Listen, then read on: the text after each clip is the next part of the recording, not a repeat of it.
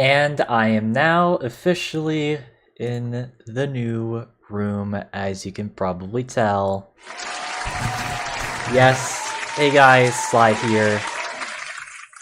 And yeah, I'm finally in the new apartment, so yeah, because yeah, last stream I did on at least Twitch, I was still in my my other room. Which don't worry, everything that was in that room is still actually there because that is actually like my house. So, but yeah, no, this is gonna be my new abode for the next 2 years. So, and yeah, I'm pretty excited about it. So I guess, and yeah, before we really get into doing the actual tier list for you guys, I guess I might as well just showcase everything here. So you probably see in the background, I've already got some posters up. We're going back to like 2020 here when it comes to seeing my actual bed. So I hope you guys are okay with that. Yeah, there's a window right there. There's another one over there. Just the problem is that because of the way that this room is set up, I kind of have to have my bed back there. But yeah, either way, I've got some posters back there. I've got, you can see like Fall Out Boy up there. Sly Cooper. I got a Sly Cooper poster up there. Another one, I guess. I actually got a Security Breach poster right there. You can probably see. And then, you guys can't really see. There's My Life Teenage Robot. There's a Cody and Cambria one over there. And yeah, there's my minis over there. There's also Revenge of the Sith right there. There's also a Hell of a Boss one over there. It's kind of, I think I can, yeah, you guys kind of see it, but yeah, I got a Hell of a Boss one on that side. But yeah, this is gonna be my abode for the next 2 years at least. So something different. I am gonna make sure that I have a few other posters. Obviously, I am missing an MCR poster. I'm definitely gonna make sure that that's gonna be on the walls. Matter of fact, I think I'm getting that very soon, and there's gonna be a few other posters. But either way, I'm personally pretty excited, especially since even though I love my room, it got hot really like way too quickly, and it was just far away from everything. Now that I'm a lot more centralized with everyone and everything that I know, I'm pretty excited about this. So, but of course, you guys are not here for me showcasing my room. We're here for the tier list. So, which, well, actually, I might as well. Yes, I did get a haircut recently as well, by the way. So yeah, I have a bit shorter hair than usual right now. Although I'm probably gonna grow it out for the next like month or so. There we go. So I would do like the eyeliner and stuff, but I want to save on the makeup. But either way, obviously you guys are not here for a room tour. You guys are here for the tier list. So, and well, this is gonna look very familiar because, well, this is another update tier list that we're doing, but this time we're going to be updating the longest tier list stream that we've ever done. That being every single game that I have played on YouTube/Twitch. So for those who don't know, and by the way, for those who are like new to the channels, hey, my name is Sly. Hello. Because we've had a bunch of people come in from the YouTube side of things. So basically, for those who are new to this and are just joining in, this is a long form tier list series that I've done since 2020, and basically I just do long in-depth reviews on particular subjects. And well, tonight we're gonna be doing a remake of an old tier list I did that I took 7 hours to do, which it's like, yeah, don't worry, this should not take that long. As a matter of fact, I think this one it shouldn't even take that long at all, especially since we've already talked about most of these games. And well, yeah, we've got plenty of new games that we're going to be adding to this list, but I've even talked about some of these very recently on some of my other tier lists that I've done in the past like year. So truth be told, this is going to be an interesting one because I essentially just kind of want to, because I think I mentioned in the last stream that I did on Twitch that I basically kind of want to like bridge the remaining gaps that I have as far as the Twitch side of things, because, well, unfortunately, not that I'm going to be quitting Twitch, but I am going to be taking a bit of a hiatus from Twitch as a normal thing, and I'm just going to be focusing more on YouTube. So that's not to say that I'm not going to be doing any more streams on Twitch. As a matter of fact, I have been talking with Saimori about potentially doing some more collaboration streams with him throughout the rest of the year, which I'm pretty excited about, as well as do some stuff with some other people. But rest assured that YouTube is kind of my top priority right now. So do keep that in mind. That being said, though, as far as this tier list is concerned, like I said, we're just going to be updating this. This is every single game that either I've remembered streaming or, you know, having footage of from back then, or even just in the case of this one, I'm just going to be adding on to that. And it's kind of awkward as well, because I'm going to be honest, even the original version of this tier list that I even forgot a few games for me to have talked about back then. So, but I did make sure to update this. As a matter of fact, I had to rely on this website called, was it it's not Streamlabs, Stream Charts, so that I can remember exactly what I did. Shout out to that website, because I would have not remembered a lot of these games otherwise. So, but yeah, here's a general breakdown on every single game, and I made sure to download this list. It's almost 200, and keep in mind, this is just only Twitch. That's not even counting all the games that I've also streamed on YouTube, or had like footage of from YouTube. So it's a long ass list, as you can see. So again, this Stream Charts has honestly been a bit of a godsend, because like I said, I definitely wouldn't have remembered. Like, I have a better memory than most people, but like, I still would not have remembered every single game that I would have streamed on Twitch if it weren't for this. So, because I've streamed a lot for the past like 6 years. It's insane. And even just a lot of the games that I had footage of from YouTube, it's just absolutely massive. So, and I don't know, I just wanted to kind of give like just some more updated thoughts, because my mind has definitely changed a lot with many of the games that I've talked about over the years. It's pretty crazy. Like, some of the games I used to hate, I don't even hate anymore. And I'm going to be honest, vice versa. There's some games that I used to really like, but I don't really care for anymore. And I want to basically set the record straight for tonight, as well as just kind of burying the hatchet, you know? Like, kind of tying up loose ends as far as certain opinions on certain games. Because I think I've kind of realized, especially doing the Caspian Game Awards and just kind of every single game that I played through, I kind of just want to stick to the games that I hold the closest to me, if that makes sense. And I think that's what I'm gonna try to share with you guys from, like, when it comes to this. So, I don't know. I just want to make sure that, like, you know,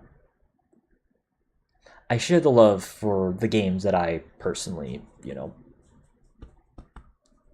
have close to me. So, that said, though, obviously we're also going to be talking about games that I did not care for at all. So, and we'll get to those when we get to those. But of course, before we get into this, if you guys are here on YouTube, of course, make sure you guys hit the like, subscribe, all that fun stuff. Even though I'm not doing Twitch, if you're on Twitch, if you want to hit the follow and the subscribe, you can do so as well. I would greatly appreciate it. But either way, yeah, I don't think there's really anything I need to say. There's not even really any stipulations, because, again, keep in mind, this is all just my personal opinion at the end of the day. If you disagree with me, that is completely fine, because, well, I definitely am someone who likes certain games over others. Like, I don't really follow a lot of what's popular or is what's considered masterpieces, except with like a few exceptions, of course. There's some games that like are praised that I absolutely love, but I tend to prefer a lot of the more niche or more cult classic style of games. Something that I've noticed. But I digress. Like I said, there's not really any like rules or stipulations. It's just my personal take, so I'm not even gonna go over some rules. Um, but yeah, either way, let's update. Let's begin. And of course, we're gonna be updating everything that I've already had. I had to do all of this by hand, recreating the list that I did 3 years ago on this exact tier list. So this is the positions of all the games that I had back in the day. And I already see some games that I've definitely changed my mind about. But let's actually go from like top to bottom, because I want to start off positive. So obviously, as you guys may know, if you guys have known me for a long time, my 3 favorite games of all time is Sly 2 Bands of Thieves, Minecraft, and Star Wars Battlefront 2. Those are 2005. Those are my personal favorite games of all time. And I don't think that's ever going to really change. Granted, I will admit, I haven't really been playing a lot of Minecraft as of lately, which is kind of a bit, like, I will admit that is a little bit sad. But as far as Sly 2 is concerned, that was like, Sly Cooper, Thieves Arcanus, and Sly 2. Those are like some of the first games I remember playing as a kid. And so those just mean a lot to me. And even just then, I would argue that Sly 2 is just a genuinely fantastic game all around. Like, if you're a fan of stealth games, if you like a lot of the sort of cartoony mascot-y games that were very popular back in the day, that's your game, for sure. However, not a platformer. I still stand by that. First one, you can definitely I can definitely just like concede to that, but Sly 2 onwards, actually no. But that doesn't make it bad. And then as far as Minecraft, this one again, I just have a lot of personal memories for, especially playing on like creative mode and even just like playing survival mode with other people. It's honestly been some of the most fun that I've ever had around with people. It is a bit of a shame that I rarely get to play Minecraft with people anymore. And hell, I don't even really play it solo as much anymore. But rest assured, when I say this, that Minecraft is, I mean, it is one of the most influential games ever. Like, if Sly Cooper was the series that got me into gaming, Minecraft was the game that actually got me into doing YouTube and Twitch back in the day. And so obviously that holds a lot to me as well. So I give a lot of credit to where credit is due with Minecraft. And then just Star Wars Battlefront 2 Classic. Again, that was the thing that helped me get into Star Wars. Like, I wouldn't have this Revenge of the Sith poster, partially if it weren't for this game, since, well, this game came out around the same time as the movie. But it's just a genuinely fantastic game all around. So, and I still think it holds up. Now that said, oh wait, hold on. Okay, yeah, sorry, I'm just making sure because like I've been having some audio issues recently. But yeah, you get my point. Star Wars Battlefront 2, I still think it's a fantastic game, and I highly recommend you guys check it out. Just don't play the Classic Collection version though. Just get the version that's on Steam. That's the regular version, because I have a feeling they might be getting rid of that. So do that now. So yeah, those are like my 3 favorite games of all time, and that's not going to change. And as far as like the games that are below that, God,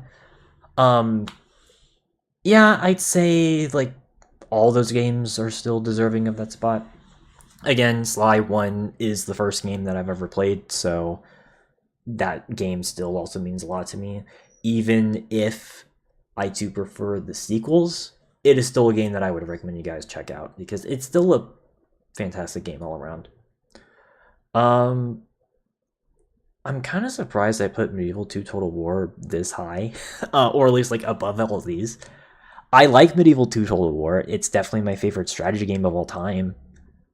But I don't know if I'd put it this high. I'd probably put it like more so like right here. It's a good, like, it's still a fantastic game. I still think it's the best Total War game, and it's easily one of the best strategy games of all time. Hell,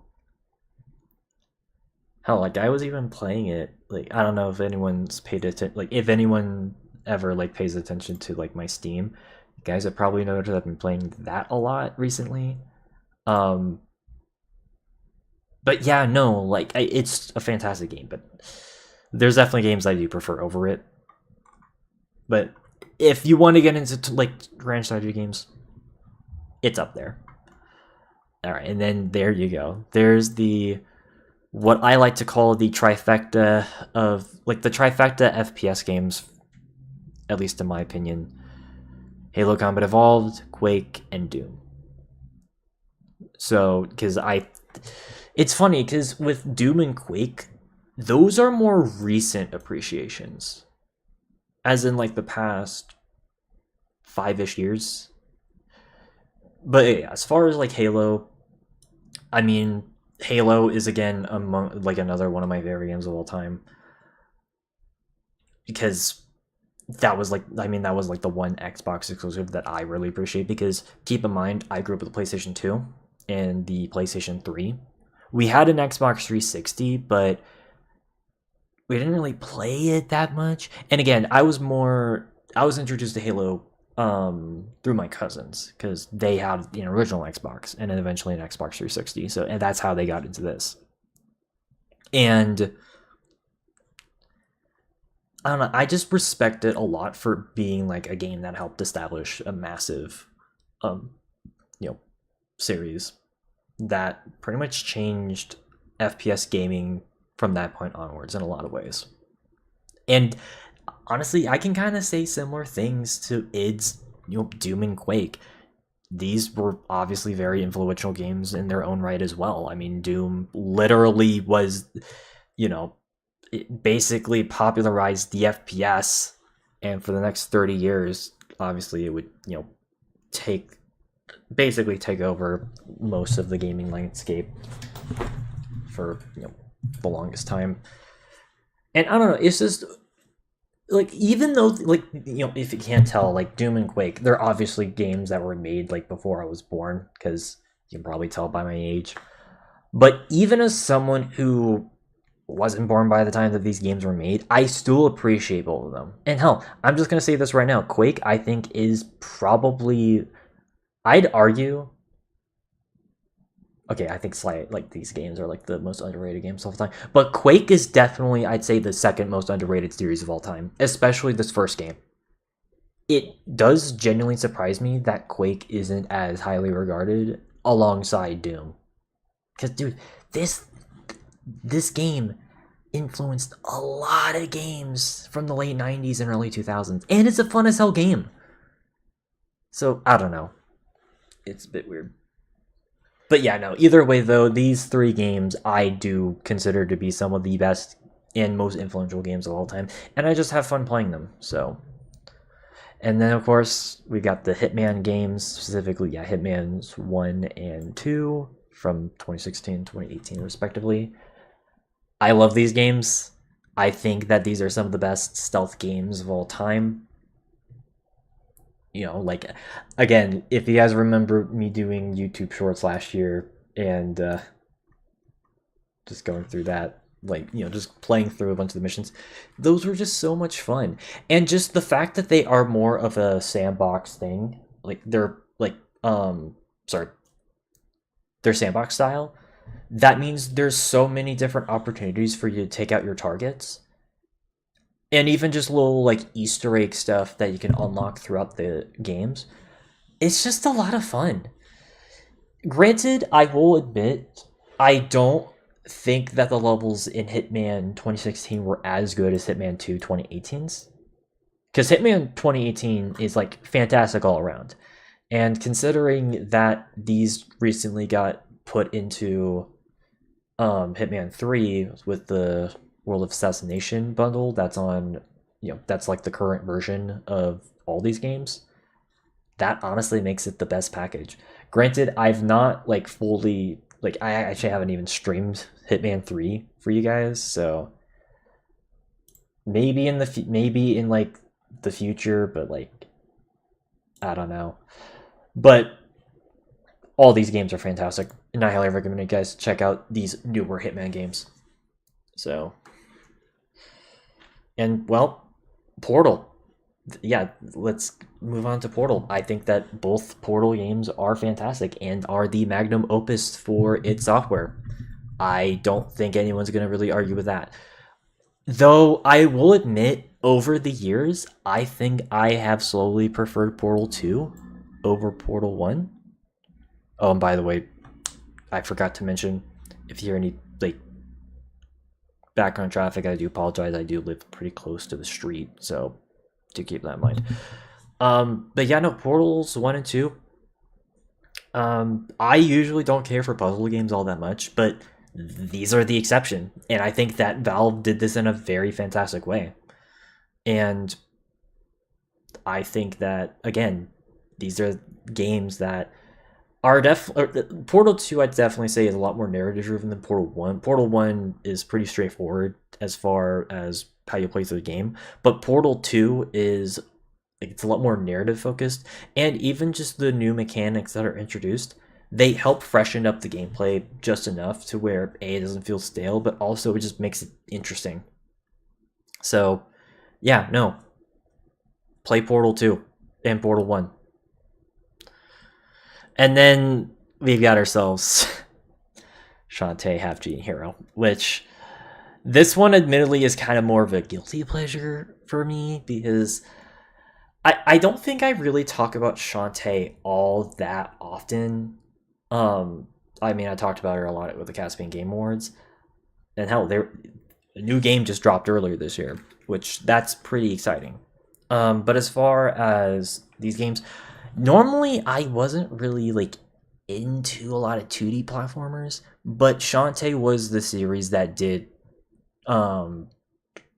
made me appreciate that style of gameplay. And while yes, I definitely do think that after playing Pirate's Curse, I can see why people would think that this is not as good. I think it's just I just like how I mean, I like the art direction in this game. It has a really good art direction, even though like usually I don't really care for like anime influence stuff. This is like an exception to that. It's just a funny game. Like the dialogue is actually really funny. And even just the general gameplay itself, I'd say it's pretty good. Yeah, it's not like the Castlevania. It's not the Metroidvania style as the other series, but it's a good introduction game to the series. Is my point. That said, though, I will admit, like I said, over the years, I have at least understood why people don't say this one as like good. So I think I am. This is going to be the first one I'm going to go lower, but it's going to still be an S tier.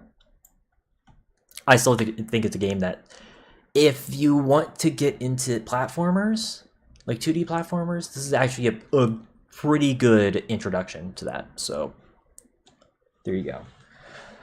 All right, then that of course leads us into the S tier games, which I'd say about all of these are pretty much fair placements, for the most part.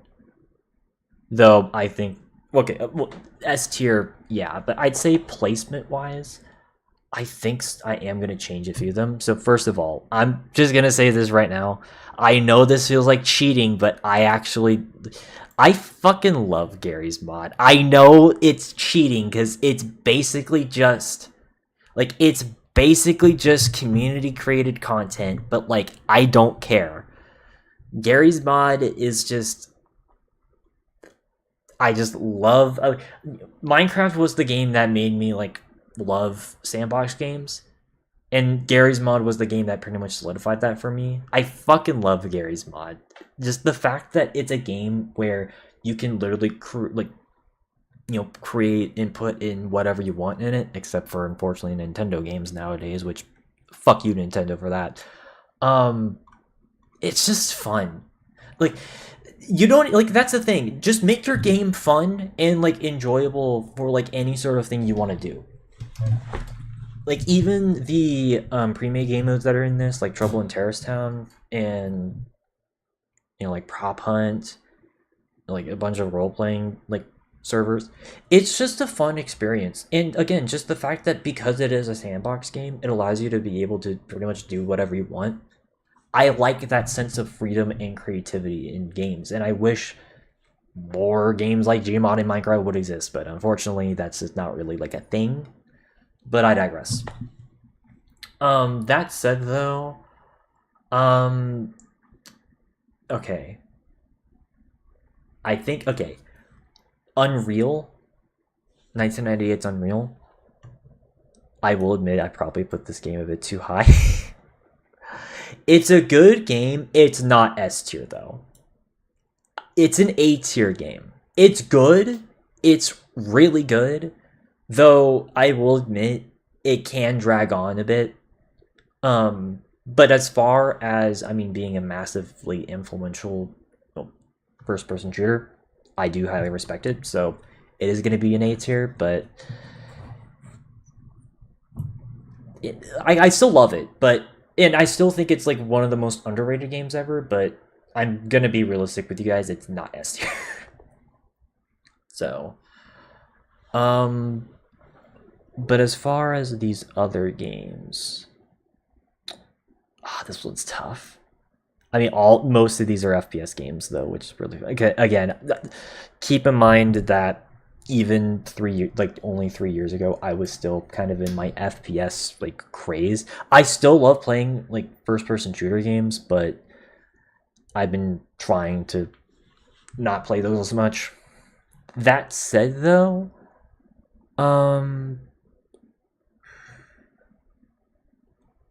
okay.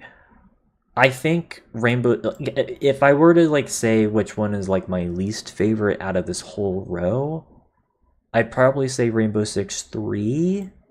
It's still a good game. It's a fantastic game, but I will admit there are like, it can be a bit stiff for people, but it is what it is. And then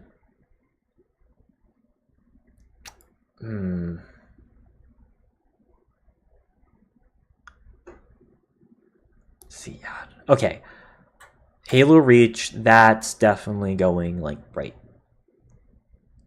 here.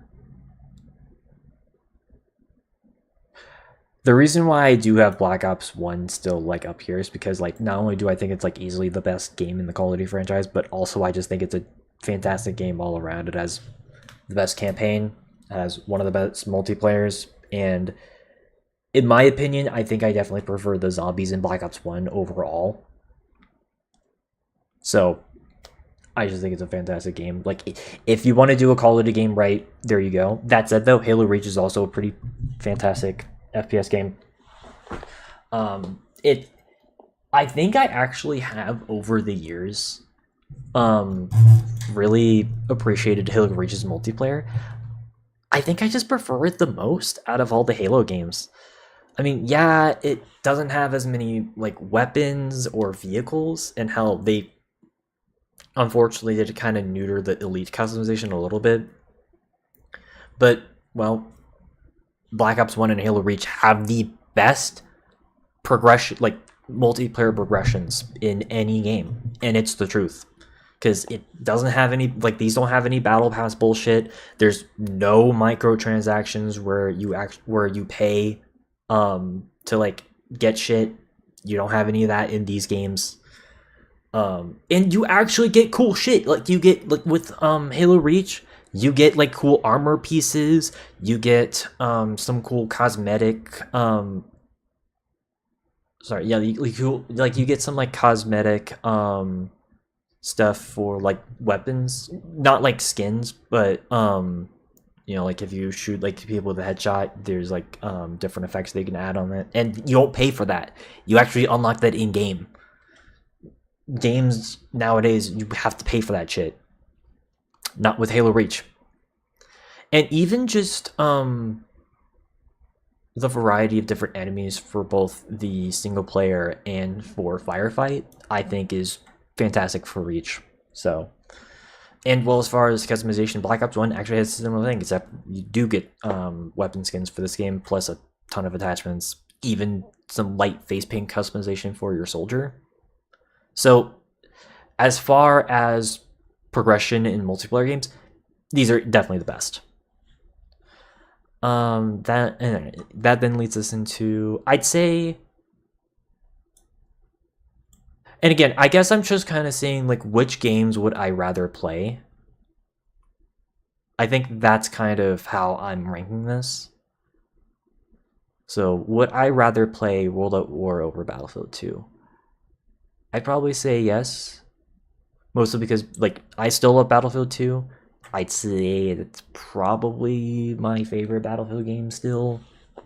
Personal favorite anyways. But sometimes the shooting can be a bit tricky with Battlefield 2. It's still a really fun game, and hell, playing against bots is still pretty fun. Though I wish every single map was supported, though there's mods for that, so it's not like it's out of the ordinary. But World at War is also, I'd say this is definitely the second best Call of Duty game. Hell, Goldie's been trying to play through World at War every time we do a VC with each other, which is kind of funny. So,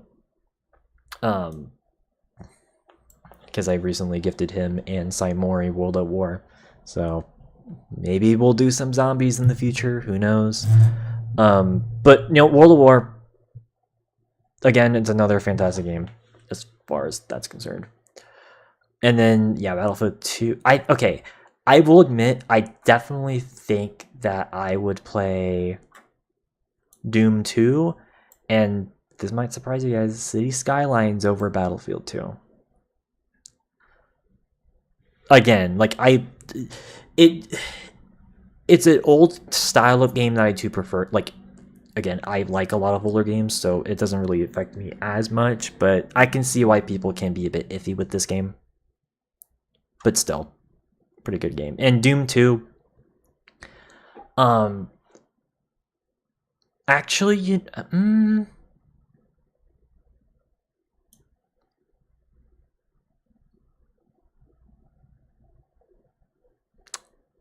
no, I still think it's below, but it's still good. I guess I just don't like the levels as much compared to base Doom, and also Master Levels does kind of drag this a little bit. Which, by the way, I forgot to mention this as well. I'm including every DLCs and expansion packs with their base game respectives. So if you don't see Percy's Mandate for Fear, it's because I'm lumping it in with the base game. So, but yeah, I guess that's kind of where my issues come in, is Master Levels or just whatever. But Doom 2 is still good. And City Skylines. I love City Skylines. I think it's Paradox's best game. Yes, it has way too much DLC, I will fully admit that, but I have since then gotten all of the DLC for City Skylines, or at least all the big DLC packs. They're actually still releasing creator packs. But I have all the fucking DLC. Jesus fuck, goddamn. But I don't know. I just find the game to just be one of those casually enjoyable games. And these are the types of games that I've been playing a lot more recently. Are the more just kind of relaxed, chill style of games. And I tried streaming these games for the past couple of years, but well, hate to be kind of blunt, but not many people really go for these types of games. I don't know. I like my Total Wars and I like my City Skylines. Sometimes I just want to play something that isn't super combat heavy, which I mean Total War, that's combat heavy. But sometimes I just kind of want to take my time with games, and City Skylines delivers on that front. So. All right, and then, which I guess speaking of XCOM 2, that's staying. I think that stays right there. XCOM 2 is fantastic. I love XCOM 2. I wish I was able to have played it more, but I guess sometimes things aren't always the way that they go. Far Cry 2, again, absolutely loved playing through that 2 years ago. I think that's probably one of the playthroughs that I actually think was one of the better ones that I've done. I don't know, it's just Far Cry. It's just a fun game. I will say I don't like how you can't go back into the open world itself once you're done with the main game. That it is the one thing that sucks about it, but I still think it's absolutely fantastic. And then yeah, Doom 2016, which is that one's funny because in 2019 I did a random stream where I played a little bit of the multiplayer, but I did not play the campaign for you guys until literally earlier this year, which is pretty funny. I will say I still like the campaign, but I do think it is a bit too short. I don't know. I just wish it was just a little bit longer, especially considering that like most like the Doom 2016's campaign, like that's kind of the main selling point for the game. Yeah, it has the multiplayer and it does have the level editor, but those aren't as like interesting to me. So I think I am gonna probably put this like lower right here, but it's still good. And then Silent Hill 2, like Silent Hill 1, absolutely fantastic game. One of the best horror games even to this day. So, yeah. Alright, then that puts us into A tier games. The games that I like a lot, but I wouldn't say that these are like my top games of all time, but they're games that I still enjoy playing. So, yeah, OG Shantae. Yeah, I'd say that's fair. OG Shantae. It can be a bit annoying trying to play, or at least like the original version or like an emulated version, because of how small of the area that you can go like see. I definitely would say that the first Shantae is the weakest, but it's still a good game. So, I'd probably put it honestly like a bit lower though, but I still recommend you guys check it out. And then yeah, Stellaris. I love Stellaris. It can be a pain in the ass to play though. But like, it's also a sandbox game. Because yes, that's the selling point about Stellaris, is that while yes, it is a grand strategy game, it is a sandbox grand strategy game. So you can pretty much create your own civilization, your own, everything. And especially when you start adding in these expansion packs and the DLCs, it actually becomes really good. Because I have a friend who I met earlier this year. They are like addicted to Stellaris, and they've gotten some of the most OP shit ever. And it's pretty funny, but it's also like, goddamn. So, but like, and I will admit, it has become a personal favorite game of mine. So, you know what? Yeah, okay, you know what? Fuck it. I'm putting it in S tier. Is it better than XCOM 2 though?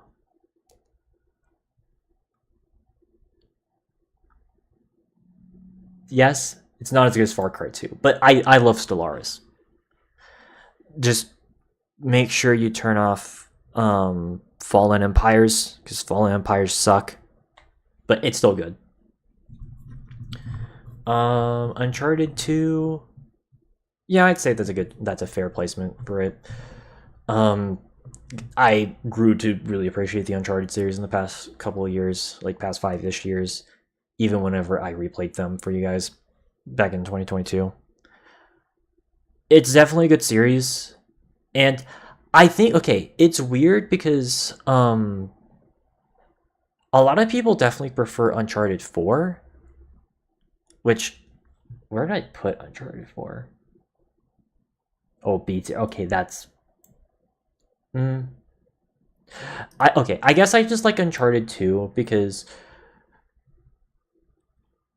I like a lot of the dynamics between Drake as well as between Elena and Chloe, as well as Victor goddamn Sullivan. Sorry, I had to do the meme. And yeah, I just like the dynamics of those two, and even the general gameplay I think is still pretty fun. Um, and just the environments are pretty cool. I don't know if I put it that high though, because that is a little high.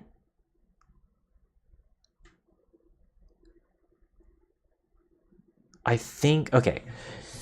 Funny enough, and I guess I'll talk about it now. Uncharted, at least this first Uncharted, like these, like all the Uncharted games, they're kind of the same way as I feel about Bioshock, which I guess I might as well talk about now. So, okay, I definitely do think I prefer Uncharted 2 over Bioshock um, because with Bioshock 1, I mean, art direction's fantastic in the game. The general narrative, I think, is very ambitious for the time, and as a result, I do think it's definitely one of the most interesting. Hell, even just the fact that the ending of the game, which I'd rather you guys play for yourselves, I found it to be pretty. It definitely got me. I will say. Um, I guess, I guess just for me, Bioshock's gameplay, it can be a bit repetitive at times, specifically when it comes to trying to swap different weapons. Because here's the thing: is that the weapon systems were taken from System Shock, obviously. Um, but I kind of wish that they would have dealt with the inventory a little bit better in that. So, and because the way that Uncharted did it, to where you can only have like two weapons at a time, that feels a bit more, or I guess actually technically three weapons. That feels a bit more natural for me. But I think I've just kind of realized over the years, and this is where I like compare the two games, is that I think I tend to prefer games that aren't. Well, I don't know. I think overall, I tend to prefer games that are a bit less cinematic heavy, if that makes sense. Which is weird because obviously, I love, Sly 2, and that game is very cutscene heavy. But I guess it's just one of those things where it's like I gotta really, really connect with the characters. And I feel like with Uncharted, well, yes, I definitely do think that Nathan Drake is an interesting character. He's not like a top character for me personally. So because of that, it doesn't hold as much weight for me personally. But still a fantastic game all around. So, all right. Call of Duty 2, 4, and Black Ops 2. It's funny that those are right there. Though, honestly, I'd say if I were to prefer playing any of these, they would actually just be the reverse order. I would say that I would prefer Black Ops 2, and then Call of Duty 4, and then Call of Duty 2. And hell, I'll even say this: Battlefield 4, Total War Shogun 2, and Warhammer 2. Hell, actually, yeah, even just kind of right there. And yeah, no, Fear should be way higher. What the fuck? Fear should be way fucking higher than that. And yeah, shit. Jedi Fallen Order's only an A?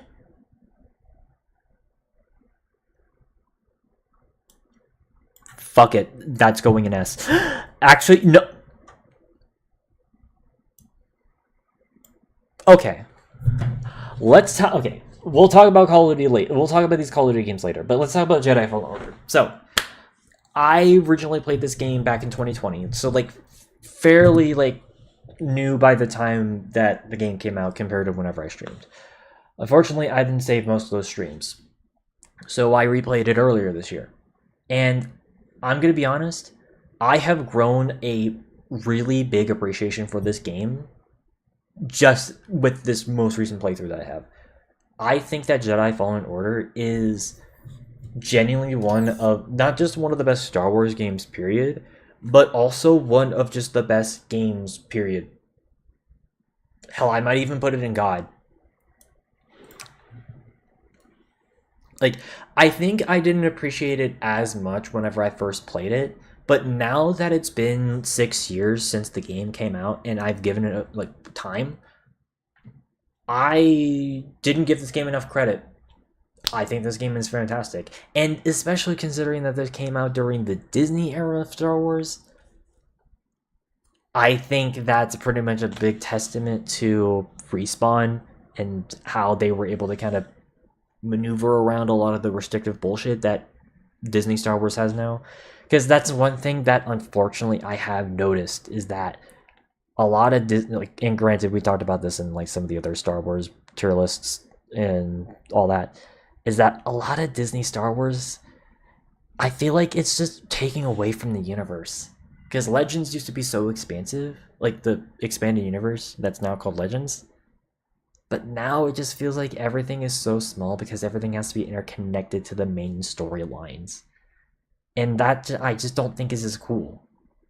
So, but even despite all those restrictions, Fallen Order I do think is a fantastic game, and I highly recommend you guys check it out. Okay, maybe maybe I put it a bit too high. I don't think I'd put it like above. I love Gary's mod, but like, yeah, I'd say I put it right there. But as far as these other games, so I'd say so. Okay. Yes, okay. I think overall, I definitely like Black Ops 2 over Fear, even though this game has an objectively better campaign. But like multiplayer and zombies, nah. No, we'll keep Black Ops 2 there. But Fear is definitely going to be next to it still. Fear, go play it. Fear is an amazing game. And even its first expansion, Extraction, it's Extraction Point, right? That's what the... Yes. Perseus Mandate is the reason why it's not an A tier. Because that expansion pack kind of sucked. But this is still a fantastic game. Play it. Would I play Battlefield 4 over Call of Duty 4? Yes, I would, because even though this game's campaign sucks, it has an objectively like better multiplayer, and I think that is a really fun multiplayer even to this day. And I think overall, I've just kind of realized that I prefer playing Battlefield over Call of Duty as far as multiplayers are concerned. I wish there were more games like Battlefield, which after playing the Battlefield 6 beta, which I kind of forgot to mention because I did play the Battlefield 6 beta, I think it's really good. Maps are a bit too small though, but that's kind of a minor complaint. I still think that was good. But as far as Battlefield 4 is concerned, I mean, I have a lot of fun memories with this game, even just streaming it, so it's going to be there. And you know what, as well? I'm even going to say this, and this is going to probably piss some people off, but I think over the years, I have just kind of preferred playing games like Killing Floor and Payday 2. Like Killing Floor 2 and Payday 2. Although Payday 2, definitely going to be above Killing Floor 2. I mean, I will admit, this is a bit of a biased pick because, although...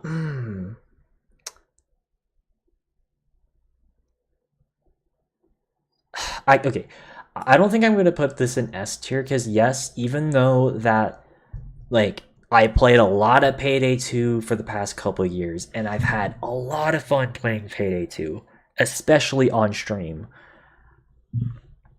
I will admit that it's definitely a game that is way more fun with friends. Because kind of playing solo, it can be kind of boring, I'm not gonna lie. And well, unfortunately, when you're trying to stealth in this game, a lot of people don't know how to fucking play stealth. So one of the core parts of the game can be kind of annoying and tedious to play through, but it's still a fantastic game regardless. And yeah, Killing Floor 2, I'll be honest, this game is also a fantastic game that I wish more people knew of. And I kind of wish that it was, highly respected. Honestly, I kind of wish both of these games were a lot more recognized because I prefer playing a lot more co-op games, like as opposed to PvP. PvE games, I have realized, are just some of the most fun that I've had, especially in the past like 2 to 3 years. And just the fact that there hasn't really been too many other co-op game series that have really like clicked with a lot of people, with a few exceptions, which of course we'll get to later. It's just a shame. But yeah, fantastic games. Unfortunately, though, I wish their respective sequels were better. Because especially in Killing Floor's case, because with Payday 3, obviously, I complained a lot last year about how much that was mediocre. And unfortunately, it looks like Killing Floor 3 was the same fate. Granted, not as bad, but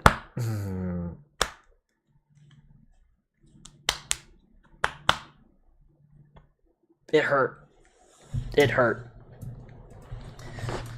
But I digress. Anyways, yeah, I would say, but yeah, as far as like the other games on here, yeah, I'd say Call of Duty 4. I'd put it here because I think the campaign is still excellent for the most part. Even though I will admit, when I played through it on my PS3, it did a stupid softlock glitch on All Gillied Up, and it ruined the fucking mission for me, which pissed me off. This game I still think is a good enough of a game that, and was also a very influential game for a lot of FPS games from that point onwards, for better and for worse. But for better, for as far as like how progression works in games nowadays, especially in the FPS scene. Unfortunately for worse, because there were a lot of Call of Duty clones that existed back then. But yeah, no, it's still a good game. And then, yeah, that then leads us into Total War Shogun 2, which, yeah, I'd still probably put that there. It's, I'd say, the second best Total War game, for sure. I guess my one thing is that I just wish that there was a bit more variety for the units. But, it's still a good game. And then, yeah, Total War Warhammer 2, I would definitely put that still right behind it. A massive improvement compared to the first Warhammer Total War game, for sure.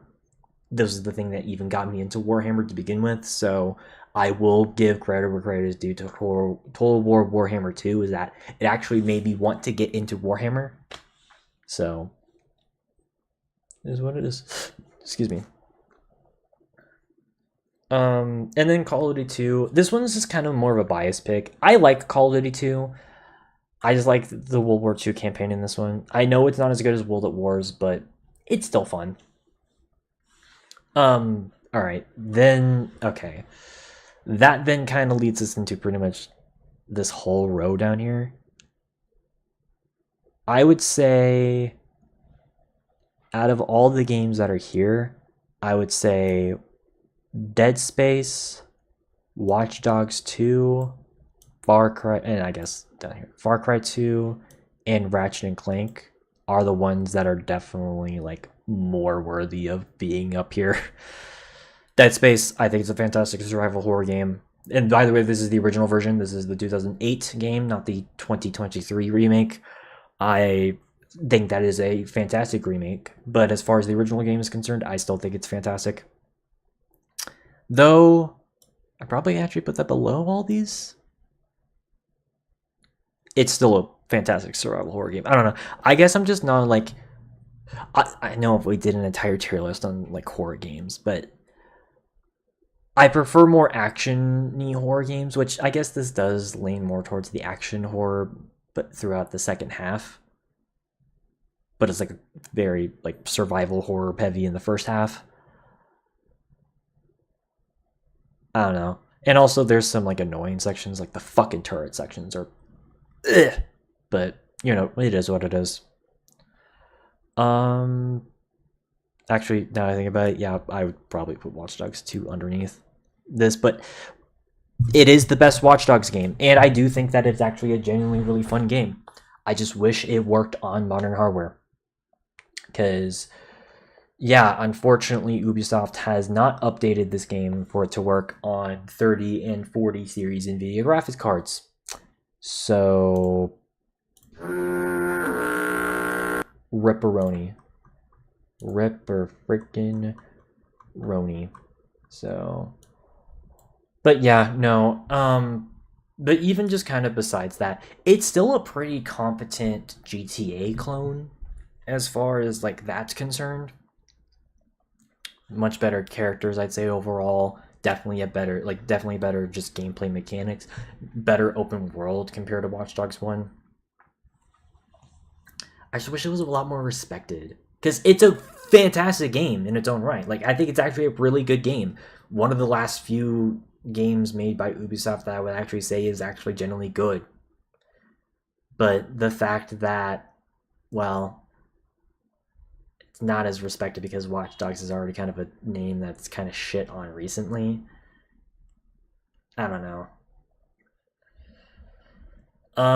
Which, of course, speaking of Ubisoft games, Far Cry 4, I still think that Far Cry 4 is pretty amazing. I wish people didn't shit on it as hard online, because there's a group of people who shit on Far Cry 4. I don't get those people. Those people are objectively wrong. This game is good. It has amazing villain. You know, it has some quality of life improvements compared to Far Cry 3. And I just like the setting more. I guess that kind of relates to Uncharted 2, because both these games are set in like the Himalayan mountains. And that's just a setting that honestly not a lot of games really go to. And I think that's why I really do appreciate these games. And even with Far Cry 2 with like Sub-Saharan Africa. Like, these are just settings that don't really exist in video games. And I think that's why I connect with them a bit more. But yeah, no, Far Cry 4, really good. And then, of course, we got the original Ratchet and Clank. Childhood classic of mine, for me personally. I think this game is pretty good. It can control a bit awkwardly because there is no strafe button and you need to fucking strafe in a third-person shooter like this, or at least have like a better aim system. But story's fantastic. Locations are awesome. Combat, besides the fact that you can't strafe, it's still competent enough. Bosses are fairly challenging. Pretty good all around. And then now I'm looking at every other game that I have in A tier, and I'm gonna be honest, I'm probably gonna be lowering most of them. Okay, I think for sure the games that I am gonna be lowering down to B tier would be Insurgency, Return to Castle Wolfenstein, and then Doom 3. Yeah. These aren't bad games. Actually, as a matter of fact, I was kind of ruined with Insurgency Sandstorm, which I guess I'll talk about that later, but after playing a lot of Insurgency Sandstorm, I can't play Insurgency 1 anymore. I just can't. It's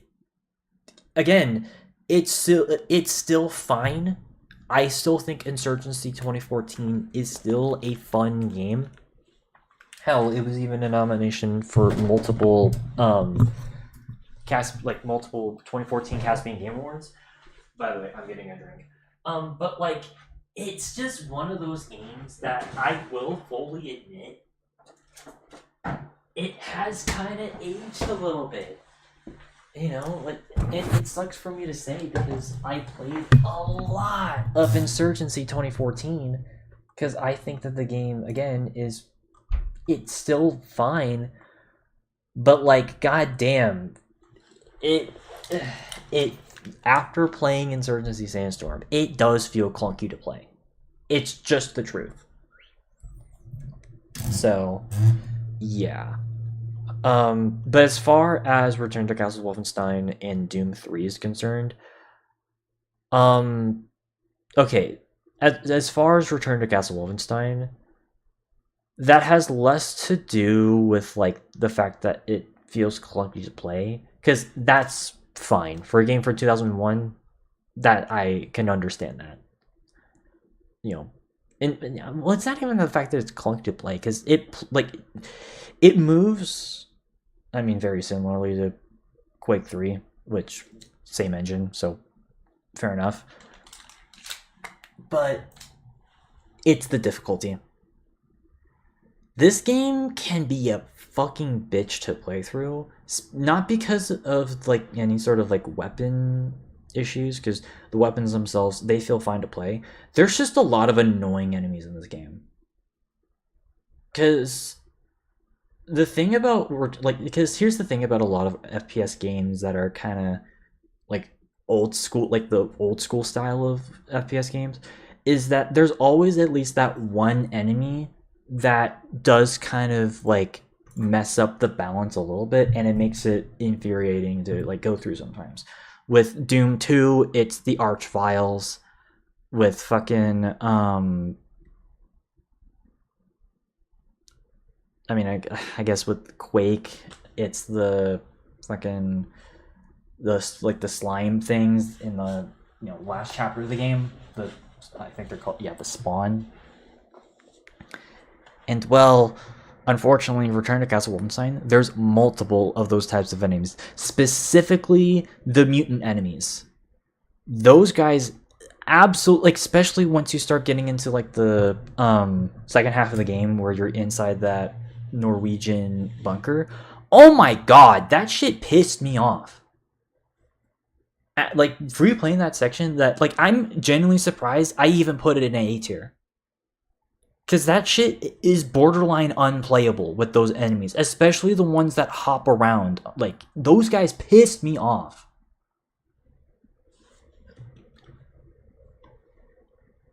But yeah, no, like, it's still a decent, good, and it's still a good game.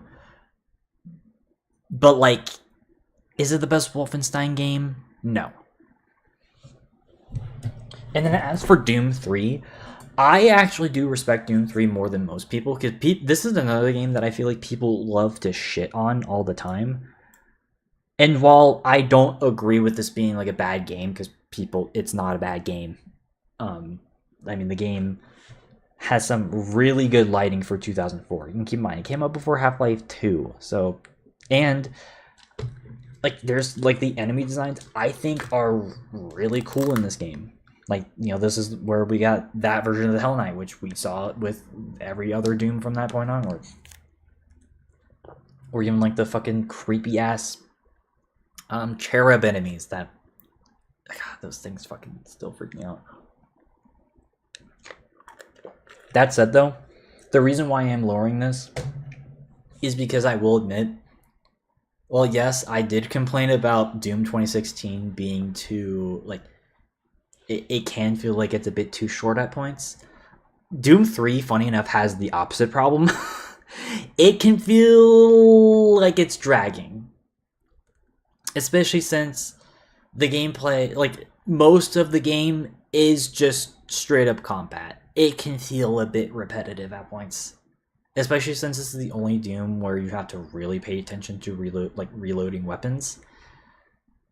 So, yeah, it can be a bit tedious. That said, though, I still think it's fine. It's a above average game.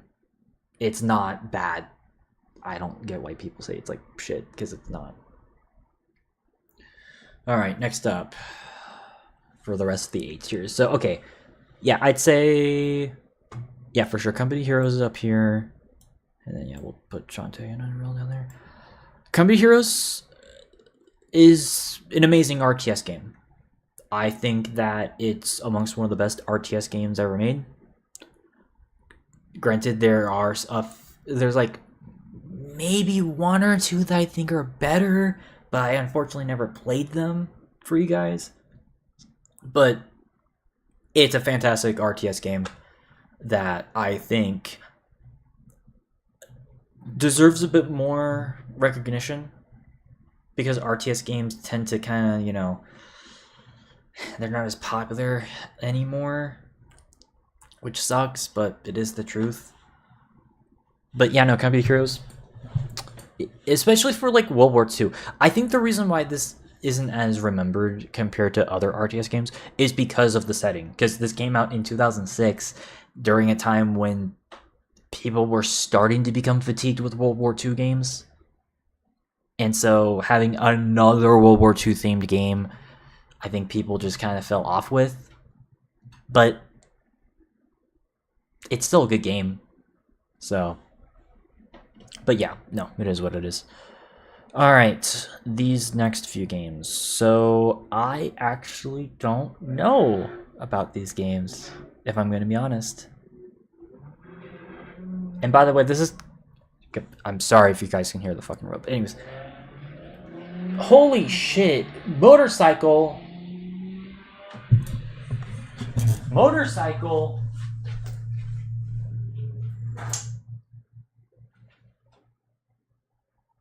God damn. I'm so sorry about that. Okay. Anyways. Yeah, this is kind of the part of the list where I will admit I am kind of mixed on. I still like these last 5 games. I don't know if I put them this high though, or at least not anymore. Because I think over the years, at least when it comes to, let's talk about FNAF 2. Especially since, well, I got fucking post back there. I think over the years, I've kind of realized that as far as FNAF games are concerned, I think I prefer the aesthetics and vibes of the games over the gameplay itself. It just doesn't feel good to play, at least for me. So, I'm going to be honest, I am probably just going to lower this down to a B tier as well. It's still, like, I still love the look of the game. Like, easily, that's, like, the best thing about this game is easily, like, the art direction of FNAF 2. It's fantastic. But gameplay-wise, I can't. I'm sorry. Like, that's always been, like, the one thing that I never liked about FNAF is the gameplay. Or over times or I guess over the years, that's the thing that I've realized is I just don't like the gameplay. That said, though, it's very much carried by its art direction and, character designs, and even just atmosphere. And hell, I'll even give it this: the actual story and narrative telling of this game. Obviously, it took inspiration from shit like BioShock and COD Zombies. It was a lot of the narrative was in the background or through Easter eggs, and that's something I do appreciate. So I will give FNAF 2 credit where credit is due in that department, but I'm not going to put it above anything else. So it is what it is. But then these other games. So we've got ourselves Final Fantasy. Yeah, I'd say... Yeah, I'd say I probably would still put these in A tier, but they're like lower. Though if I had to choose gameplay wise, I don't know. Castlevania 4 is kind of a weird one because I like the look and I even like most of the gameplay sections. Fuck fighting Death, though. Death is like an actual bitch to fucking fight in this game. And here's the other thing as well that I kind of realized is I think I just like a lot of the Castlevania games post Symphony of the Night. Like, Symphony of the Night onwards, I think, is where the series started to really shine. And while, yes, I definitely do appreciate this game here, especially for being a remake of the original, it can kind of be annoying to play at points, if I'm being honest. So, and I guess that's kind of like similar feelings I have, at least for these next two games. I guess less so since this is not an old school game. But like with Oddworld Apes Odyssey, this game has fantastic world building. Some of the best of like the late 90s, for sure. And it's one of the reasons why I think I did give it, did I give it a Caspian Game Award? I'm like 90% sure that I did. But yeah, let me check that. But as far as world building in video games are concerned, Abe's Odyssey did a fantastic job. And even for being like kind of a stealth platformer hybrid game, it's still a really good one at that. But to try to get the perfect ending or like the good ending of the game, yeah, it's tough. Okay, yeah, I gave it best platformer of 97. But yeah, it is admittedly kind of a tough sell to try to like 100% the game. So I will definitely like, concede to that. But it's still a good game. And then as far as Hades is concerned, usually I don't like roguelikes, but this is one of the few that I can at least understand where people are coming from. I don't know, I just don't like roguelikes because I just feel like a lot of it is just, you're trying to like beat the game, right? But you play through, like, you have to do it in one go, otherwise you lose all your shit. I'm sorry, but like that shit just it's just annoying. It's just an annoying mechanic. Though I will give Hades this, is it's one of the few roguelikes that does it in a way where you don't completely lose all your shit. As a matter of fact, you actually get stronger as the game progresses. And because of that, it makes it way more forgiving compared to most other games. And besides, there is, like, the more you die, the more like character, like the more like you get to learn about like the different characters that not only you're fighting, but even just Zagreus and his father, and even just some other gods. It makes it way more engaging even when you do die. And I think that's definitely the biggest strength of Hades. So, but that said, though, it can still be kind of annoying. And also, I'm gonna be honest, like, you start off with a sword, and unfortunately, the sword is like the only viable weapon that I feel like works in the game. So, yeah. But then we got Final Fantasy, the original Final Fantasy.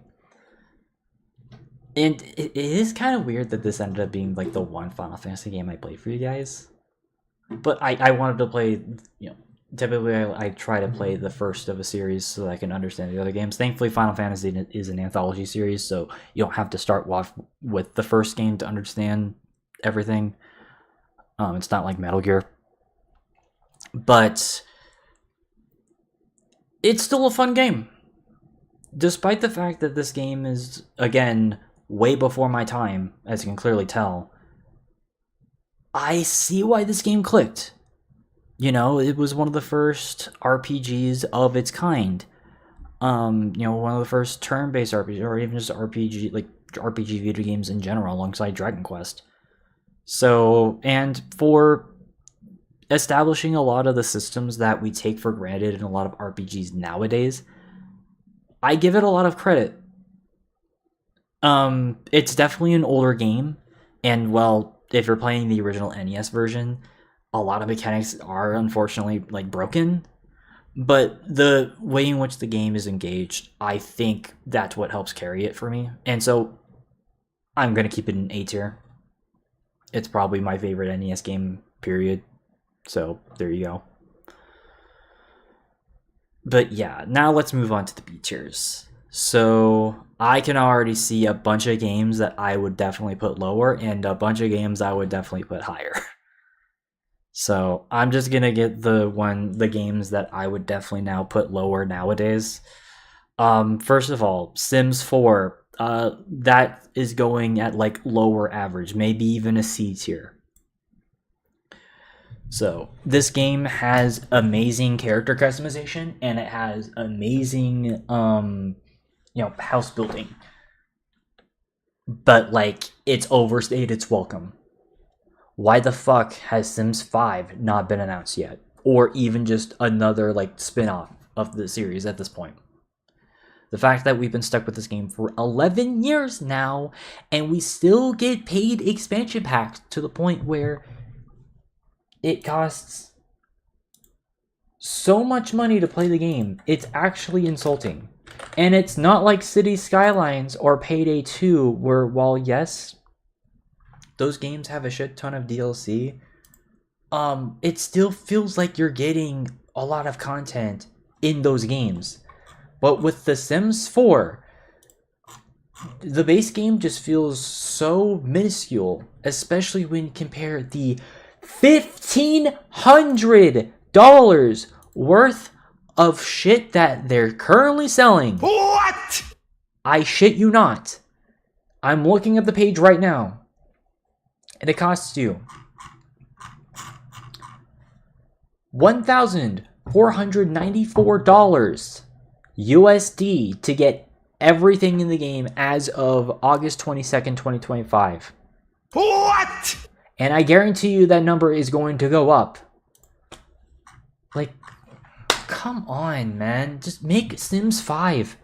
I don't know why they're not making another Sims game.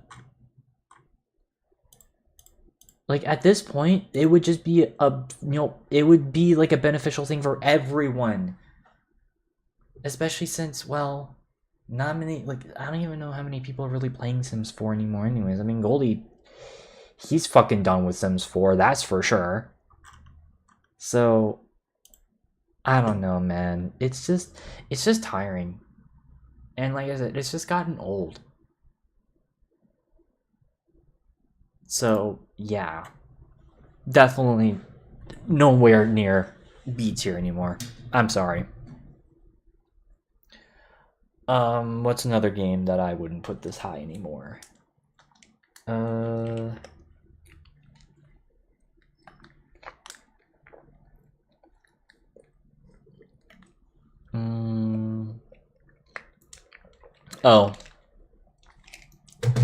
PlanetSide. Yeah. I think I'm kind of done with PlanetSide as well. I don't dislike PlanetSide. I think I just wish it was a different setting. Because, again, I've said this before, but for me personally, the only sci-fi first-person shooter series that I really love is Halo. Everything else, I guess Star Wars Battlefront 2, if you want to be pedantical about that. But everything else, I just never really clicked with. And I think over the years, I've kind of realized that with PlanetSide 2. And I think it's even worse considering that I've noticed as well that the net code has gotten worse over the years with PlanetSide 2.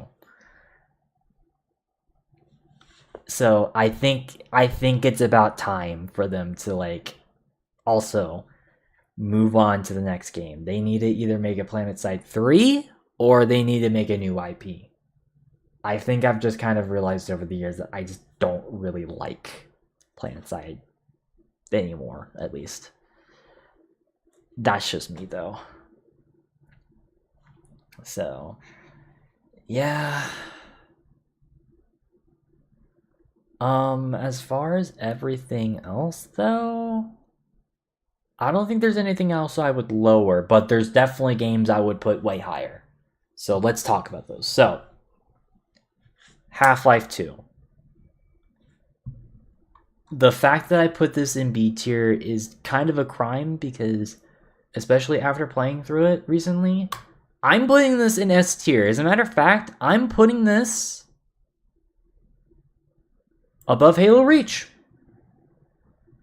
Yeah, I have completely changed my opinion about Half-Life 2, especially after doing that most recent playthrough. I think that it's a like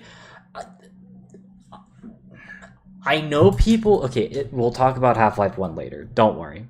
I've had that rant for many years. But as far as Half-Life 2, I think I just have kind of realized that maybe I was just being too much of an asshole about Half-Life 2 because of just how much I really didn't like Half-Life 1. Because Half-Life 2, like, yes, it has some issues with it. It's not a perfect game. You know, like sometimes the Combine can be just like their pathing can be a bit weird.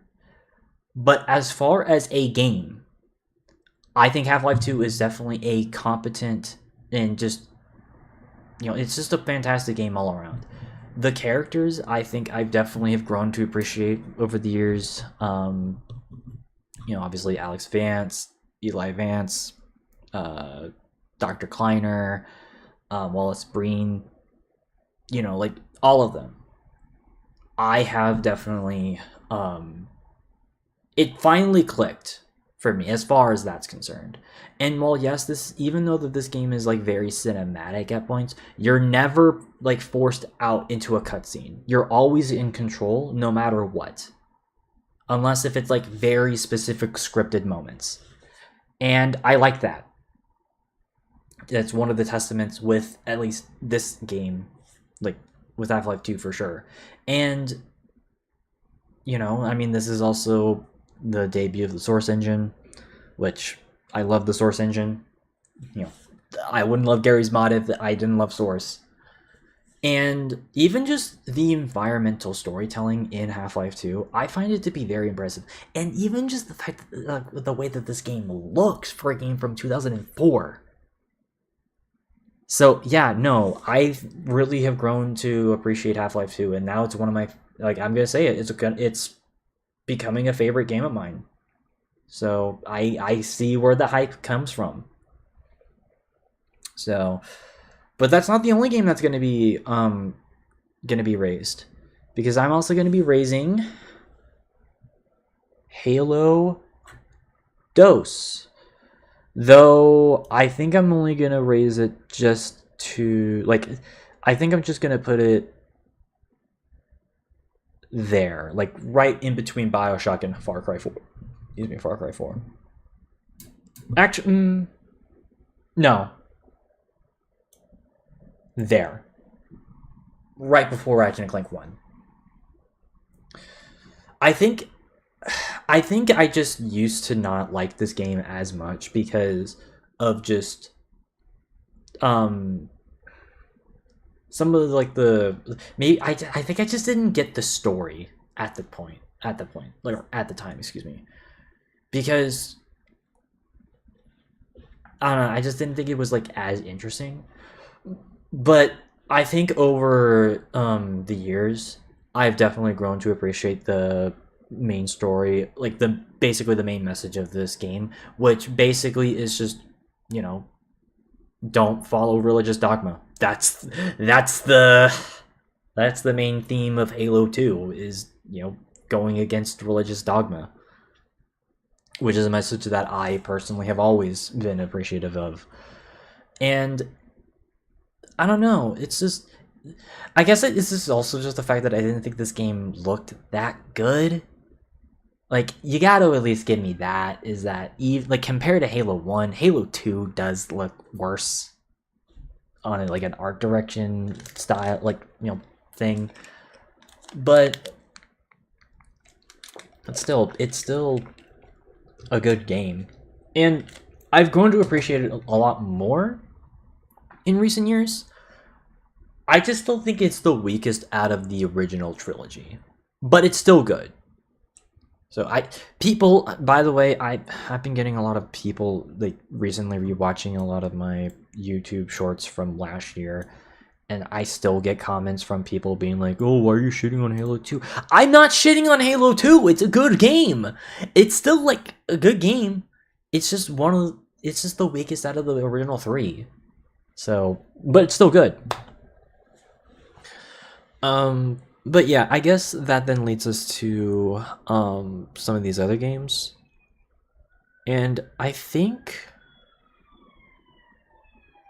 oh no, sirens. Again, I live by a street now, so get used to that. But anyways, I guess that then now leads us to how I feel about some of these other games. So, okay. Damn. Okay. I don't think there's going to be anything else that I'm going to raise up to 8 here.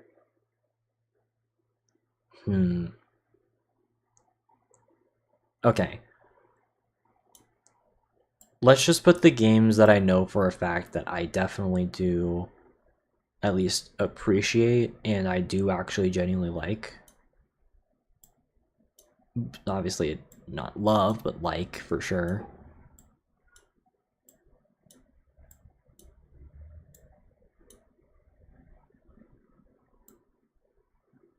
So yeah, and I guess, yeah, I'm basically just trying to like ask myself, would I rather play this over this?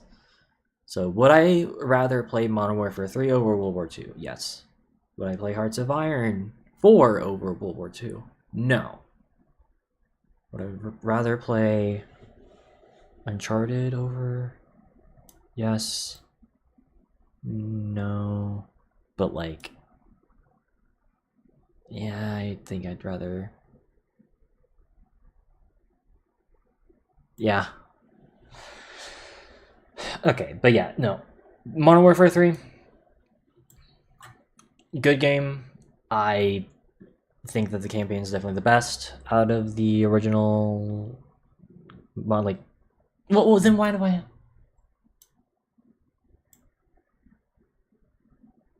Damn, I don't know. Because I like the campaign the most here, but like, yeah, fuck it. I'll put this in A tier. And like, no, because I don't know. I don't know, dude. Okay, I'll put it right here, there. Because I like Modern Warfare 3. Do I think it's like the best Call of Duty game? No, but I do think people do give it too much shit. Anyways, same thing with World War II, though I am keeping it in B tier. People love to shit on World War II. Like, people love to shit on this game. I never understood it fully. I get it for the campaign. Campaign's mediocre. I will give you guys that. And I will even give it to you that like there should be more more maps released base. But gameplay wise, it's still really fun. And hell, I'll even say this. I didn't even mind the division system that much. Yeah, like they got rid of perks, but the division system and the basic trainings, that's what was the perks. And they did it in a way to where it didn't feel like anything was like particularly overpowered. And I liked that. And you're talking to someone who is more of a Battlefield, who enjoys Battlefield more anyways, because I like being able to have more class synergies. So because of that, I didn't mind the original system, though I will admit that even though I really loved, like, I loved the multiplayer of World War II, zombies was hit or miss. Because some of the maps were great, some of the maps were awful. So, but yeah, would I rather... So yeah, I guess the real question is, would I rather play Uncharted 4? Yes, because Uncharted 4 actually has just overall, has a genuinely, well, objectively better campaign. Though I will admit, campaign doesn't hit as hard for me with Uncharted 4 with all of like the big story moments. So because of that, I don't think it's as good as Uncharted 2, but it's still good. And then, would I rather play Ghost Recon Wildlands over World War 2? That's the thing. People don't like either of these games, but I do. I'm sorry. I like these types of games. Fuck you, sue me. Or I liked them, I guess. I know I don't really play these types of games anymore, but they still have a soft spot for me. That said, though, I think. Okay, I think I would prefer playing Ghost Recon Wildlands. It's an open world game. It has some cool environmental stuff. There's tons of customization. Yes, the mission structure can be like a bit too repetitive, but I think they offer just enough variety to where it's engaging. It's not like fucking Mafia 3 where you're literally doing the exact same missions over and over and over and over and over and over again. At least Ghost Recon Wildlands, they try to differentiate not just the locations, but even the missions that you're doing. So like, I'll give them that. And hell, even the game is fucking beautiful. There are some amazing sections in Ghost Recon Wildlands that I'm kind of surprised not a lot of people talk about. But yeah, no, I would say that I think that's a fair placement for it.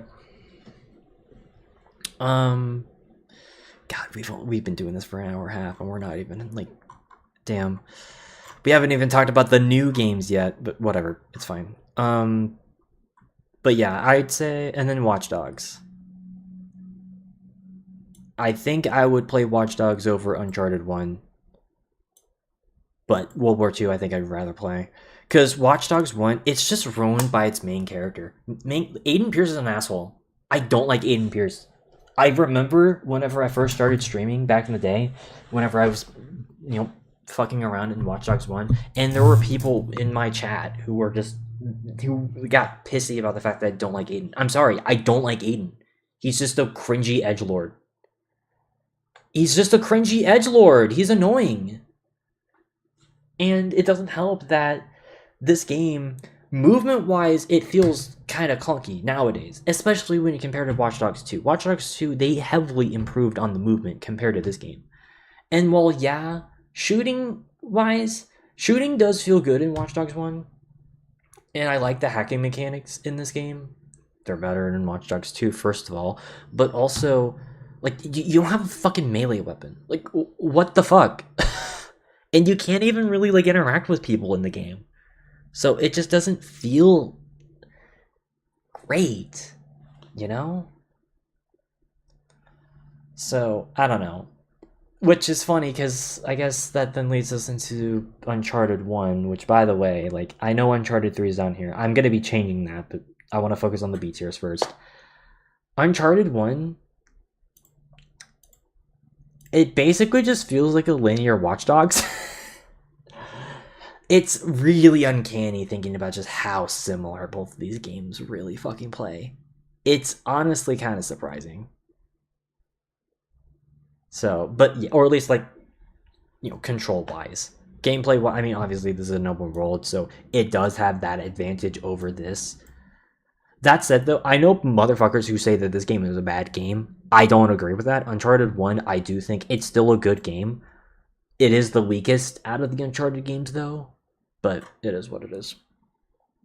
That said, though, I think I would definitely play all of these games above it for sure. Just Cause 3. Yeah, I'd played that over Watch Dogs. You can actually, interact with people in that one. I think I like the locations a lot more. You actually have some cool shit, like the fucking, like the parachute, as well as the wingsuit, and combine that with all the zip lines. Oh my god, movement is amazing in Just Cause 3. And Rico Rodriguez is, like, he's objectively a better character. Granted, the villain is kind of whatever in the game, but objectively better characters for sure. And just locations. So, hell, even just the shooting feels a little bit better. It can feel a bit clunky, but yeah, I mean, playing it on the PC version, I think it's definitely like the best way to play. And just blowing up shit is just really fun to do. So yeah, no, I would definitely play Just Cause 3 over Watch Dogs 1. Would I rather play Hearts of Iron 4? Yes. I like Hearts of Iron 4 still. I still think that it can be some fun. I just don't like how you have to play it. With certain countries, you have to play it a very specific way, especially if you don't have the DLCs. It gets really annoying, especially when you start reaching endgame. Endgame fucking sucks in Hearts of Iron 4. I don't know. I was just never a big fan of that part. But it's still decent, fun. I guess I just prefer Stellaris over it though. That's just me though. And then Assassin's Creed. Would I prefer it over Watch Dogs?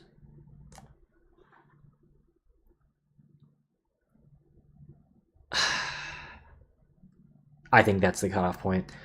So, okay, I like Assassin's Creed 1, or at least I like most of the settings of the game. I think that Damascus and Jerusalem, they're pretty cool looking, especially Damascus. Damascus, I think, is easily the best city in the game. Acre fucking sucks, though. Normally, I wouldn't like complaining about monocolor games, which it's basically games that have like a very specific like color palette in them. You know, like the whole piss filter meme, or like the Mexican the yellow Mexico filter for like Breaking Bad, like stuff like that.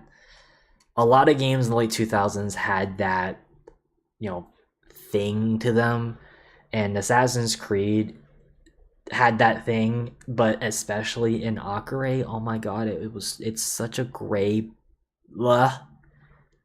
And I guess it doesn't help that, well, yes, Assassin's Creed 1 was definitely a very monumental point forward for open world games.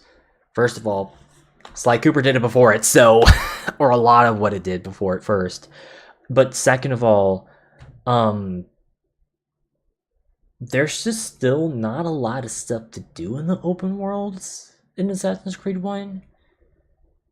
And that sucks because I like the setting more than most of the other games in the series, but objectively speaking, gameplay wise, yeah, no, it's not as good. And I mean, Altair, he's a decent protagonist, but there's better Assassin's Creed games for sure.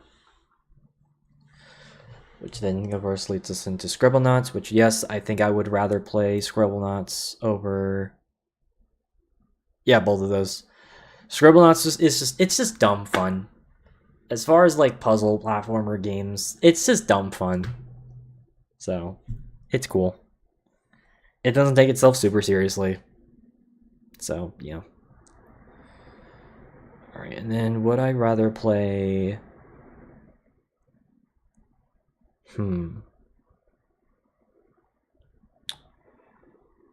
Yeah, this is kind of where things get a bit interesting for me, I'm not gonna lie. Because would I rather play Return to Castle Wolfenstein over OG Wolfenstein? Yes.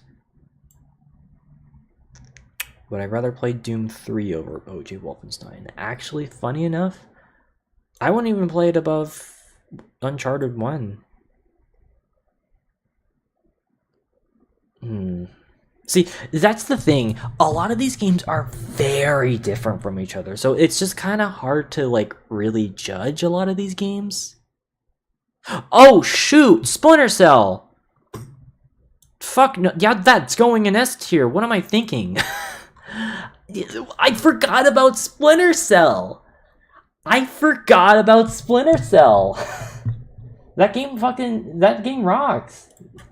Yeah, no, S tier. I felt like, yeah, no, Splinter Cell. That's going in S tier. That game's fucking awesome. One of the best stealth games ever. And Chaos Theory, even better. I wish I had played that for you guys, but unfortunately, these games aren't as popular on Twitch. But like, Splinter Cell. Okay, that said though, low key. Right there. That feels right. Okay. Now it's just a matter of, like, all these other games. So, okay. I guess, okay, so FNAF 1, Again, I've realized I don't like gameplay FNAF, like the older FNAF games. I just don't like them gameplay wise. So I guess I'll just put both of these right next to each other there. Would I rather, and then yeah, Ratchet and Clank going Commando. I think I would put this probably above Uncharted 1. Actually, yeah, above actually all those games.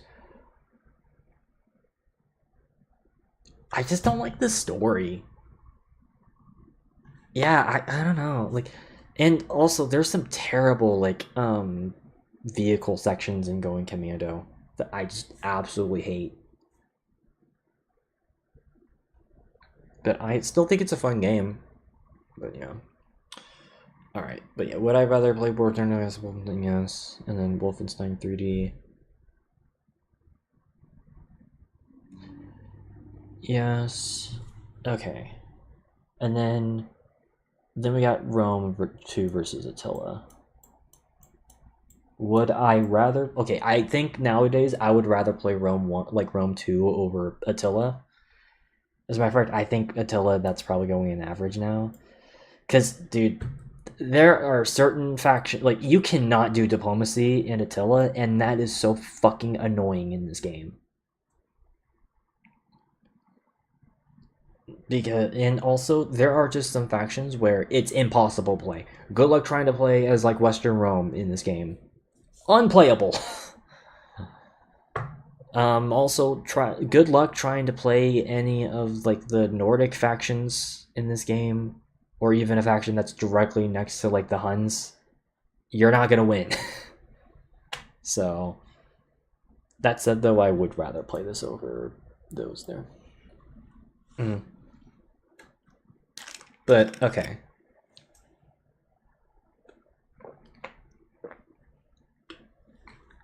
Oh, no. At least Rome 2, you can actually do genuine diplomacy. And also, this game has just more shit to do anyways, so, yeah. Would I rather play... Okay. Excuse me. Okay. Halo 3 ODST. The weakest Bungie Halo game. I think I would rather play this over a bunch of these other games. But I'd put this... No, yeah, I'd put it above there, but like below Assassin's Creed 1, I guess. I just wish that, like... I don't know. I was pissed off about the fact that it doesn't auto-save. This is a game on the Xbox 360 and it doesn't auto-save? No excuse. Which, I guess, Halo 3 has that same problem, which obviously we'll talk about that once we start talking about games that we've actually have played since we did this tier list before. But I don't know, man.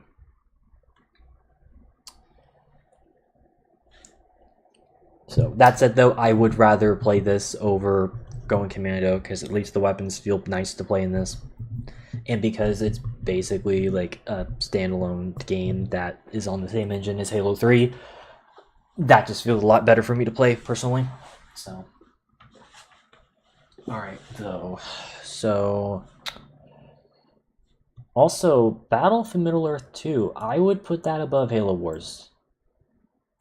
So, as a matter of fact, I'm gonna say it. This is probably the most underrated RTS ever.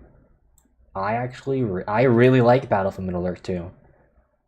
I'm actually gonna put this actually fairly high.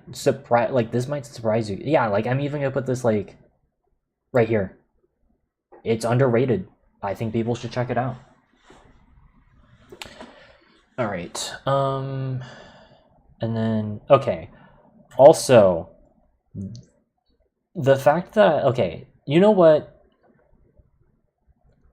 Fuck it.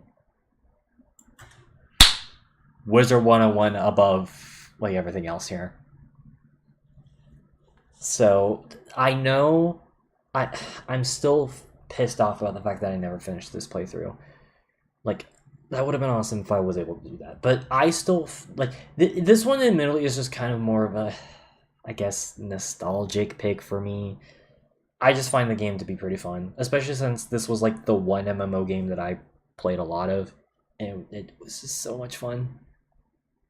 So, and thankfully, I actually now know people who plays or played Wizard 101, which is good because I want to potentially see if I can go back to this game with some people at some point because I think that would be really fun. But yeah, I don't know. I just like the way that this game plays. This is the game. I think this one also. I think I hold a lot more respect because it was the game that got me into PC gaming, and so that means a lot to me personally. But yeah, no, Wizard 101 definitely above those. And hell, I'll even say this. I'm gonna put Pyro 101 next to it. I this game deserves better. Pyro 101 deserves better. It should have launched or no, okay, no. It had a good launch. It just had shit support for years. If this game was able to have had a better post-launch content, I think it would be a lot more respected nowadays. But unfortunately, this game was in limbo for years. They have finally started releasing a lot more consistent updates as of late, which that's good. I wish they would actually make an actual new world though. But I digress.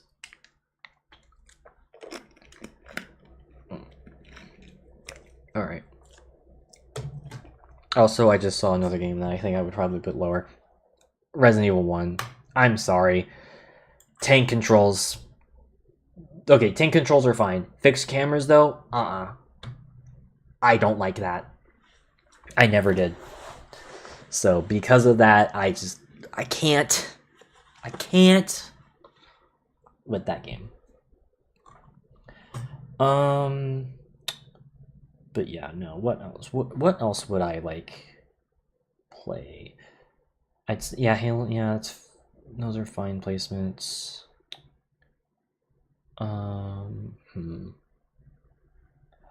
Okay, I think I'm gonna put Sniper Elite right there. And I'll keep Insurgency stand. Okay, but For Honor. I didn't even talk about For Honor. Okay. Let's put the multiplayer centric games right here.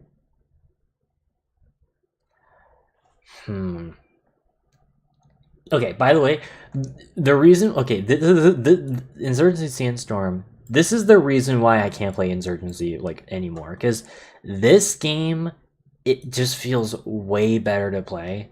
And also it has all the shit that's in this.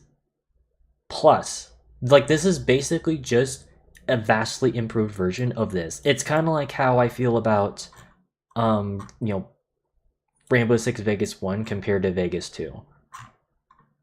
This, we'll talk about this later, but this makes this not as good to play. But I digress. Alright, that said though, would I rather play Insurgency Sandstorm? Okay, would I rather play Insurgency Sandstorm compared to most of these other games? Honestly, I would play it above Uncharted 1 for sure.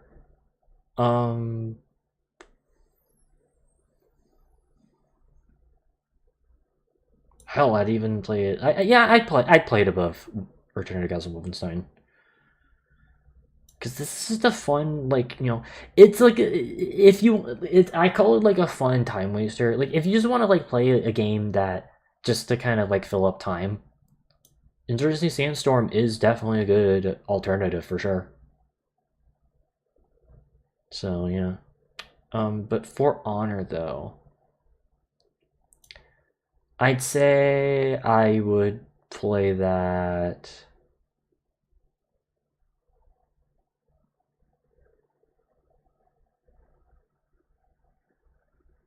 Yeah, I guess I can put it right next there. So this game, it just takes a lot of skill to play this, and I honestly just prefer playing co-op against bots anyways. So yeah. Titanfall 2.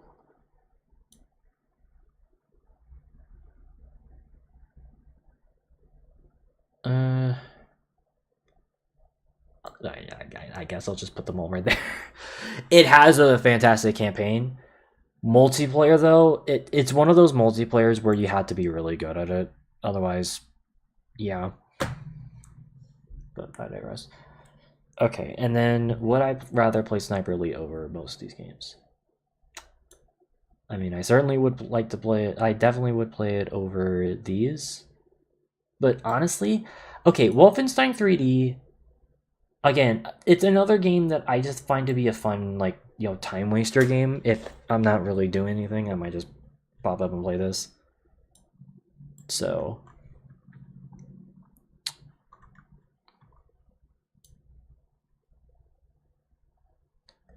but I think I would still play Sniper Elite 3 over these, but Titanfall 2 is the cutoff. Also, Vermintide 2. I would probably put that on the top of B, for sure. I think I've started to finally get a bit winded playing Vermintide 2, but it's still a pretty good, worthy successor of Left 4 Dead. That's for sure.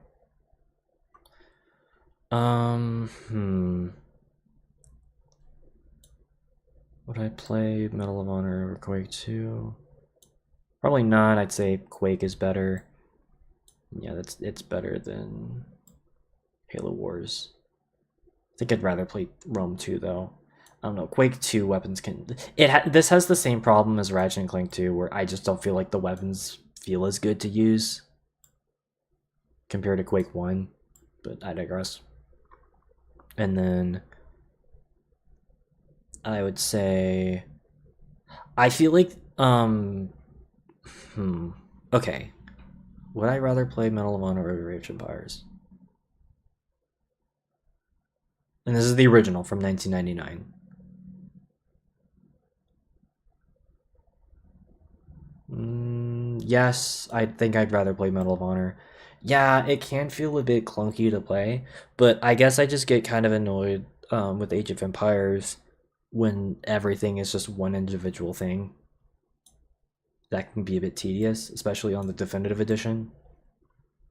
That said, though, I think I would rather play Age of Empires over Risk of Rain 2, simply because I just don't like roguelikes. As a matter of fact, I think I'm going to lower this.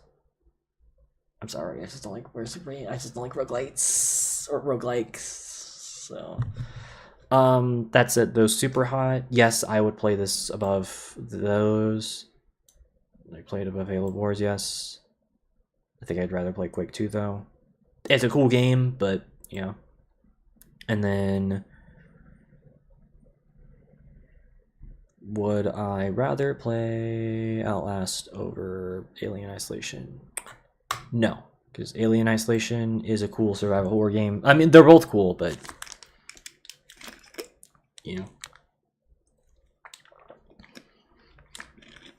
there's a bit more defensive options. Also, yeah, Planet Coaster. I'd say I'd probably put it next to Halo Wars. It's another like sort of sandbox management sim game, which I think is cool, but it can get boring after a while, I will admit. So, but yeah, and then yeah, I'd say the rest. I'd say like this is a fair placement of everything for now. So I might change my mind later, so keep that in mind. But yeah, all right, average. Games that I would already put higher. Yeah, Uncharted, Bad Company 2, and this might surprise some people, Modern Warfare 2 Classic. Oh, yeah, TF2. Any others? Tomb Raider. And Ghost Recon Future Soldier. And Battlefront 2017. And you know what? Also Space Marine. Why not? Okay. Uncharted 3 is definitely better than Uncharted 1. So, yeah, no, this is going up into at least a B tier, for sure. But would I rather play it over I don't know. This one just has some like stupid like story moments. Like the fact that God, I can't even think of his name. Like the dude in the suit like randomly disappears at certain sections. Or even just, you know, the shipwreck area. While it's a cool area gameplay wise, it was kind of unnecessary story wise. Or even just the fact that like he doesn't have the fucking water. That still pisses me off to this day. Ever since Bricky pointed that out in his fucking video, that actually annoys me now. Like, drink the fucking water, dude. Like, God. Drink the fucking water. That said, though, it's definitely gameplay wise, it's definitely better than Uncharted 1. But you know what? I think I would definitely play it above Sniper Elite. But like, yeah, I'd put it below Titanfall 2. It just has massive story problems. And it's like, I love the setting, and you know, this kind of has a cool, unique treasure, the city of Ubar, which, you know, compared to something like El Dorado or Shangri-La, it's not as well known. And I like how they did something that was like a bit more obscure. I just wish it had a better story. But yeah, no, I definitely would play this above Sniper Elite 3. I just wish the story was better. So, yeah. Also, yeah, Bad Company 2, that's going way higher. A tier. As a matter of fact, I'm putting that shit right next to Call of Duty 4. And as a matter of fact, I think I would rather play... Okay, multiplayer-wise, I definitely would rather play Bad Company 2. Campaign-wise, I would rather play Call of Duty 4. So I'd say these are both interchangeable, for me personally. It just sucks that like official support for Bad Company 2 obviously ended. So you would have to you actually have to pirate the PC version. And I'm going to endorse that because there is no digital version of this anymore. So, but yeah, I'd say, okay, because campaign, I typically prefer playing like single player stuff anyways. I'm gonna put Call of Duty 4 above it, but Battlefield Bad Company 2 is like, these are interchangeable. I would like I could flip flop between the two. It's just the campaign is not very good.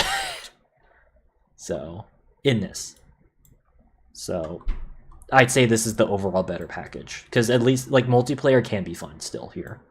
It's just I prefer Battlefield multiplayer nowadays, but this is the better package. So yeah. But yeah, Modern Warfare 2. Yeah, I've kind of had like a weird epiphany recently with Modern Warfare 2 because this was another game that I used to like say was like overrated. I still think the campaign is overrated. That's not going to change. But I am going to raise this. So I'm going to put this... Okay. Okay. Sorry, I'm thinking. So would I rather play... I'm just kind of thinking. Would I rather play this over all these? Yes. Yes, yes, yes, yes. Yes, yes, yes, yes, yes. Yeah, yeah. Would I play it above... Yes, I would. Would I play it above Assassin's Creed? Yes. I think that's where I'll put it. And I know people are like pissed at me because they're like, why would you play World War II over Modern Warfare 2? It boils down to one thing: balance. And that's kind of where the core of my issues with Modern Warfare 2 has always been. Because I know a lot of people, they always use the fact that Modern Warfare 2, you know, because of how much broken shit is in the game, that makes it fun for a lot of people. But here's the thing. While yes, when you're the one who's like dishing out a lot of like, you know, the wins, that's when it's fun. But when you're on the receiving end, it fucking pisses, like, it's so dumb. It's so annoying. I think that's why I originally didn't like playing Modern Warfare 2, like Classic. It's just not fun playing this when you're the one losing. And like there's not many games where like if like because here's the thing. Whenever you lose like a match of let's say like Call of Duty 4, it doesn't frustrate me as much because yes, while there is some OP stuff in COD 4, I mean there is obviously stuff like I think Danger close in I don't think it is, but you know, there's stuff like stopping power. I mean, the M16 was annoying to go up against like grenade launchers. You know, were kind of annoying in COD 4, but like, you know, they weren't like, it didn't feel unfair. With Modern Warfare 2, it just feels a lot of the shit that you die to in that game, it's just complete horseshit. It just feels completely unfair. And because of that, I just don't really like it as much compared to COD 4 or Modern Warfare 3. It's because of just the most broken stuff that just makes it annoying to play. That and also, well, unfortunately, whenever I first played it on console versions are just completely broken. Funny enough, PC, I've not run into as many hackers on. I can't guarantee you that you won't get into hacked lobbies on PC Modern Warfare 2, but from my personal experience, I haven't had any sort of like, you know, issues with it personally. So keep in mind that's just my personal experience. But yeah, no, I would just say that Modern Warfare 2 it's decent, but people fucking glaze this game. I still stand by that. This is one of those games I definitely think is overrated, for sure. And I don't think my mind's ever going to change about that.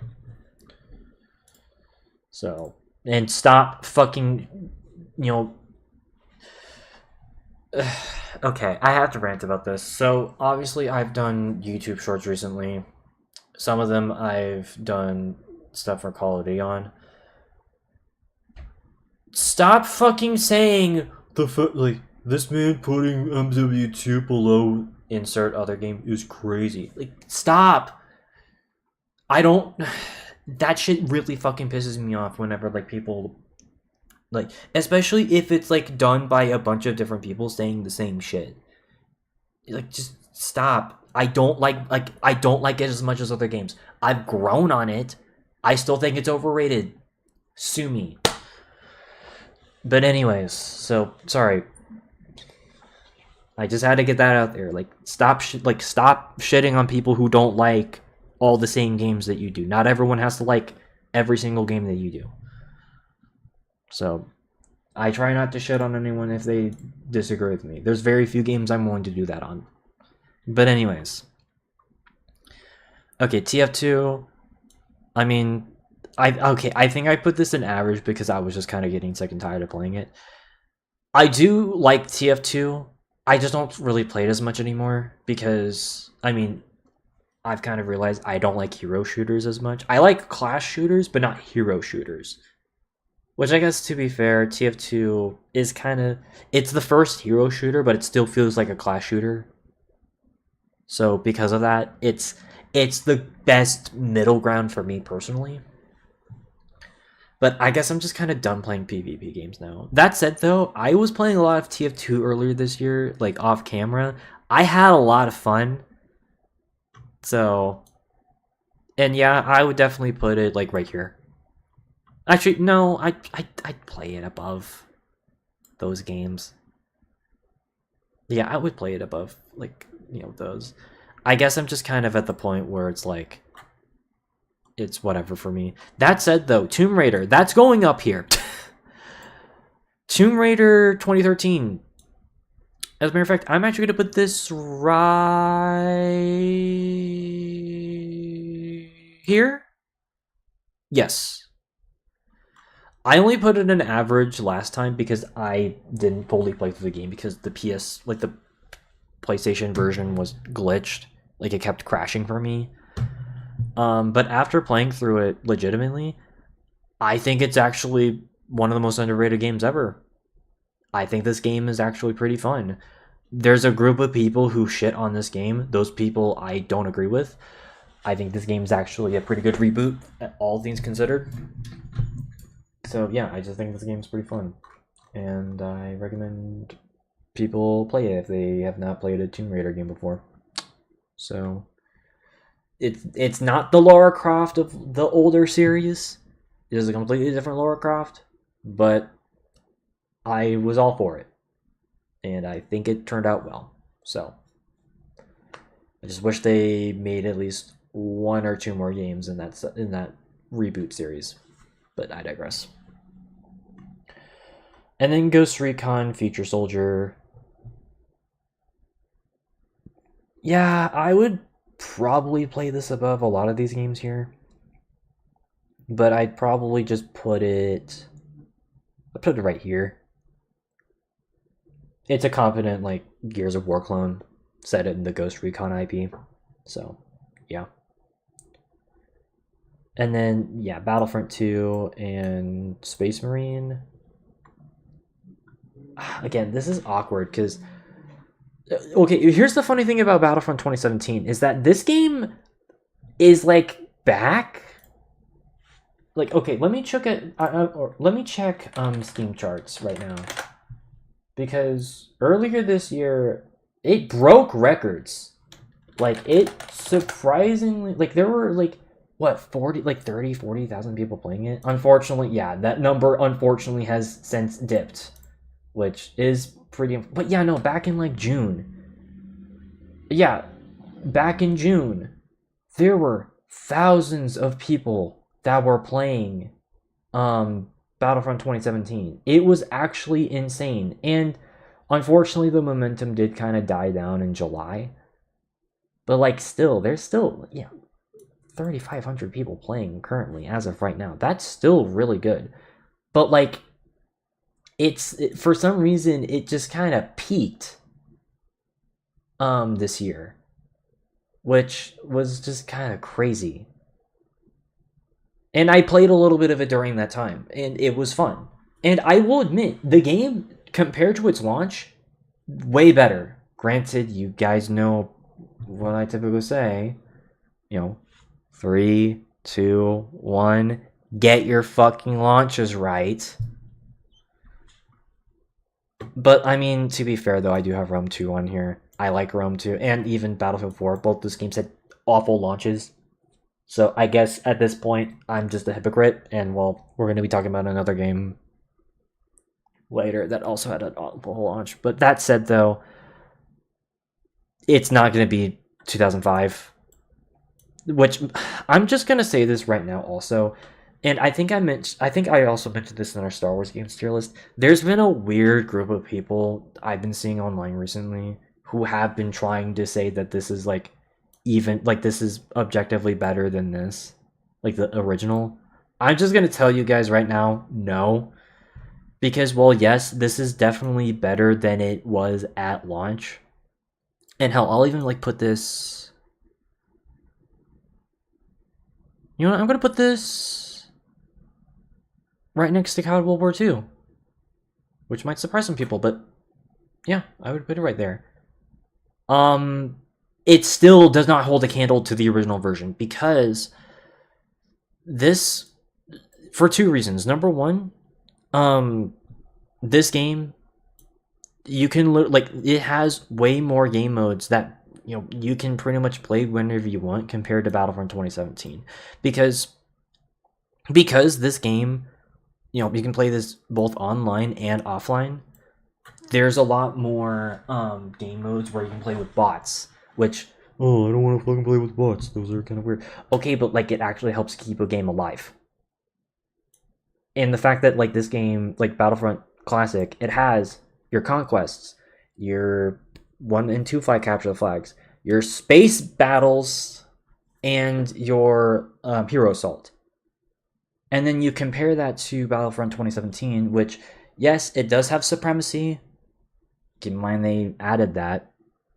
And there is a galactic assault, and there is heroes versus villains. But those are the only 3 game modes that are consistently played on. Every other game mode, yeah, like there's not that many people playing. Even during like this peak, there weren't really like a lot of,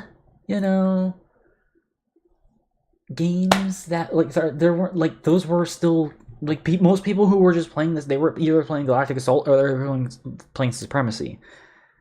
And while yes, for the specific style of game that they were going for, it works. I just prefer Conquest. You know, I like playing Battlefront like it's Battlefield, like it should have been, but that never happened. Supremacy was the closest thing, but even then it wasn't really Conquest. So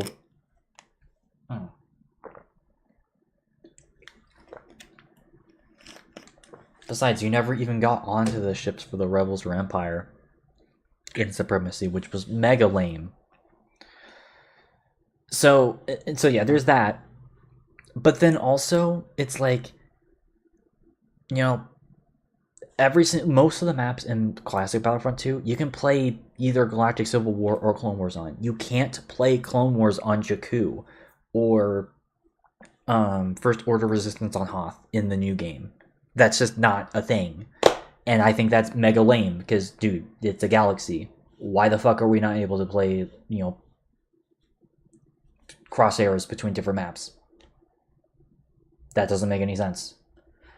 So, and yes, going back to the first point, yes, I know you can technically play against bots in Battlefront 2 2017, but the thing is that those are still online bots. You're still playing an online match.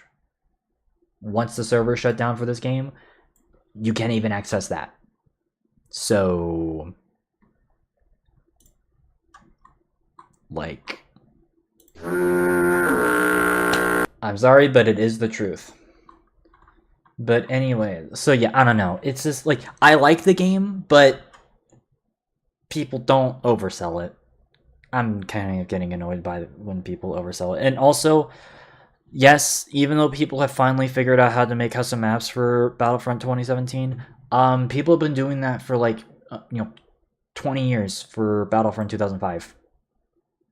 And alongside that, new classes and new heroes. That's not something that's new for 2017. I rest my case on that point.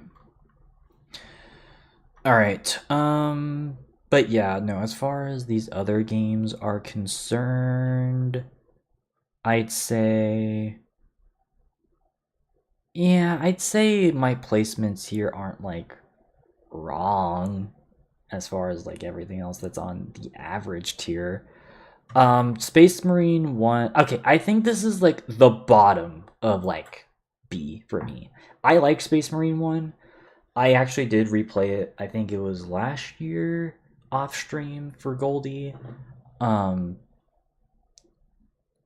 yeah, I can see why it eventually got, a sequel in the form of Space Marine 2. The sort of combination of both being a third-person shooter and a hack and slash.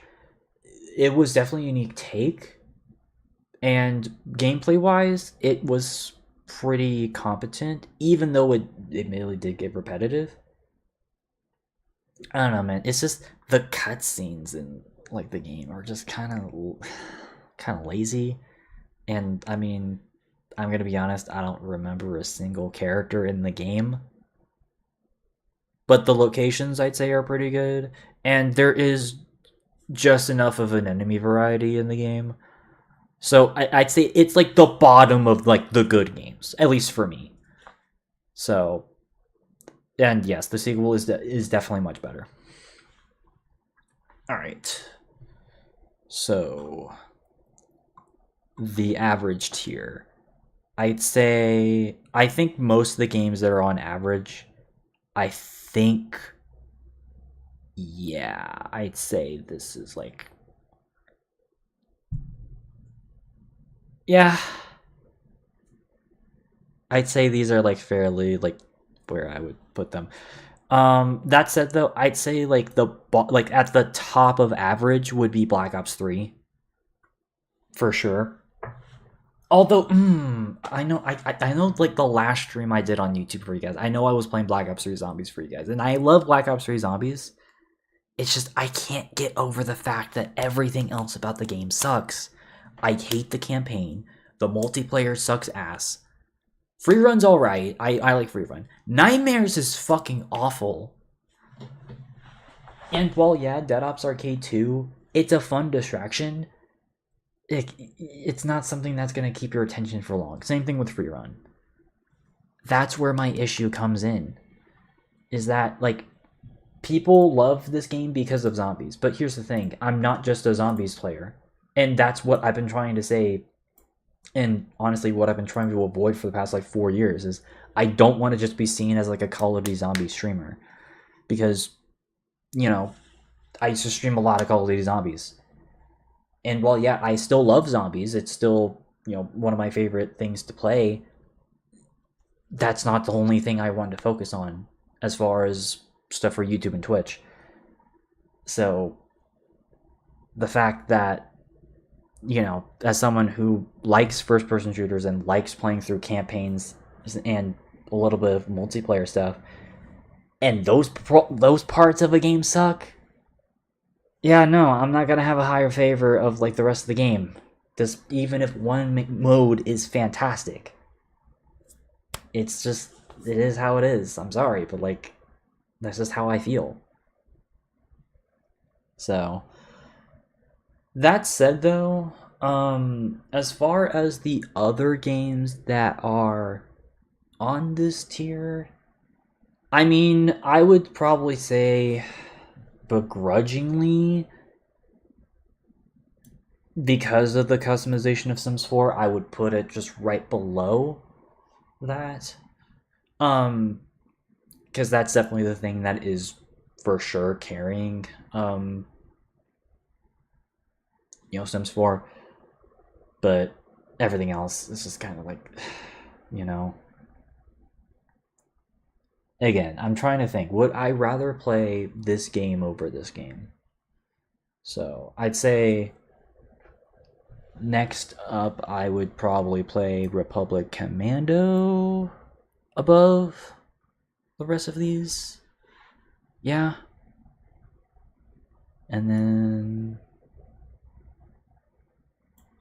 Infinite War. Okay, here's my question. Would I rather play Modern Warfare over Infinite Warfare? Modern Warfare 2019.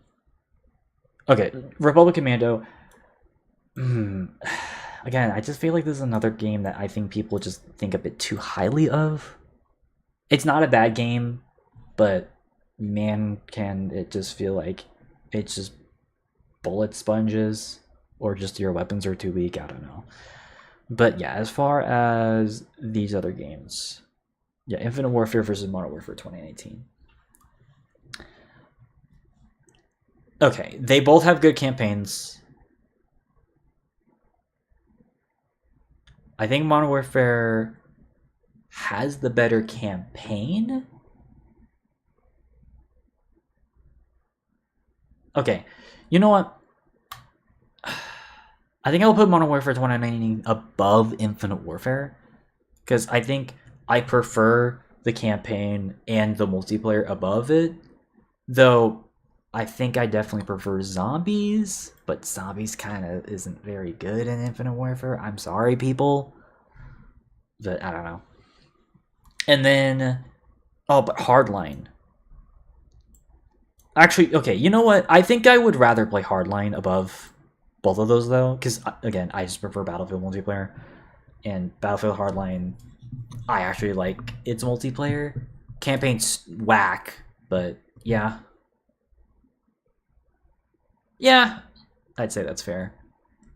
And then, yeah, I'd rather play The Division, I'd say, above most of these.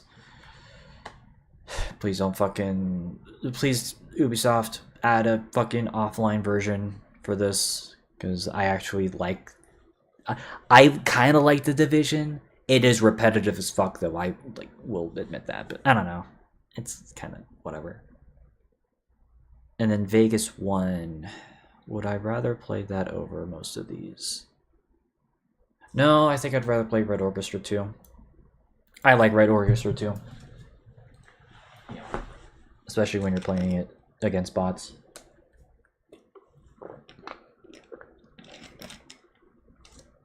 So, actually, okay, you know what? I think I'm actually just gonna I think I'm actually gonna go from bottom back up to average now. Because, yeah, let me just see what's at the bottom. So, okay. Yeah. I still think those three games suck. So, those aren't gonna change. That said, though, okay. F tier. Okay. I don't think a lot of these are F tier anymore. So, okay. First of all, okay, FNAF World. No! Okay.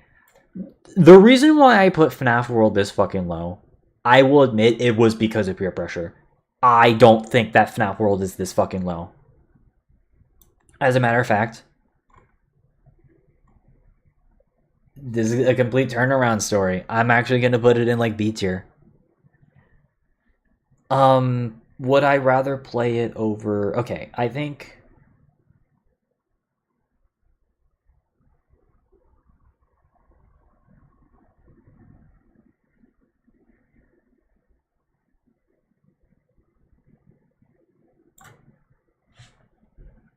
That's probably the most drastic of an opinion change that you're gonna see on this tier list. I like FNAF World. Cause I mean, again, yes, it's very Final Fantasy-esque. Like, it's basically just FNAF Final Fantasy. But I think I've kind of realized that that's not a negative. It's just not. And even like some of the side game mode stuff, I think is actually pretty fun. So yeah, no, like, again, I genuinely have changed my opinion on FNAF World. I used to shit on this game. Again, I put this in F, which, no, it is not F. I will definitely admit, though, that it's definitely the least FNAF-esque FNAF game that not only I've played, but like just ever, but it doesn't make it a bad game. As a matter of fact, I'm gonna be honest. I think I prefer, I think nowadays I definitely prefer it compared to the actual mainline series, and especially most of the other pre Steel Wool era games. It's just I just prefer that style of game. So sue me. That said, though, okay, Soma, no, I wouldn't put it this low either. I'd probably put it closer to like a C or an average. I'm leaning more towards C because I'm gonna be honest, this game didn't really scare me as much, so I'm gonna put it like in a C tier. But it's not a bad game by any stretch. It's just whatever. That said, though, okay, Steep. Honestly, kind of the same thing. I don't think it's a terrible game. It's just not necessarily my demographic. So I think that's why I put it that low. But I don't know. Okay. Then we've got okay, damn. 3 Call of Duty games. 3 in a row, baby. But okay. Okay. I still think that Advanced Warfare is like the worst out of the mainline Call of Duty game. Okay, I guess technically this is a mainline game, so I guess okay. I think I would rather play. Okay, I would still put this down here. People, I don't think you guys realize just how bad this game is. It's awful. Don't play it. That said, though. Okay. I'm sorry. I think I am gonna keep Bad Company 1 on here. I know people probably fucking hate me for that. I can't stand this original game. Partially because the campaign is actually one of the worst things I've ever played. It's bad, people. It's aged really bad. And also, the multiplayer. It feels awkward, people. It's not a good multiplayer. You know, like even for console, it just feels so awkward, especially considering the gameplay compromises that they made. Plus the fact that like you can only have one weapon at a time, which makes no sense considering that the previous Battlefield game that was on console allowed you to have two weapons at a time. I don't know why they made that change. And also the maps suck. And this is also one of those games that is kind of monocolor. It looks like really dull. It's only like one biome type for most of the game. And did I also mention that like the levels are just straight up just rehashes of a lot of 2142 maps that people didn't notice except for me? It's awful, guys. Like, I don't want people pretending that this was even really that good, because it really wasn't. It's a bad game, guys. I'm sorry. That said though, okay. This is gonna be awkward because we've got Advanced Warfare and Vanguard. I still think that as far as Call of Duty games that people know, these are definitely the worst of like that. That said though, okay, I feel like I want to reserve like the F tiers for like games that I just straight up hate. And then like not and then like this bottom tier are just games that I just can't stand. I'm going to be honest, as bad as Vanguard is, I don't like hate it if that makes sense. I just think like cuz here's the thing, Advanced Warfare I just straight up fucking hate. There's not a single part of that game that I enjoy at all. Like I hated the campaign. And well, it doesn't help that game, because of well a certain somebody, it's aged extremely poorly. The multiplayer just feels way too just clunky, especially for like a game from 2014. It should not feel this like janky to play. And you know, the weapons, all the weapons are terrible to use except for the fucking BAL 27 and the Speakeasy ASM1. Oh no, it's the Speakeasy fucking BAL 27 and the ASM1. Those are the only weapons that are viable in multiplayer. And don't even get me started on the fact that this was the first Call of Duty game to introduce fucking loot boxes in. And, well, Exo Survival is just a neuter version of Modern Warfare 3 Survival. And zombies in this game is terrible. It's actually, like, genuinely awful. Like, Exo Zombies? No. That said, though, Vanguard doesn't really have that much of an excuse either, because campaign in this game, while I will admit, because of its theming, it like I can at least stomach it a bit more than a lot of people. It's still terrible. It still sucks. And well, zombies is actually the worst thing I've ever fucking played. Zombies was shockingly bad in Vanguard. It was wow. Granted, I don't know which one's worse, Vanguard zombies or Exo zombies. Both of them are dog shit though. But like, here's the thing. At least Vanguard has an okay multiplayer. I'm not gonna pretend that it's good, because it's not. But like, that is like the one silver lining that Vanguard has, is that at least the multiplayer feels good. Like, and also at least the game does feel good to control because it's on the Modern Warfare engine. So there's that. Man. Okay, I guess this is like borderline D and F.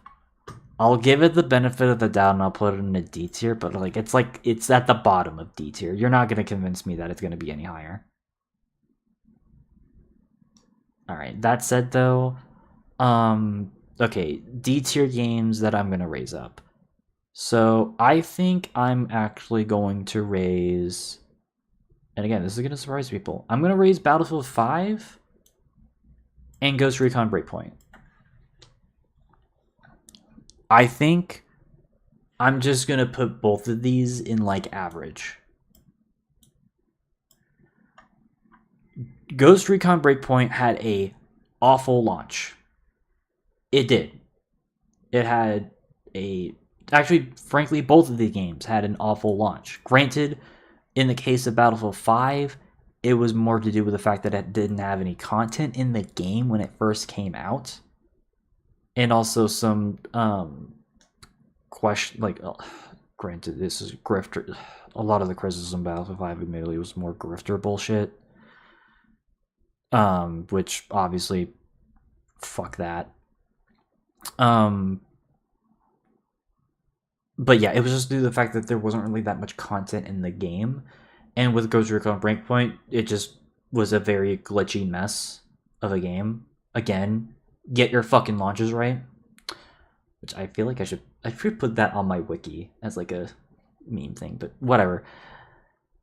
That said though, nowadays though, they're fine to play. I'm not going to pretend that they're, amazing, because in the past like year, I've noticed there's been a lot of people who've been saying that Ghost Recon Breakpoint is amazing. I'm not going to go that far. Wildlands is still the better game. But a lot of the fixes that they made with Breakpoint have made the game feel a lot better to play. And as a matter of fact, I'm going to be honest, it's definitely, like, it's gotten even to the point where it does feel better to play compared to the Division.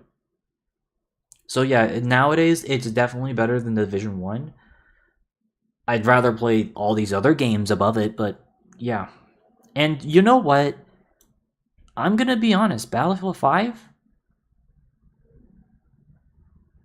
I'd rather play it above Infinite Warfare. But I'd say Modern Warfare is the better game, so I'll put it there. So I don't know. I guess also as well with Battlefield 5. Again, I just prefer Battlefield games overall.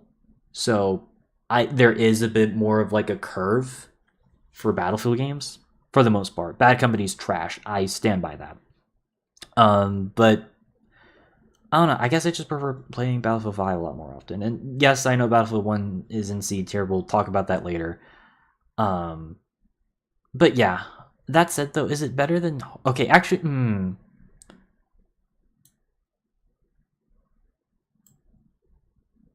I don't know. Whatever. We'll keep it there for now. As far as the other D tiers, though... Yeah... I did not like Ziggurat at all, so that's definitely that's still staying there. I'm sorry, it's just, I hate roguelikes. And the fact that the game tricked me into like playing a Quake-style roguelike, no.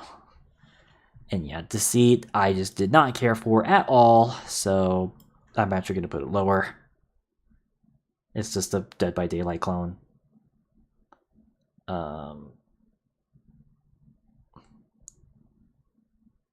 Okay.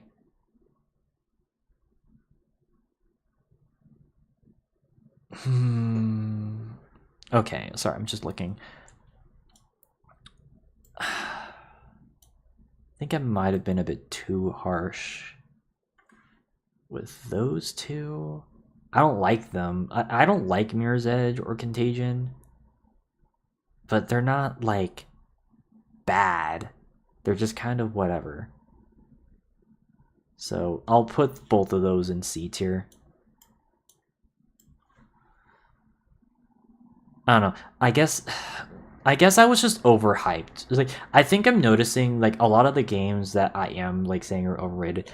A lot of it just comes to the fact that I feel like I've been overhyped on them. Like, people have been like praising a lot of these games over the years, and I end up just not seeing it. So, and that Mirror's Edge is another case of that. Though,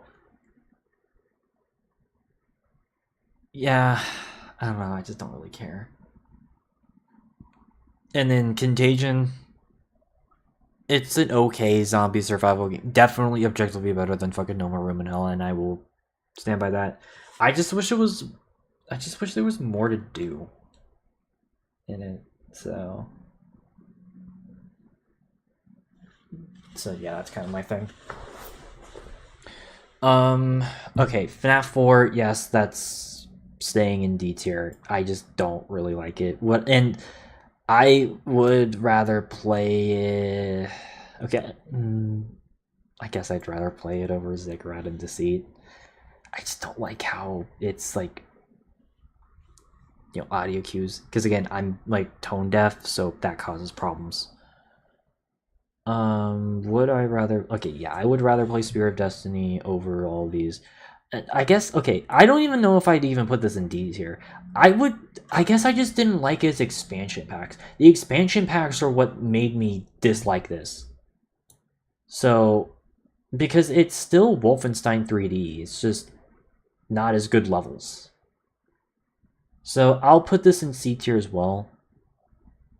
Just don't know what I think. Okay, I think I would rather play it over Contagion, but yeah. And then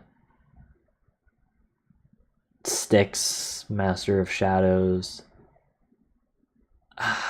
Maybe I would again. Maybe I was just a bit too harsh on it. Like I don't know. I don't know. I haven't touched it since I last played it for you guys, like 4.5 years ago. So maybe, I don't know, because I heard decent things about it, and it has some cool stuff. I guess I just prefer stealth games that where you have like, offensive tactics for it. Because with Sticks, this one's like completely like you can't attack people with like you cannot attack people in this game. It's all like the combat is completely stealth based, and if you get caught, well, good luck. And I don't know, I didn't really like that. I don't know. I'll give it a second chance on my own time. So, but yeah, for now, I'll put it in C tier. So, alright. And then, honestly, same thing with Dead by Daylight.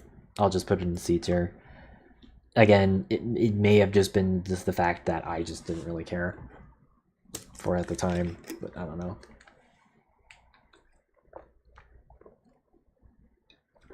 All right.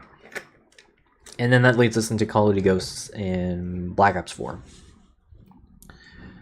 Again, I don't think... okay, because here's the thing. I would put, like, D and F are, like, games that are just straight up, like, bad games. Or games that I just don't want to ever play again. So, but, like, okay. I guess I'm kind of thinking in my head. Okay. What are the good parts of Ghosts?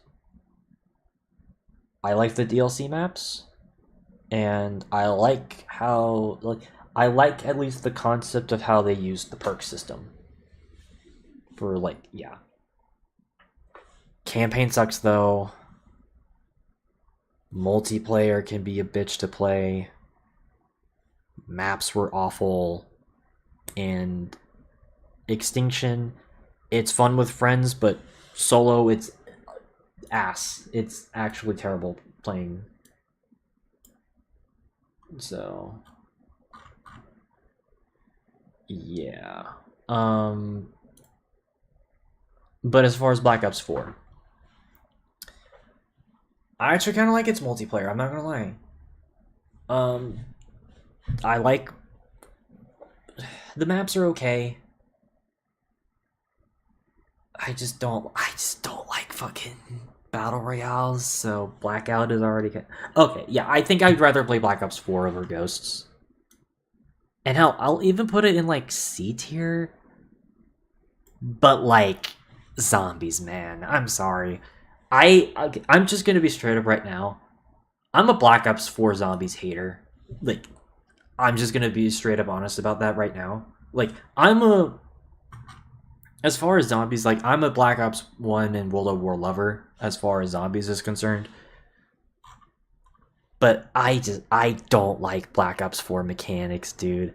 And especially since this was where a lot of the mechanics that we now know for modern zombies, this was the game where a lot of that started to creep in, like armor, the modern point systems, what else? I mean, character customization, kind of, which, I mean, that's more of a positive, but it had negative consequences in the long run. And, just straight up, just terrible microtransactions, which I know Black Ops 3 did have the gobble gums, but, like, the elixirs were even worse in this game, so I don't know, dude. And also just the maps. Okay, 9 and Ancient Evil and Classified. Those are like the only maps I like in the game. I don't like any of the other maps. I'm sorry, I'm a Black Ops 4 hater. I'm sorry, I don't like Black Ops 4. I don't like Black Ops 4. I think the game is just not that fun. That said though, it's not a bad game, and again, multiplayer does save this. So it is gonna be up here. As a matter of fact, definitely above all these games for sure. But I digress. Ghosts is still staying here though. Alright, then that leads us to the C tiers, which I'm already gonna do something right now. Destiny 2, yeah. It's the truth. I'm sorry, but like after all of the bullshit and all the drama, I don't want to touch Destiny 2 ever the fuck again.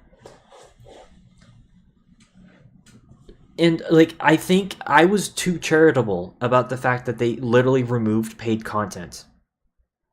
You should never do that. Ever.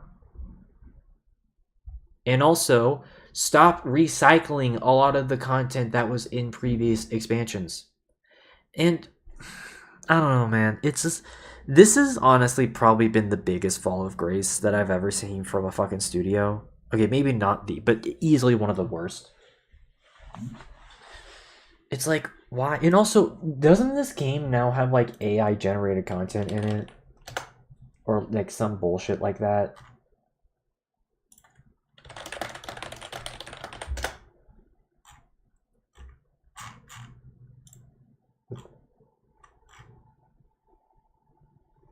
Yeah. Like, or okay, Destiny. Wait, no, wait. Destiny Rising. That's the.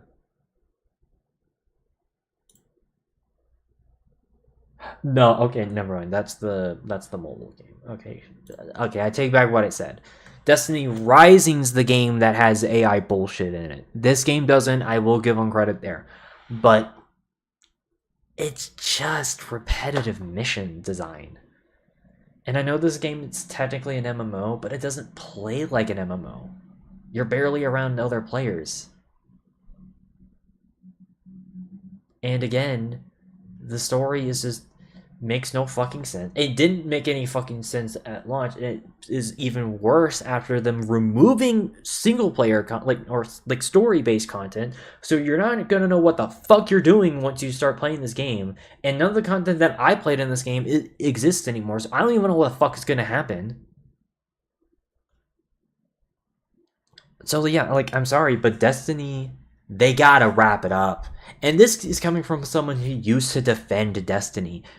Like, you gotta fucking stop.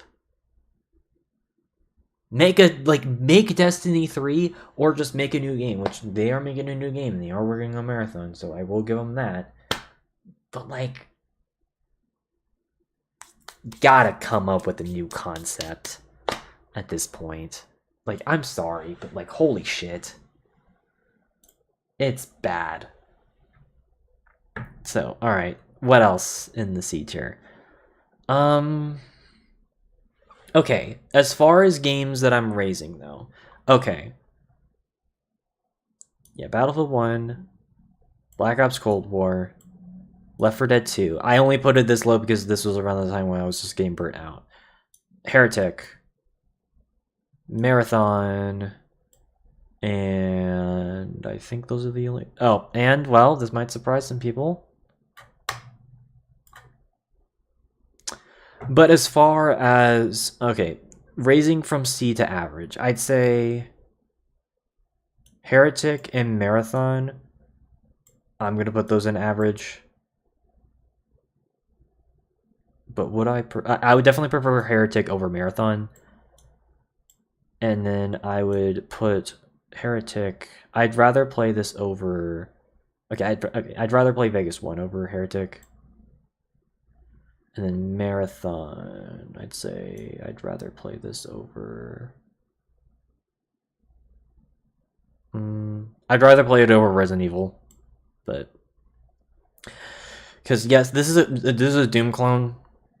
I mean, both these are actually Doom clones, but this one's literally on the engine, and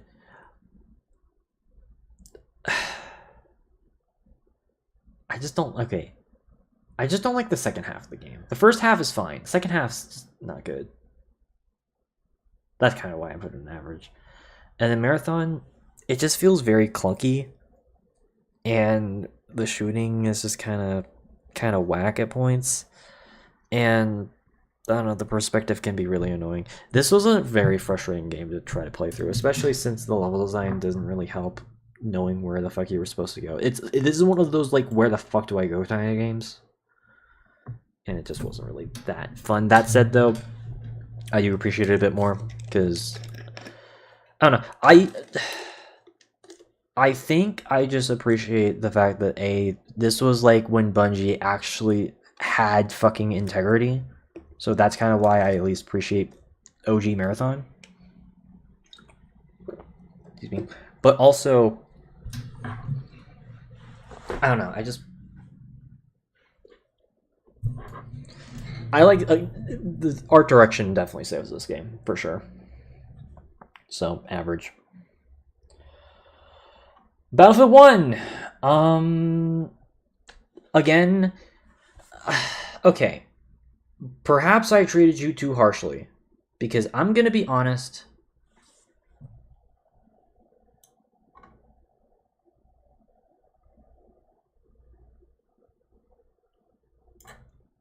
Actually, yeah. I've been playing a lot of Battlefield 1 recently, and I've been having a lot of fun. Actually,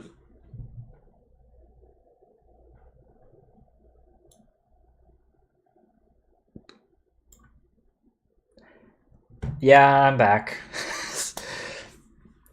I think I finally regained my appreciation for Battlefield 1 again. Because when I first played this game, I loved this game. But then, after a couple of years, I was like, there's not that much stuff in the game. You know. But I think at this point, I've just kind of learned to appreciate it for what it is. And it is a solid game overall. You know, yes, I would have preferred it if there were just a few more maps that came out on launch. But it's a pretty fun game. And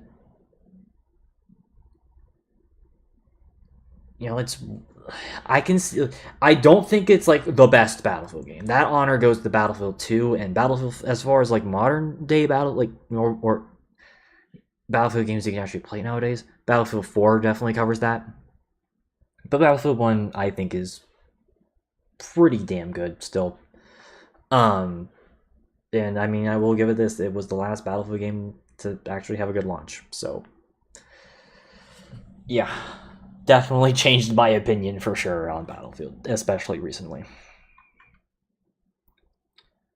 All right. Oh yeah, Cold War. Cold War.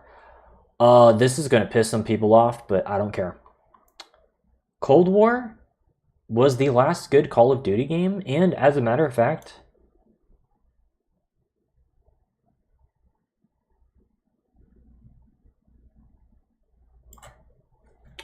right there.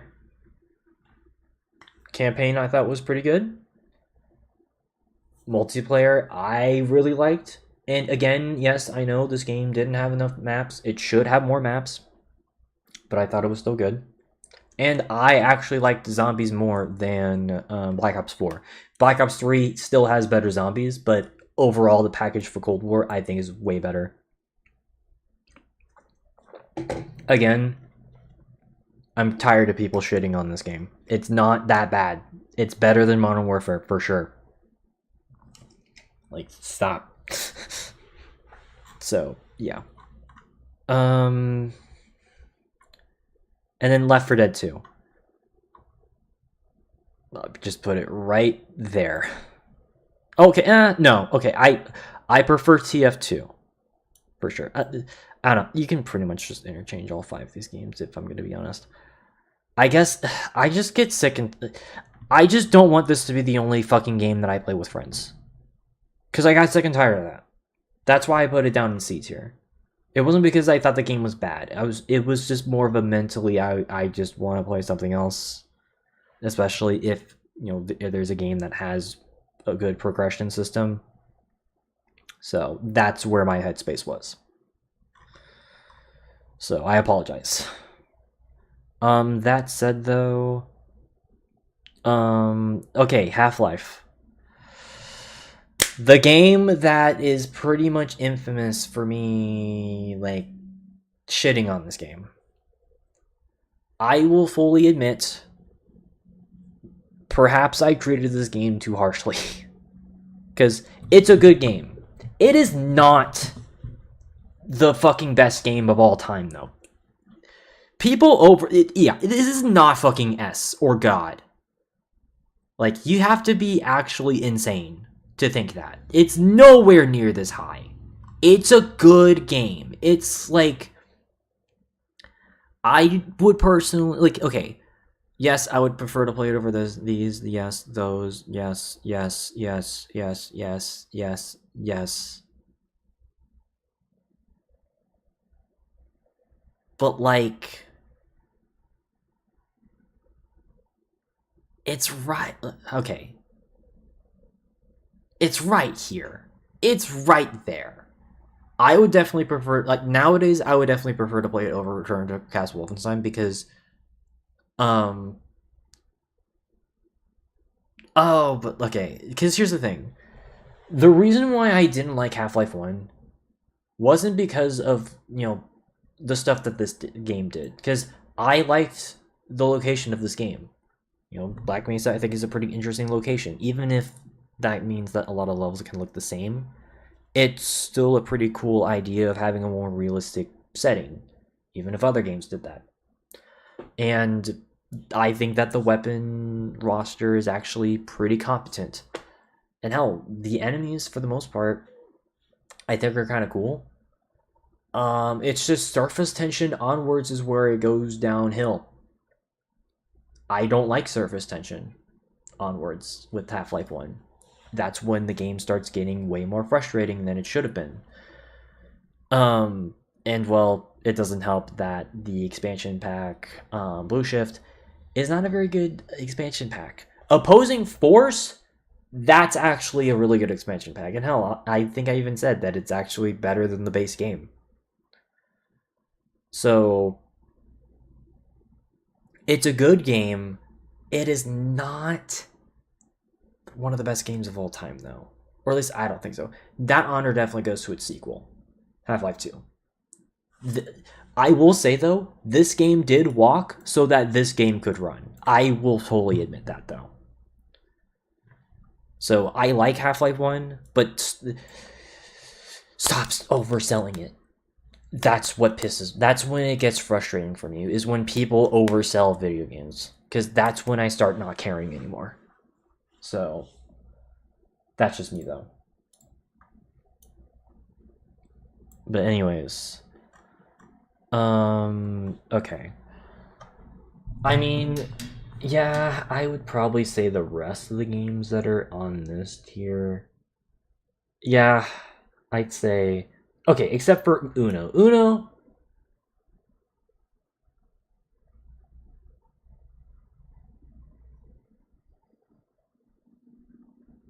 yeah, I'd play it over, like... that. It's just a fun party game. It's just Uno. It's a fucking card game, so yeah. Alright, that said though, okay, would I rather play... okay. I'm gonna put Empire above those. I guess this game is just too easy. To the point where it's boring. That's why I don't care for Empire as much in the Total War series compared to other Total War games. It's just a bit too easy. And also the setting is not my favorite. So... I would play it over Zombie Army Trilogy and Strange Brigade. Again, these are just fine. I would rather play... Yeah, I think I'd play Black Ops 4. Like, nowadays, I think I would play Black Ops 4 over a lot of these games down here. And then Team Fortress Classic. Yeah. Put it there. And then Horizon Zero Dawn. Again, I think this is another game I feel like I might have just treated too. Okay, any game that I feel like I might have treated too harshly, I'm just gonna kind of like they're still gonna be in C tier, but like, you know, yeah. So I think Team Fortress Classic, Mirror's Edge, Horizon Zero Dawn, Styx, Penumbra Overture, and Wolfenstein: Spear of Destiny. I think I might have given them a and Steep. I might have just been a bit too harsh on. That said, which game would I rather play? I think I would rather play Horizon, and then Spear of Destiny, and then Styx, and then Penumbra, and then Steep. Yeah. Because with Team Fortress Classic, it is like, again, this is technically the first hero shooter. It's also one of the first class shooters. But it was just done better later down the line. So that's kind of my thing. And Horizon Zero Dawn. I think the reason why I was annoyed with Horizon was because I didn't realize it was an RPG until like I literally streamed it. Nobody told me it was nobody told me it was a role playing game. And so because of that, I kind of have negative thoughts about Horizon, and I think that is what kind of corrupted me about my opinions on Horizon. So, but who knows? Maybe one of these days I'll actually play the damn game. Spirit of Destiny. Again, the levels are just kind of annoying. Styx. I just need to figure out the actual, stealth mechanics. Actually, no, I think I'd rather play Penumbra. Because with Penumbra, it's kind of a walking sim. There are some, like, spider and wolf enemies in the game, but they're fine. Again, it's a rough draft. So, and then... Steep again. This is a sports game. But yeah, would I rather play? Okay, I would definitely rather play Rainbow Six Siege. This game again, it's a hero-based tactical shooter, which is like what? So yeah, I don't know. All right, and then I'm gonna put the Slender games, which I don't know why I decided to play these games, especially after all the controversies with Slender. Apparently, there is a sequel being made of these games, so who knows how that's gonna turn out. But yeah, I think I'd rather play The Arrival over this. But that said, though, okay, just so that I don't feel gross, I'm gonna put FNAF 3 over that, and Ratchet and Clank over that. Hell, even Soma over that, and even Dead by Daylight. That said, though, I'd say, yeah, I'd probably play, like, I don't like Ratchet and Clank 2016. I think it is just an inferior remake compared to the original game in a lot of ways. And I mean a lot of ways. That said, though, gameplay wise, it's not a bad game. Like, control wise, it's definitely better than the original, but it's just the story that just is so much weaker compared to the original, like, 2002 game. Was why I put it all the way up here. That's where my disappointment lies with Ratchet and Clank. Is that it just feels so much soulless. At least story-wise. That said, though, it is carried by its gameplay, and even a lot of the planets do look cool in this. I don't necessarily like all the changes that they made. Like, I don't know why they made Battalia into a snowy planet when it used to be like a tropical, ocean planet. Well, jungle, not really tropical, but like a forest slash ocean planet. That was a bit weird, but it's not bad. It's just not as good, That's my thing. That said, though, yeah, I think I'd rather play Soma over FNAF 3. Again, I just don't really like. I think I've realized over the years, I just don't care for this style of FNAF. So, yeah. I do like these. Like, I do like Springtrap as a character design. And the Easter eggs are cool, but I don't know. And also, it doesn't help that this game is just fucking green. Again, FNAF 3 was kind of late to the party to the monocolor trend. But it's just green. It's just a green game. It looks ugly. It's just green. Whatever. And then, yeah, Dead by Daylight. I guess I just kind of put this over. Oh, okay. Okay. Because... Oh, I think I'd rather play Contagion. I don't know. I guess I just don't like how... Like, playing as a killer in Dead by Daylight obviously is where most of the fun comes from. And then playing as... But, like, playing as a survivor is just not fun. Unless if you're with, like, a group of friends. So... I don't know. Okay. Then we've got ourselves these shooter games. So... Okay, I think I would rather play Vanquish over Time Splitters. I still think people glaze this game way too fucking much, though. Like, I don't understand why Vanquish, of all games, has this weird cult classic behind it. It's really bizarre, because it's not that different from a lot of other games that came out around that time. Like, Max Payne was doing a lot of the shit that this did 9 years prior. I don't really understand where that cult classic for this comes from. And again, I'm not even really a big sci-fi shooter fan to begin with, so there's that.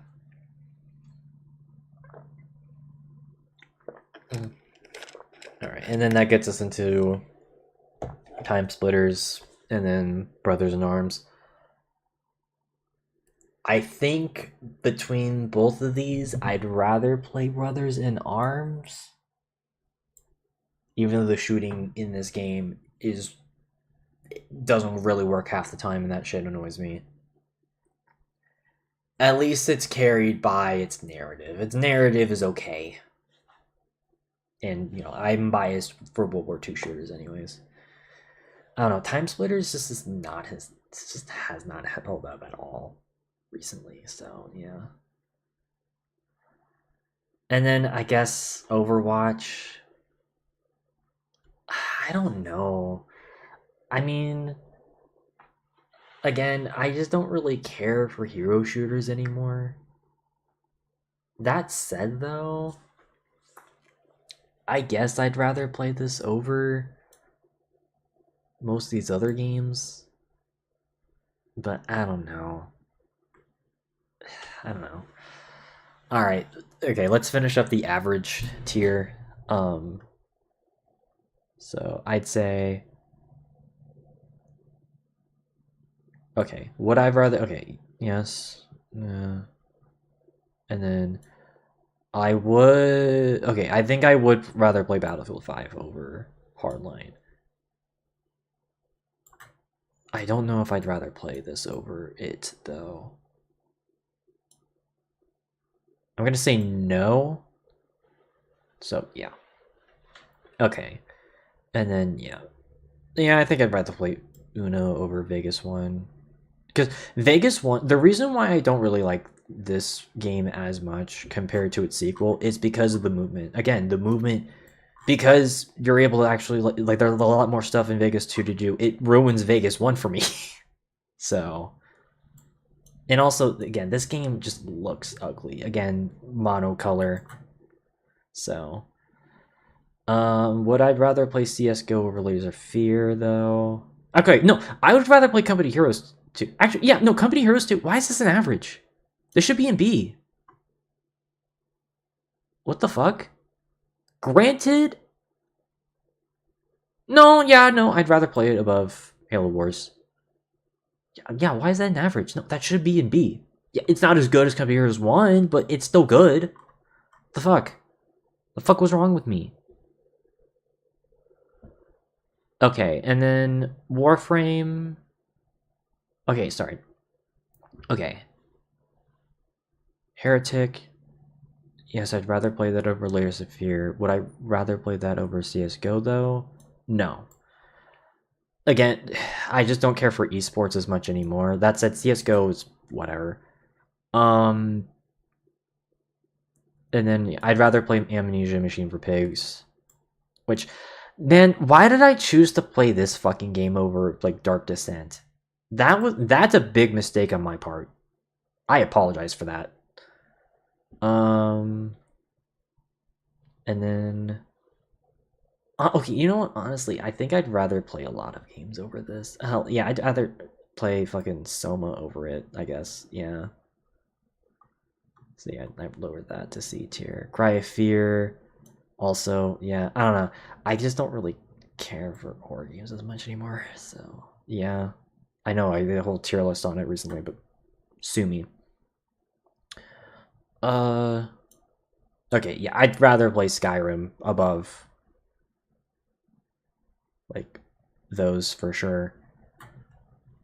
Which I'm sort of surprised. Like, I'm kind of surprised I didn't really play Skyrim that much, but you know, it is what it is. And then Dave Infamy. I mean, okay, I'm gonna put Metal Gear. This is like the bottom of average, I'd say. So, fortunately, I played the NES version. Well, okay, well, no, if this is the NES version, then yeah, no, I feel like it's like the bottom of C. So, yeah, no. Okay. Would I rather play... No, I'd rather play Day of Infamy. Actually, you know what? Fuck it. I'd rather play Day of Infamy and Insurgency over Counter-Strike. I just don't really like Counter-Strike. And then, yeah, I'd rather play PlanetSide 2 over Counter-Strike. I'd rather play Attila over Counter-Strike. Shit, I'll even say this.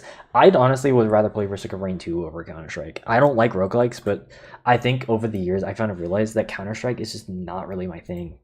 So, yeah.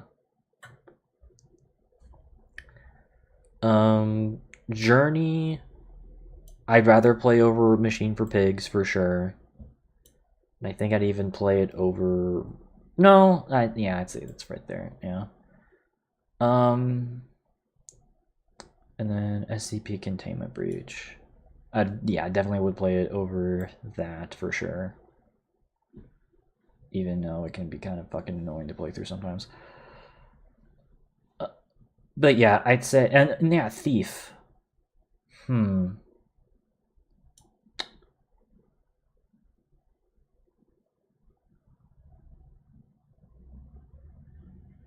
I think I'd rather play Thief over SCP for sure. Yeah, over... Yeah, I put it right there. It's just one of those games that's just a bit too long. Like, this game could drag on for a stealth game. Thief 2 better. That's all I'm gonna say. And then, yeah... I'm gonna be real. Shadow of the Colossus. That shit's going right here. I'm gonna be honest. I think Shadow of the Colossus is probably the most overrated game I've ever played. That's saying a lot because they say that a lot for Half-Life 1, but like after streaming this game, oh my god, that shit actually pissed me off. Granted, it's been 5 years, and you know what? I am willing to replay it on my own time, but as of right now, I don't understand why people say that this is like a top 5, if not their favorite game. It's literally just you riding on a horse from point A to point B 16 times in a row. It is literally one of the most repetitive things I've ever played. It was so bad. Actually, I'm gonna be honest, I'd rather play a lot of other games over this. Shit, I'd rather play Overwatch. I'm sorry, I didn't like it that much. So, and you know what? I'm even gonna lower Warframe as well. Like, I'd probably put it.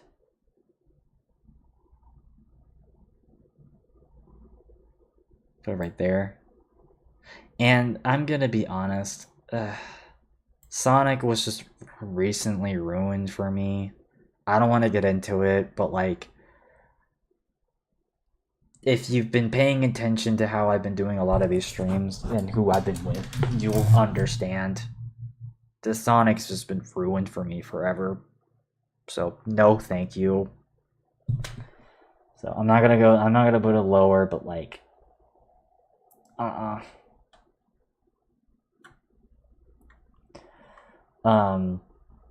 But yeah, Prince of Persia 08. Yeah, I'd say that's a fair placement. So that game also just got a bit too repetitive, although I think I like the gameplay just a bit more. Alright, so that was everything that I actually originally had on the first tier, like on this version of the tier list. Unfortunately, you know, god damn, we've been doing this we've already been doing this for 3 hours. Fuck. Alright, so I think we've reached the halfway mark of this. I'm gonna try to make sure that I make this quick. That said, though, there were definitely plenty of games that I did play on stream, either on Twitch or on YouTube, that I admit I completely forgot to even put them on the original tier list. I feel so stupid about it. So I think these were all of the games that I played either on YouTube or on Twitch before I did this tier list, but I kind of forgot to add them. Again, massive shout out to both massive shout out to Stream Charts for this, because like I would have not remembered these games if it weren't for this website. So, and also just me going through a lot of my older streams on my YouTube, like on my older YouTube channel. So yeah, let's just get these games out of the way. So, okay. OG Castlevania, which I think, if I'm not mistaken, let me check the dates of the original Legend of Zelda. I think this might have been the oldest game, but let me double check. No, okay, Zelda's older, okay. But this is the second oldest game that I've ever played for you guys on stream, but not on Twitch, on YouTube. Because I think I did like a retro night. OG Castlevania, I'll put it, like, again, a lot of these NES games are kind of hard to rank because this is way before my time. That said, though, I'll put it in average. I think I definitely prefer its remake, Castlevania 4, but it's fine. I'll put it like at the bottom of average. It's just a bit too difficult. And then we got Contra, which I actually kind of liked. Yeah, this is OG Contra, by the way. I'll put it in a B tier. I think I would rather...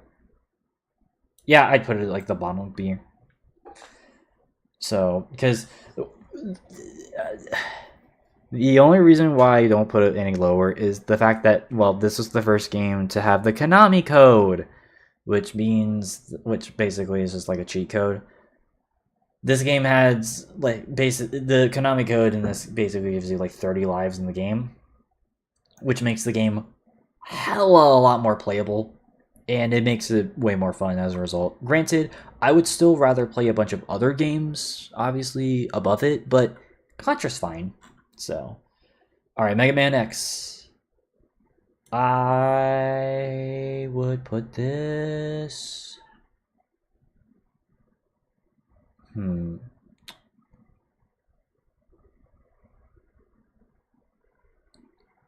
I'd put this like right next to FNAF World.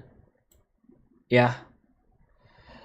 I've really have grown to appreciate Mega Man, specifically Mega Man X, a lot more in recent years.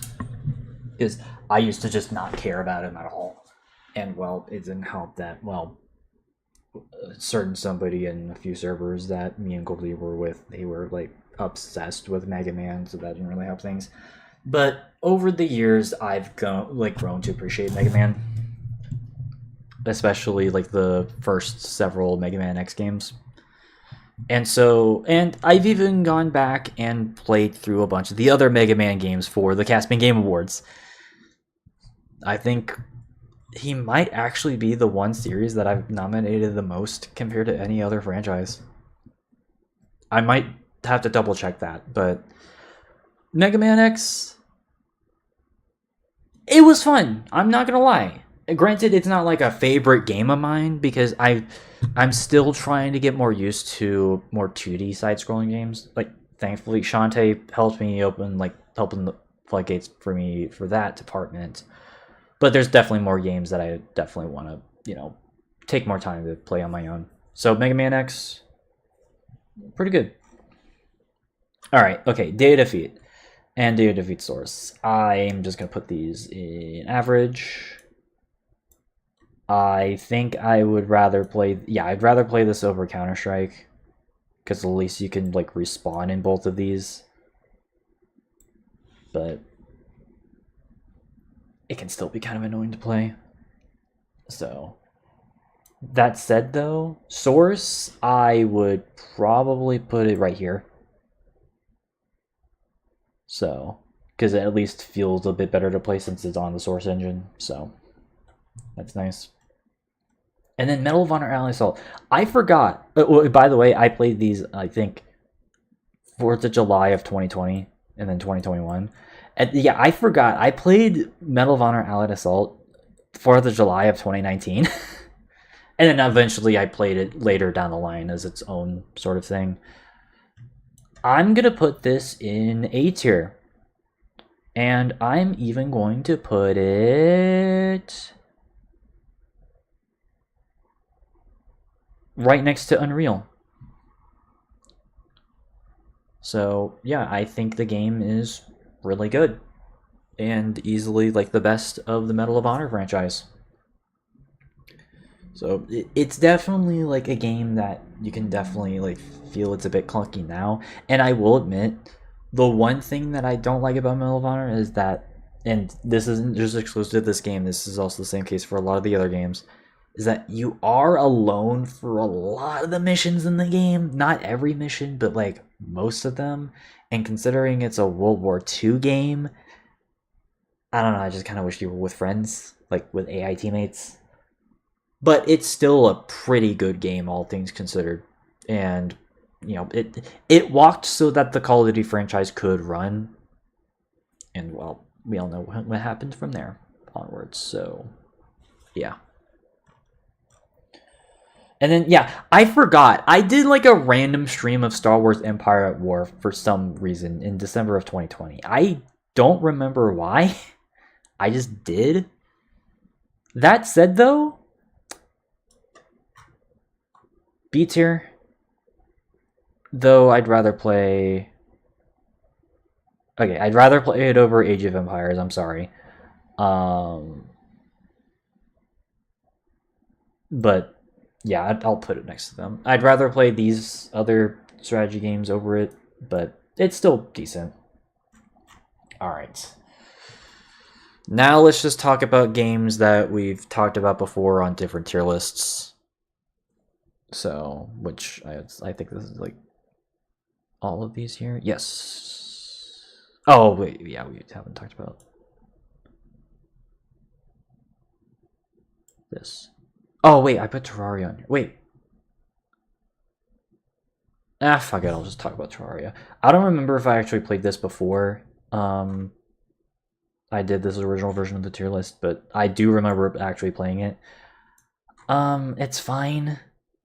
Like, I would rather play a bunch of other games over it. I'd rather play. Yeah, I think I'd rather play like basically all of these. But it's fun. It's a fun game with friends. It's just for me again. It's a side-scrolling sandbox game, which I'm not as used to, or sandbox survival game. So like I'm not used to that. I guess I'm just too Minecraft brained. So that's just me though. That said though, you're wrong if you say that like survival in this is better than in Minecraft. Because at least this is a 3D environment, so yeah. Okay. Yeah, yeah, no, again. Okay, so yeah, I think that's all, like those are all the games that I did stuff on tier lists, or I played before, but I didn't talk about them on tier lists. So now let's talk about games that I've talked about on tier lists. So Battlefield 1942, A tier, easily. I would rather play a bunch of other games above it, but yeah, I'd rather play.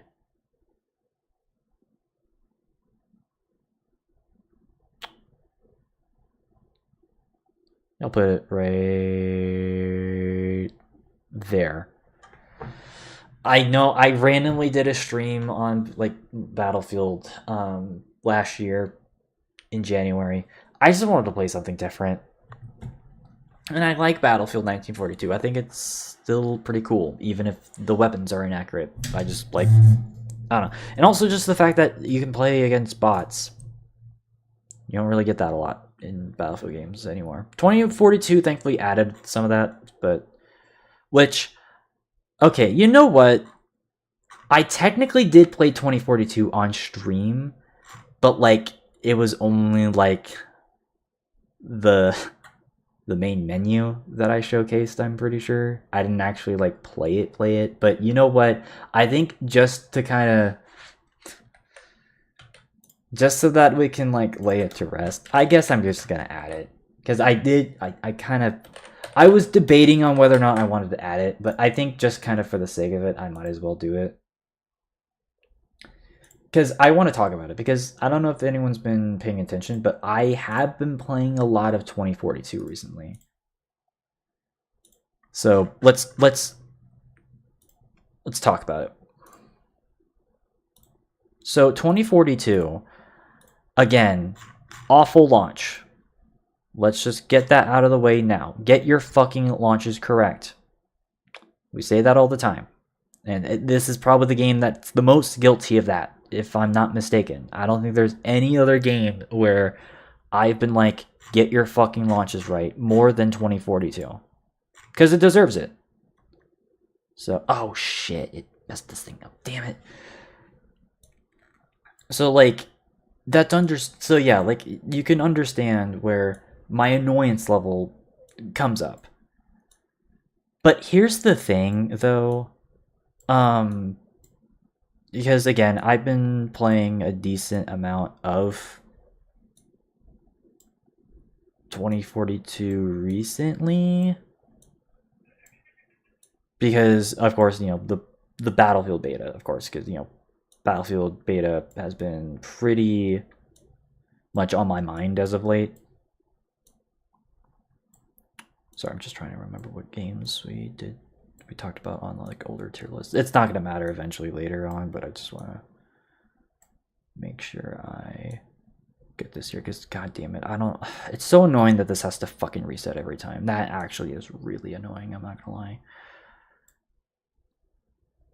Because like, why can't we just, you know, talk about games, you know?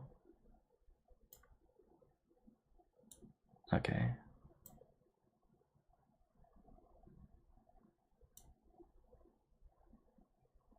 Okay, I think that's all the games. Again, it's not gonna matter later, whatever. Okay. And by the way, I'm not talking about like games I talked about on community tier lists. So, but yeah, 2042. It had a terrible launch. I get it. And again, we shat on the game plenty of times because of it. Because again, it deserves it. Because the game should have launched in a way better state. I'm going to be honest though, I've been having a decent amount of fun in it recently.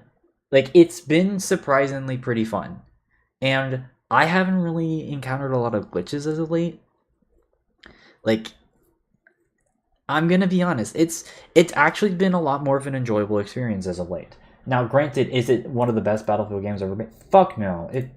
I would definitely still would rather play Battlefield 1 over it for sure.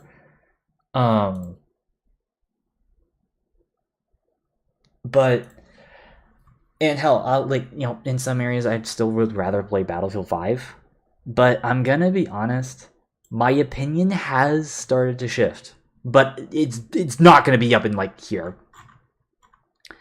It's like it's about like right here now. Between like Modern Warfare and here. Again, part of it is because Battlefield games I just typically prefer compared to a lot of other like first-person shooter multiplayer franchises. So because of that, I will admit my opinions have gotten better. And even just the fact that like this game has gotten a lot more content in recent years. And even the portal mode. That is definitely the coolest part about this game, is the portal mode. Portal is actually one of the coolest things that they added in. I'm glad that they thought that was a cool idea. I kind of wish that it was being brought back into Battlefield 6, though, but it doesn't look like it is, which is sad, but I understand. That said, though, Hazard Zone, no. So, yeah, I'm just going to put an average. It's fine, but it's no Battlefield. Like, it's not as good as other Battlefield games. So, I guess the reason why I am putting this above Hardline, though, is because Hardline, at least on PC, has the stupid fucking battle log still. So, I don't know why they never got rid of that for Hardline, but I digress. Alright, Blood. Blood, I'm going to put this in... I guess in B tier. I'd rather play it. And again, I might shift some of these to like other like some of these games into different tiers. So, but yeah, Blood. I like Blood. I think it's a cool shooter game. I'd rather play it above.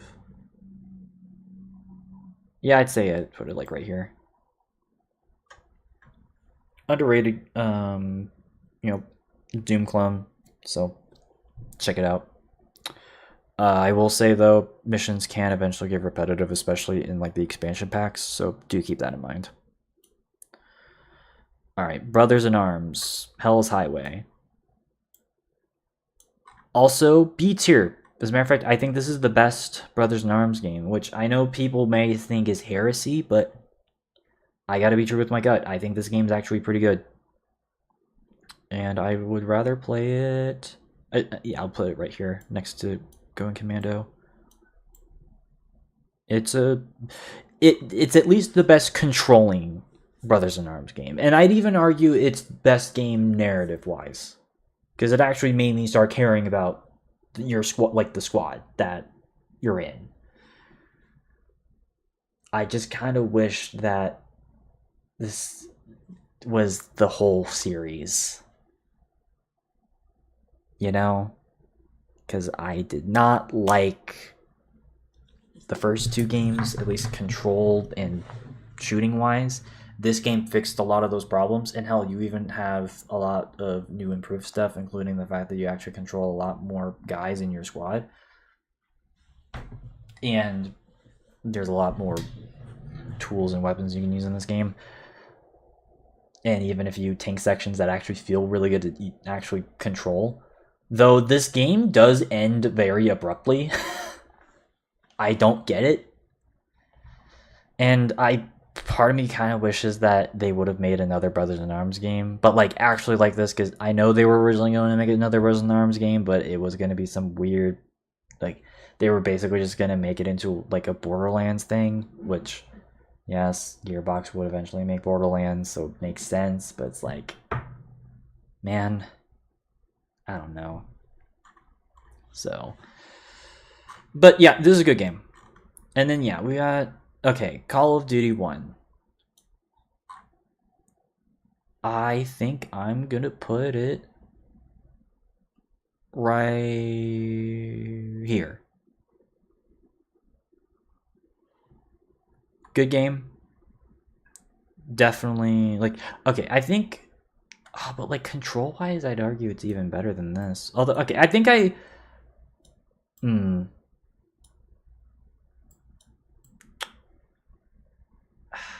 shit. I'll keep it here for now. I really like the original Call of Duty game. Like, I understand why people don't talk about it as much because it is like a very old game now. But like, people talk about Halo 1 more than they do Call of Duty 1. So I don't know. Maybe they just see it as not like innovative enough, which fair, but I still think it's a cool game. Even if it is very derivative of Medal of Honor, it has enough going for it to where it feels different. So I think it's fine. So, and I'm just biased because I like a lot of older games. So yeah. And then Finest Hour, which this one, I put gameplay of this through one of my videos that I've now privated recently. So that's why it's on here. This was the first Call of Duty game I actually remember playing. And I think I'm gonna put this in average. So I think I would rather play, I put it right here. So there's just some parts of this game that can be very frustrating, especially in the American missions. The American missions, especially in like the first, like especially in the first half, is just so annoying. So, or at least on place like the PS2 version. Xbox version is a lot more manageable. But the PS2 version is so fucking dark on like flat screens for some reason.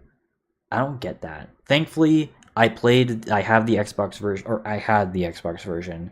Obviously, it's at my house, but yeah,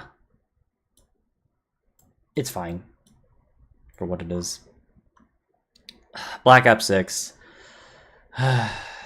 Again, because of what this game represents, even though I did enjoy the campaign, I can't put this above like a C tier.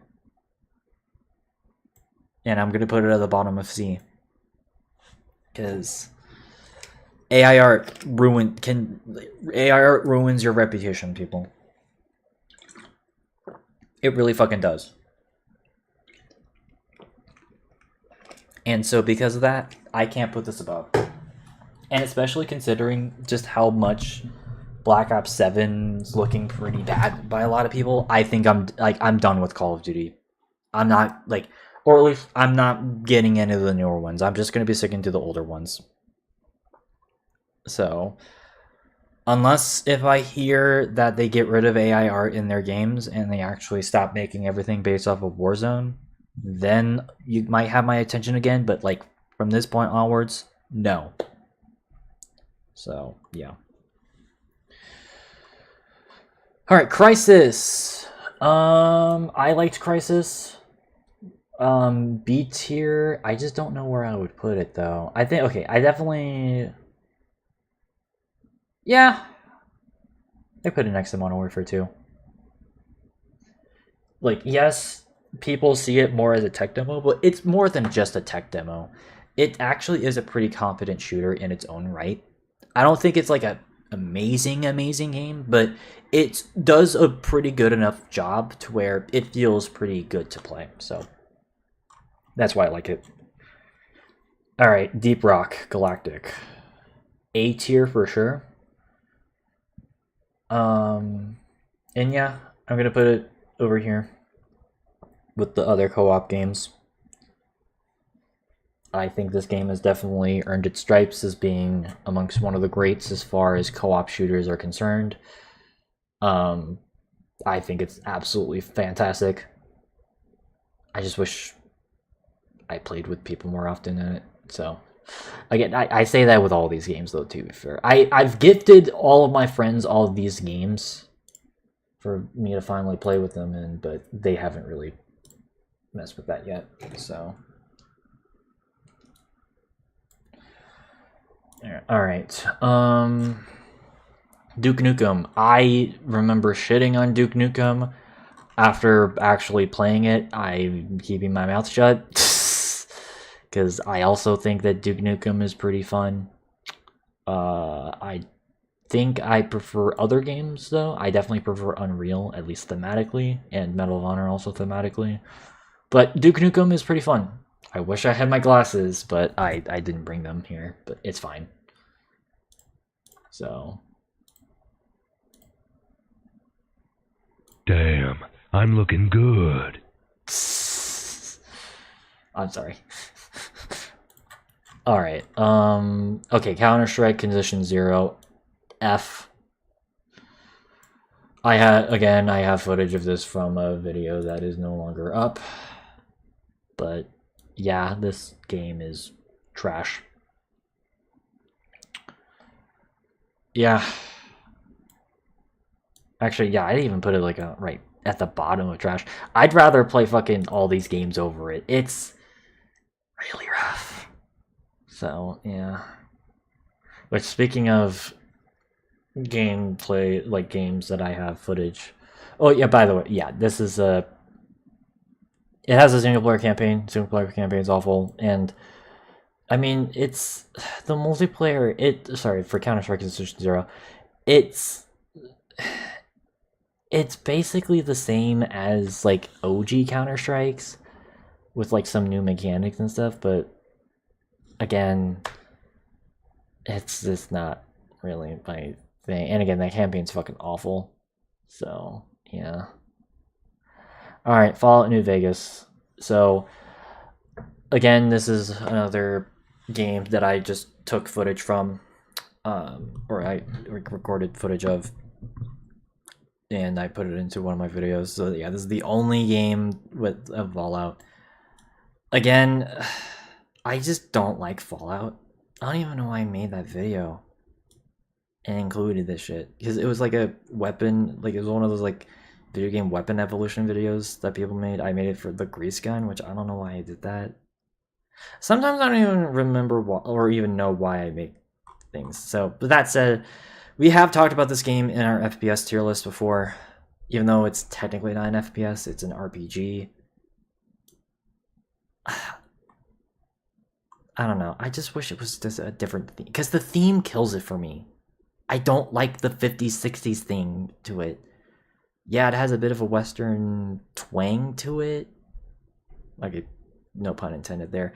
I just don't like the theming. Gameplay-wise, it's okay. You know, like, but if it was literally any other theme, I would have cared. So. That said, though, I'll put it in like a lower C. I just don't care. Okay, Far Cry 3 though, I definitely care. I'm putting that next to Far Cry 4 at the very least. Far Cry 3, pretty good. I think I prefer Far Cry 4's location a bit more, but Far Cry 3 is still a pretty fantastic game. So go check it out. Need I say more about that? Yeah, I prefer Far Cry 2, but still. Okay. Oh, God. And by the way, I'm going to make sure that we end on, like, a positive note, so... I'm going to have these as, like, the last ones here.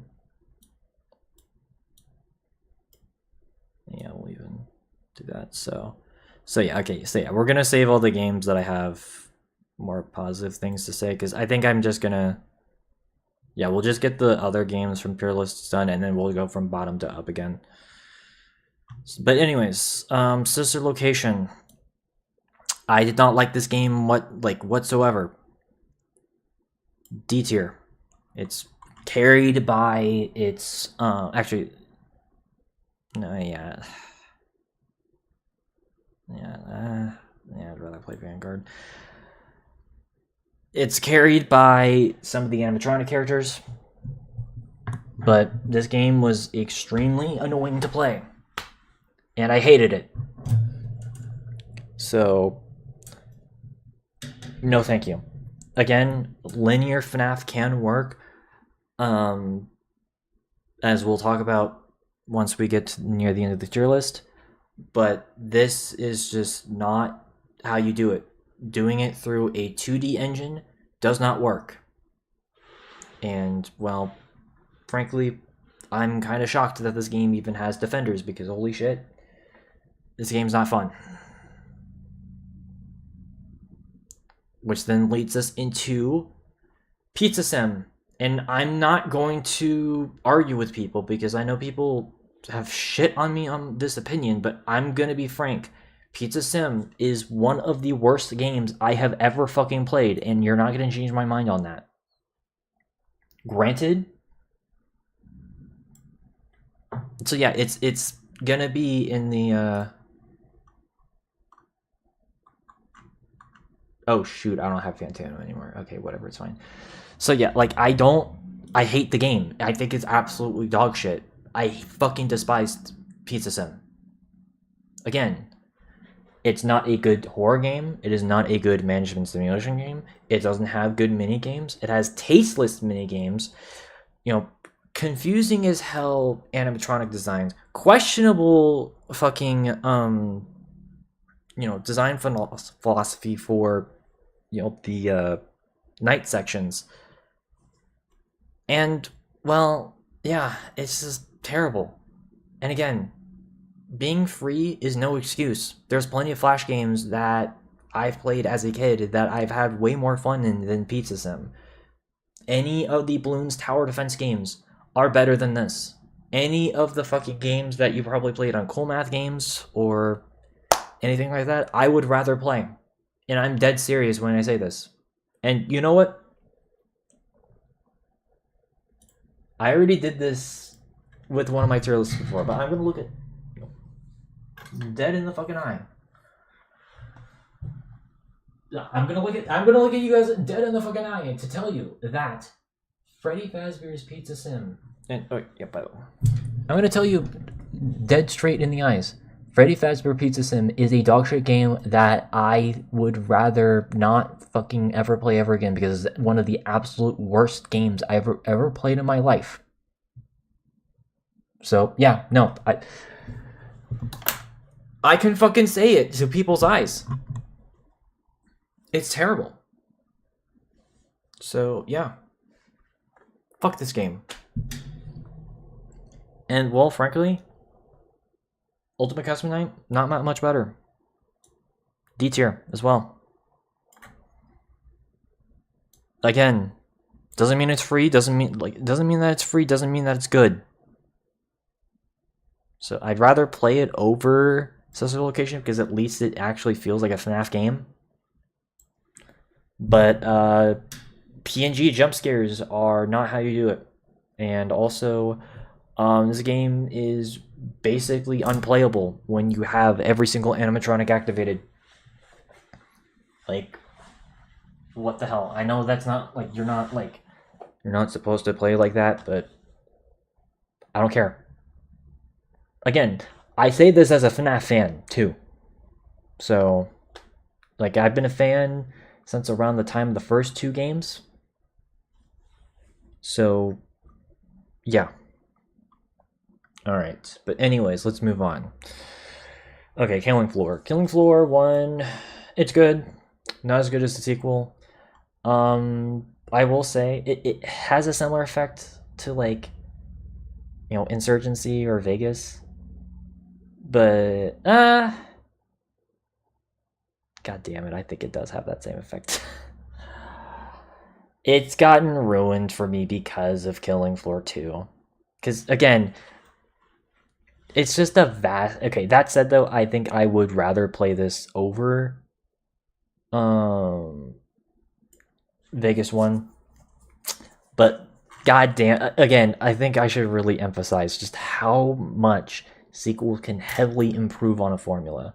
And in the case of Killing Floor 2, it's just a massive, massive improvement compared to the first game. Not that the first game is bad. It's still good. Or at least I still like it. But objectively speaking, 2 just blows it out of the water. And again, that's kind of the same thing that I have to say about, most games. Now, that said, we're going up to Left 4 Dead 1.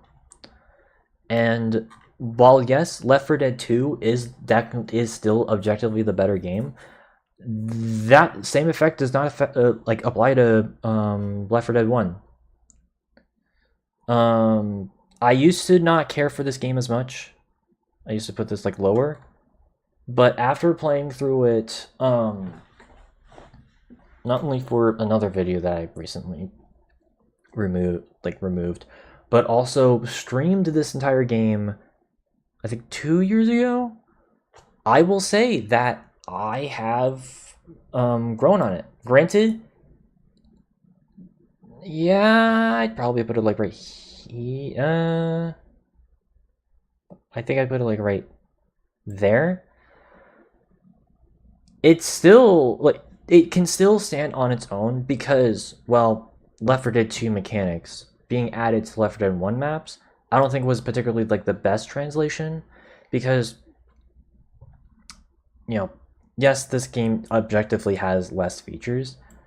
I just think that the maps in Left 4 Dead 1 play better in their own game compared to Left 4 Dead 2. So that's kind of why I appreciate Left 4 Dead 1 just a bit more. That said, though, Left 4 Dead 2 is the better game. But yeah, Left 4 Dead 2, you can still play it on its own, and it's still fun. So, and also because it wasn't heavily modified over the years compared to Left 4 Dead 2, it still feels like an older source engine game, and so because of that, I have a bit of a soft spot for it. So, yeah. Okay, now we're starting to get into the shit again. So, Rainbow Six Classic, definitely an A tier. Same thing with Vegas 2. I'm gonna put both of these in A tier. Though Rainbow Six Classic, I'm gonna put this. Yeah, we'll put it next to Unreal. Again, I always kind of use these, I've always used these games as examples as to why I do think Half-Life 1 is overrated, because these both came out the same year and before Half-Life 1, and they did the same things that Half-Life 1 was credited for. So I kind of see them as weird, brother games, especially since, well, I don't think you guys know this, but Rainbow Six was actually built on a heavily modified version of the Quake engine. That is something that not a lot of people know about. And obviously, since Unreal is obviously heavily inspired from Unreal, or not Unreal, heavily inspired by Unreal, Quake, it's heavily inspired from Quake, there's a bit more of an argument where these are just more long-term influential, especially Rainbow Six. People do not give this game enough credit, because this game, not only did it spawn tactical shooters, it basically spawned in the modern mechanics of FPS shooters that we know nowadays. It genuinely surprises me that not a lot of people mention that, but I digress. I do find the game to be very fun. So, all right, Red Faction. I'll put this in B tier. I'll put it next to Half-Life 1 because it's basically just Half-Life on Mars. I'm not gonna argue. I'm not gonna disagree with anyone on that because that is objectively true. So, it's still fun, and I do like the geomod stuff on here. Obviously, a huge inspiration for something like Deep Rock Galactic for sure. So, yeah. Okay, here we go. Silent Hill. Actually, okay, no. We'll save this for later. We'll save this for when we talk about other games. Yeah, we'll even save. Ah, damn it. Okay. I can't save every game. Okay, we'll talk about the games that aren't as like close to me, but I still absolutely love. Stalker, Shadow of Chernobyl, or Shadow Chernobyl, Bottom of S.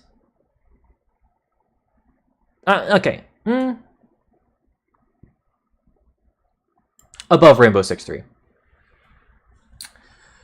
I'm not gonna repeat myself on what I said in the horror tier list. I think this, or any of the other tier lists that this has been on, I've really grown on this game. I think that this is one of the more underrated games of the late 2000s, and I think that people should definitely go out of their way to play it.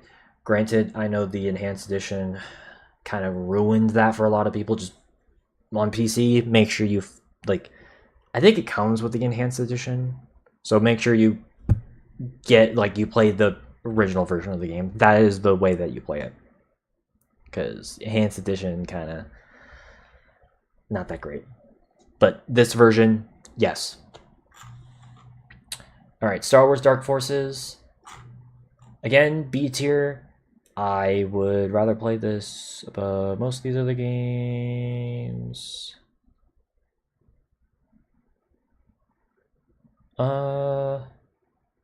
And yeah, I think, you know what? Yeah, hot take. I'd rather play this above that. There we go.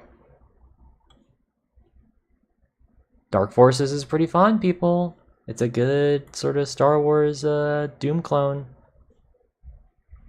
So yeah.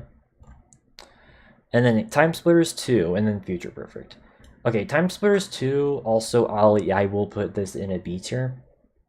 Though definitely more on the lower end. I'd probably put it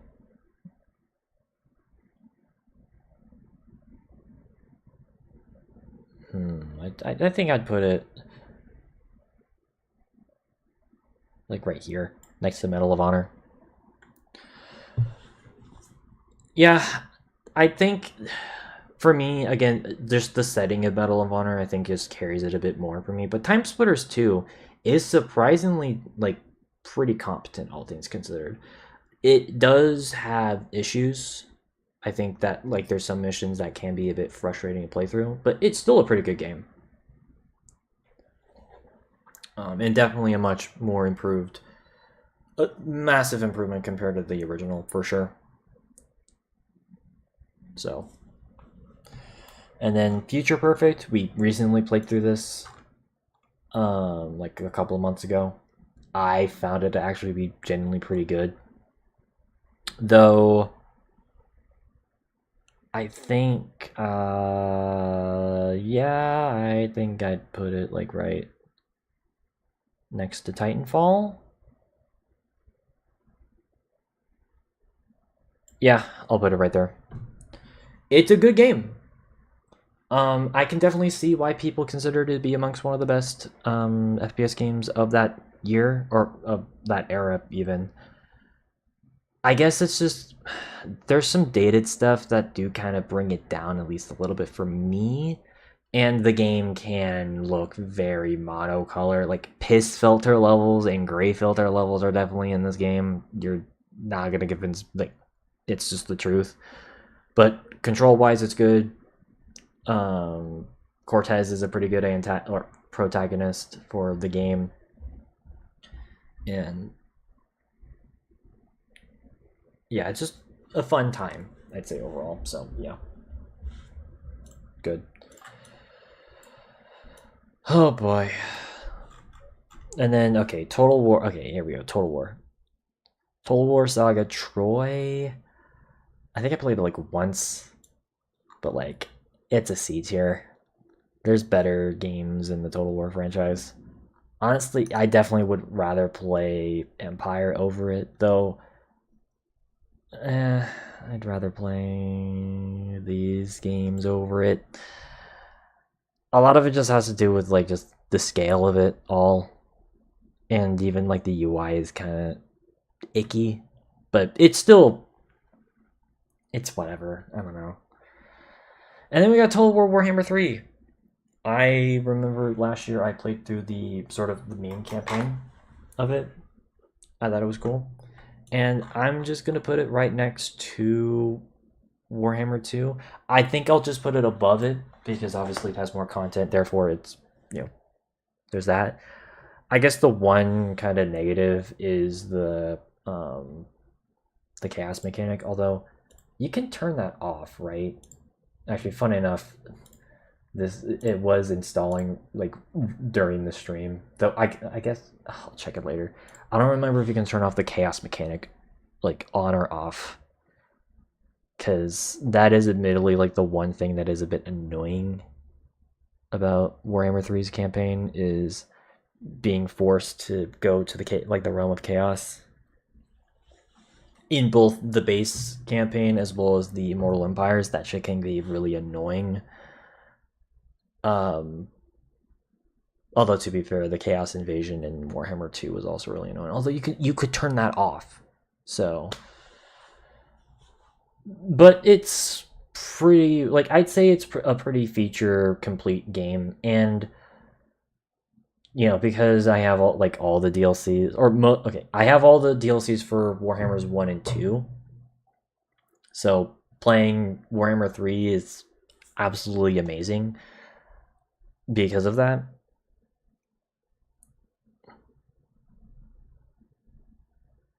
I don't know.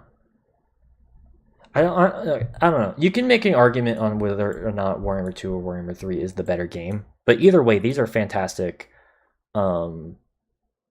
games as far as the Total War, as far as Warhammer Fantasy is concerned. And these games did help bring back Warhammer Fantasy in the form of the old world, which I think is pretty admirable, even if trying to play Warhammer Old World is way too expensive.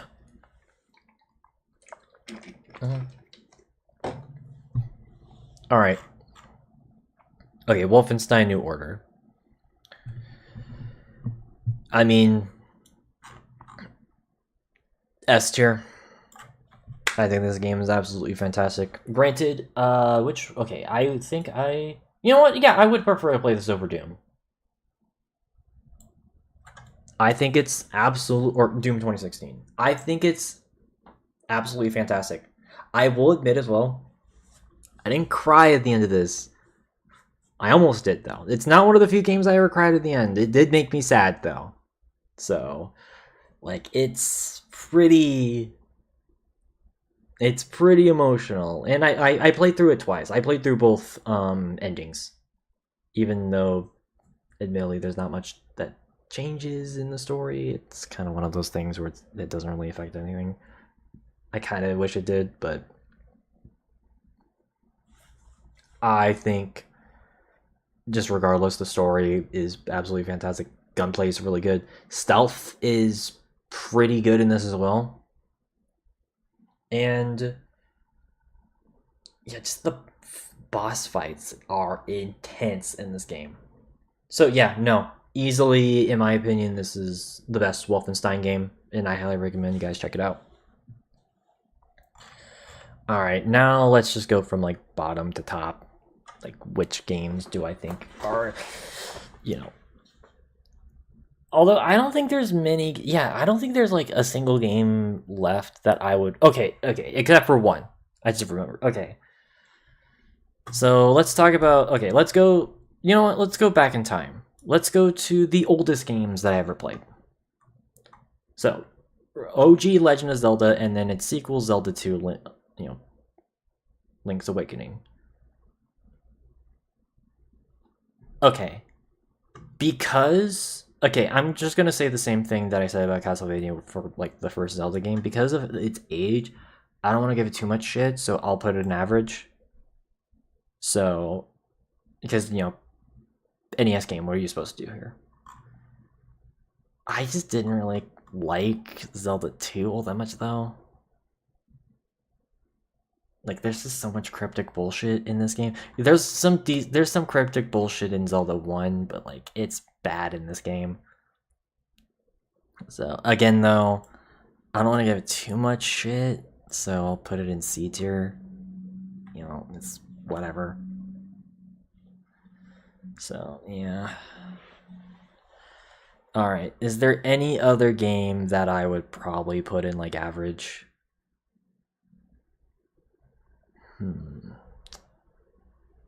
I don't think so. Except for maybe one game. Oh, okay. Sorry, I forgot. Lego Star Wars A tier. And I would put it right here. Good game. Obviously influential for Lego games in general. Just a little bit overrated though. Like I know people who would put it like up here. I wouldn't do that, but it's still good. Anyways. Okay, yeah, the one game I would probably put in average, although it's not inherently the game's fault. Keep that in mind. X Defiant. It pains me to say it, but like I gotta put it in average because of what it represents. Granted, I will say I would have rather have played this over most of these games. Actually, okay, I'd rather play Thief though, to be fair. It was a good game. Until it was killed. And nobody played it and then it was killed.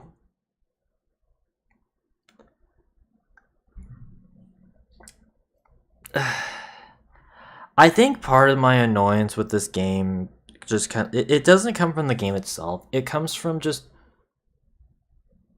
everything that was surrounding X Defiant, because it wasn't even that it was a bad game. It actually had some pretty good movement, shooting, and even maps. And hell, even just the concept of how they handled specialists in this game, like most of them weren't even that OP. But this game was ruined because of one thing. Its launch. It wasn't a broken launch, because it was pretty much functional, but it was not on Steam for some weird stupid reason. Ubisoft just refused to put this on Steam for whatever stupid reason. So, and well, it didn't help that even before this game launched, there was already a lot of negative press against this game because it was originally supposed to be a Tom Clancy game, and because it was very much like a Call of Duty style of game, the Tom Clancy fans fucking hated that shit, because that's a misconception that a lot of people I think have, is that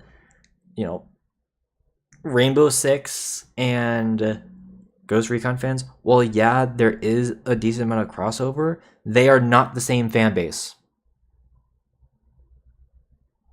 The Call of Duty fan base is a lot more aligned to sports video game fan bases than they are like other military shooter fan bases.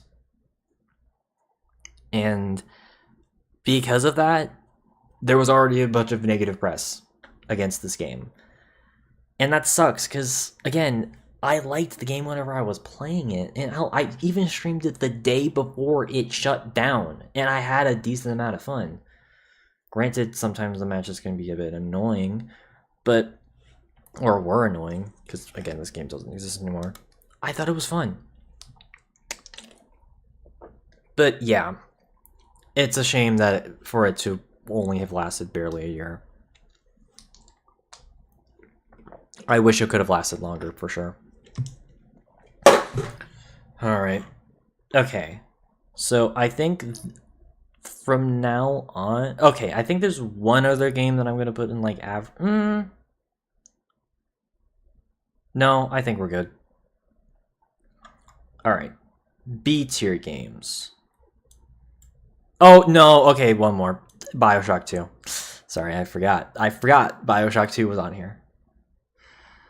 I'm sorry, guys. I know there's a group of people who love Bioshock 2. But... I don't know, man.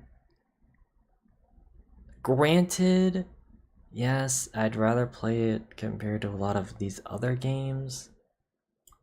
But, man, the PC version is just broken. I've constantly crashed so many times when playing this game whenever I tried playing through it. It was just intolerable.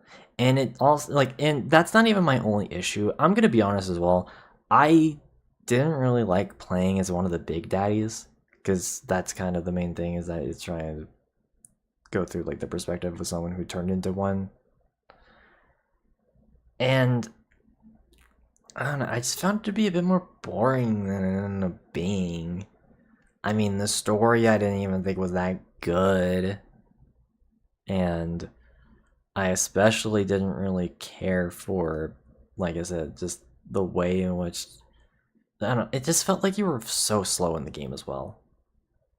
Especially compared to the first game, and especially compared to Infinite.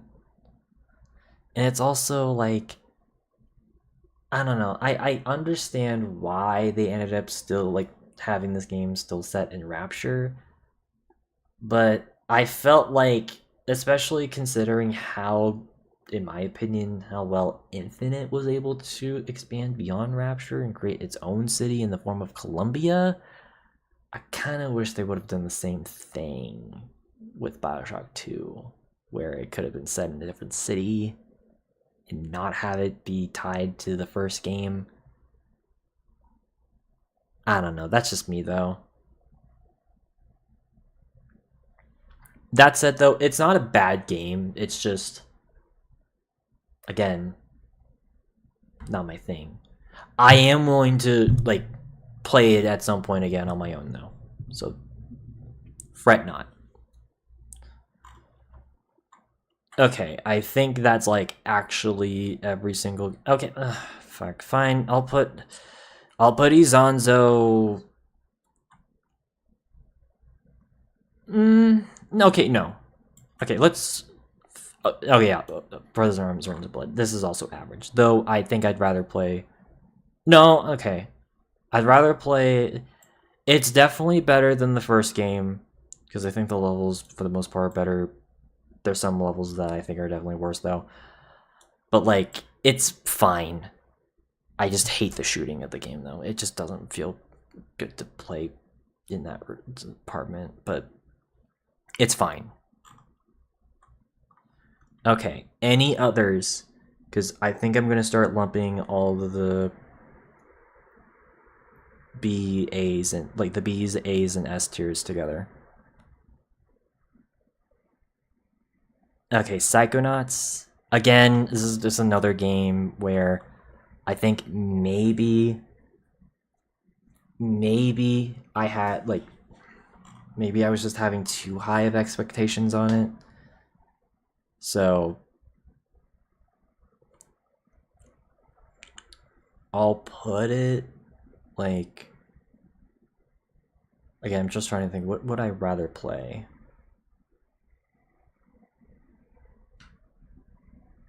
I'll put it in average for now.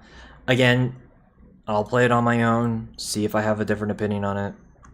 So, it is what it is. And then Rising Storm 2,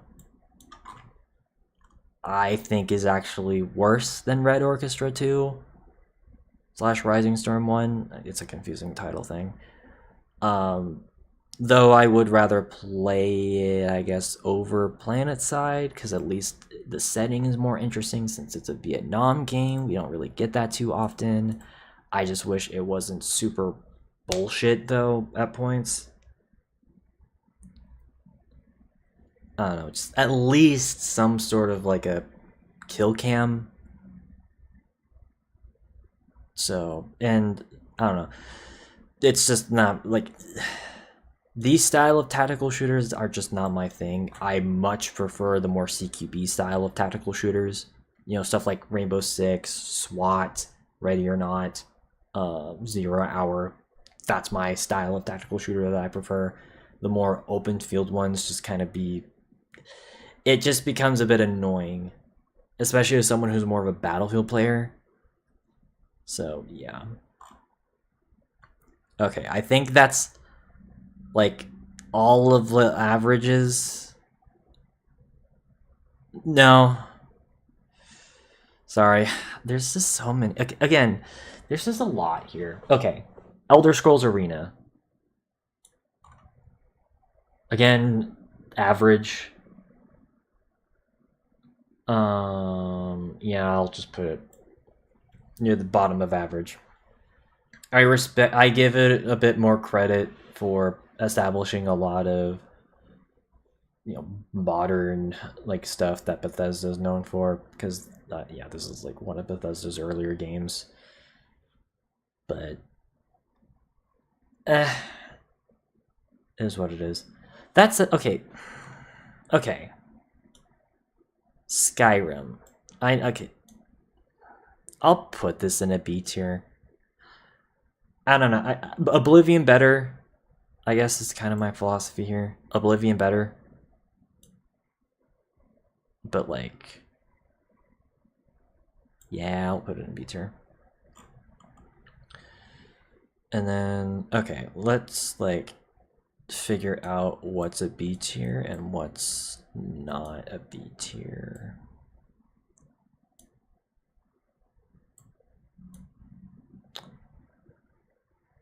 Yeah, I think... Okay. I think I figured it out. Okay. So...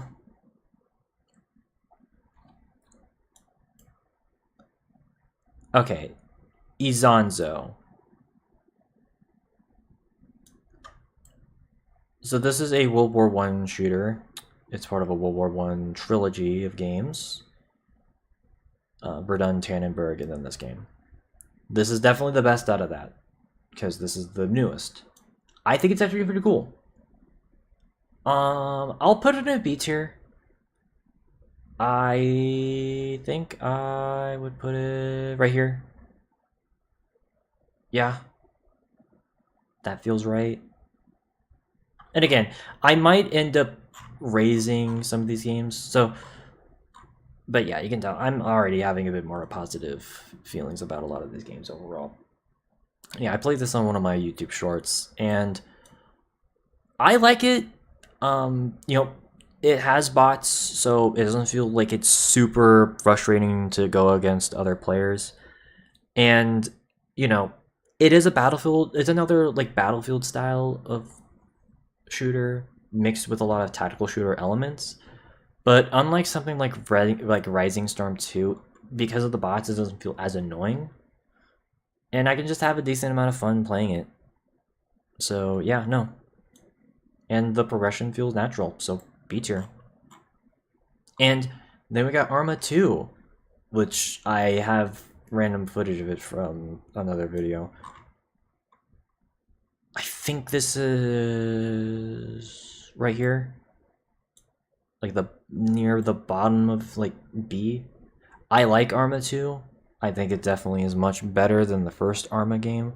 It doesn't feel as good as Arma 3, but it's a good sort of introduction. Like if this is your first Arma game, this isn't a bad choice. It's definitely a lot more complex compared to a lot of other first-person shooters, but it's pretty competent for what it is. So,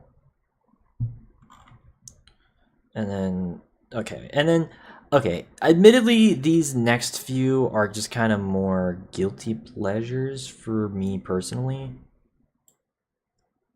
So yeah. Okay, Medal of Honor Airborne, it's not as good. Okay, yeah, I'd put it like right here. It's a short game. It should be longer. I acknowledge that. Because this game was like only 2 hours, or like it was like only like 3 or 4 hours whenever I streamed it. But like, it felt good to play, so I'm not gonna complain about it too much. It's a short, decent experience, so. But yeah, I would much rather play other Medal of Honor games for sure. Payday the Heist, also a B tier. I'm actually just gonna put it like above Left 4 Dead, like the original. Cause again, Payday 2, like again, Payday 2 is just so much better. But this is still a pretty good game in its own right. So alright, and then Trine 2. Not as good as the first Trine, I would say. But it's still also a pretty decent puzzle platformer, fantasy setting.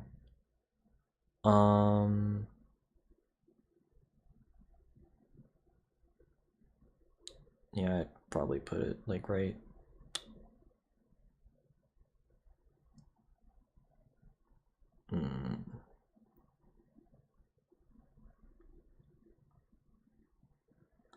Put it like right there. Again, this whole tier list has just been me basically being like, which game would I rather play? Again, and that's kind of what I'm basing this whole thing off of, so keep that in mind. And then Age of Mythology, I'll just put this next to Age of Empires. So, because, I mean, some of the annoyances that I have in this game were present in Age of Empires, so, but I still like it. I do definitely think it's interesting that they made a spin-off of Age of Empires in this. So, yeah. And then Max Payne. Okay, actually, I'll put this in average as well. Though, keep in mind that I didn't finish this game because, again, it was just a... This is not a complaint about the game itself, it's just a me thing. This game just got a bit too dark for me, personally. So that's kind of why I didn't, like, finish it. So this average score does not mean that like it's a bad game. It just means that I never finished it. So just keep that in mind. All right, and then Command and Conquer. This is the OG version. And I like the OG version. As a matter of fact, I'm actually going to put this...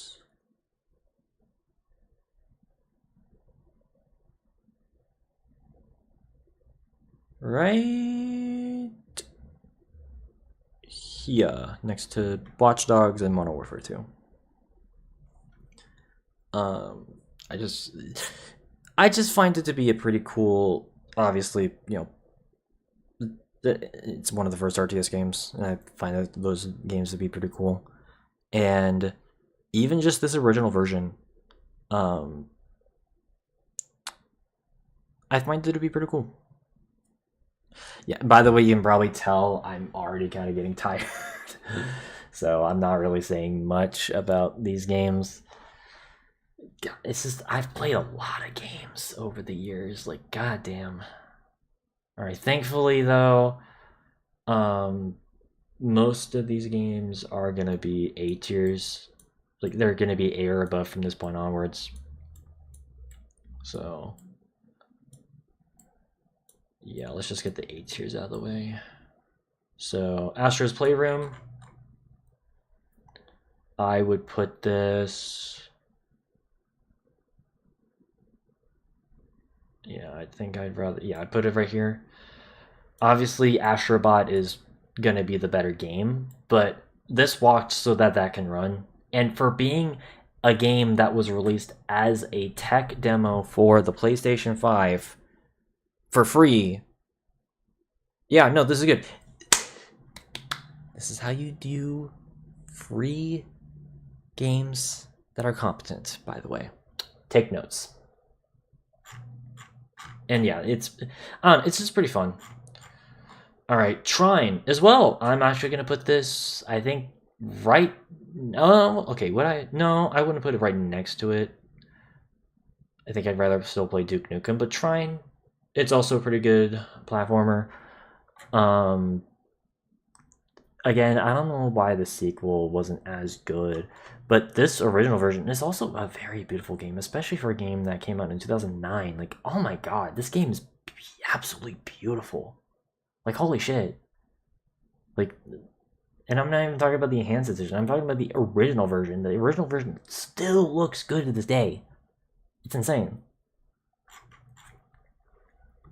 Ace Combat, also A tier. And I think I would rather. Yeah, I put it right here.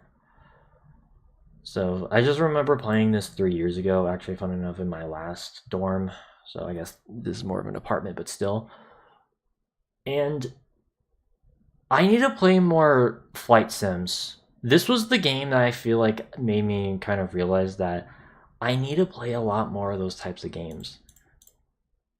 And I don't know why I haven't even gotten to that since. I mean, I've played a couple, obviously, for the Caspian Game Awards. I played Days Combat 7, Assault Horizon.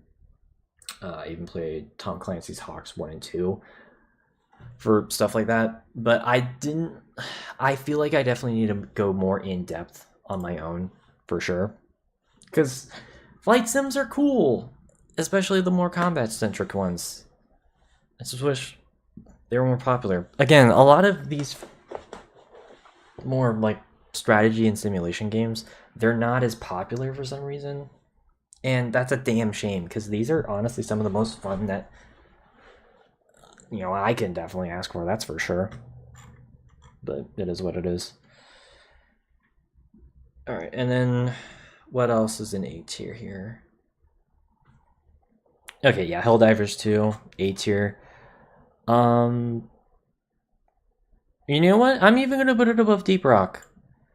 Again, these are essentially like these 4 games. I think I've determined are basically the 4 horsemen of the apocalypse as far as co-op shooters are concerned, because these are honestly some of the best co-op shooters that anyone could ever offer on the market and just even play.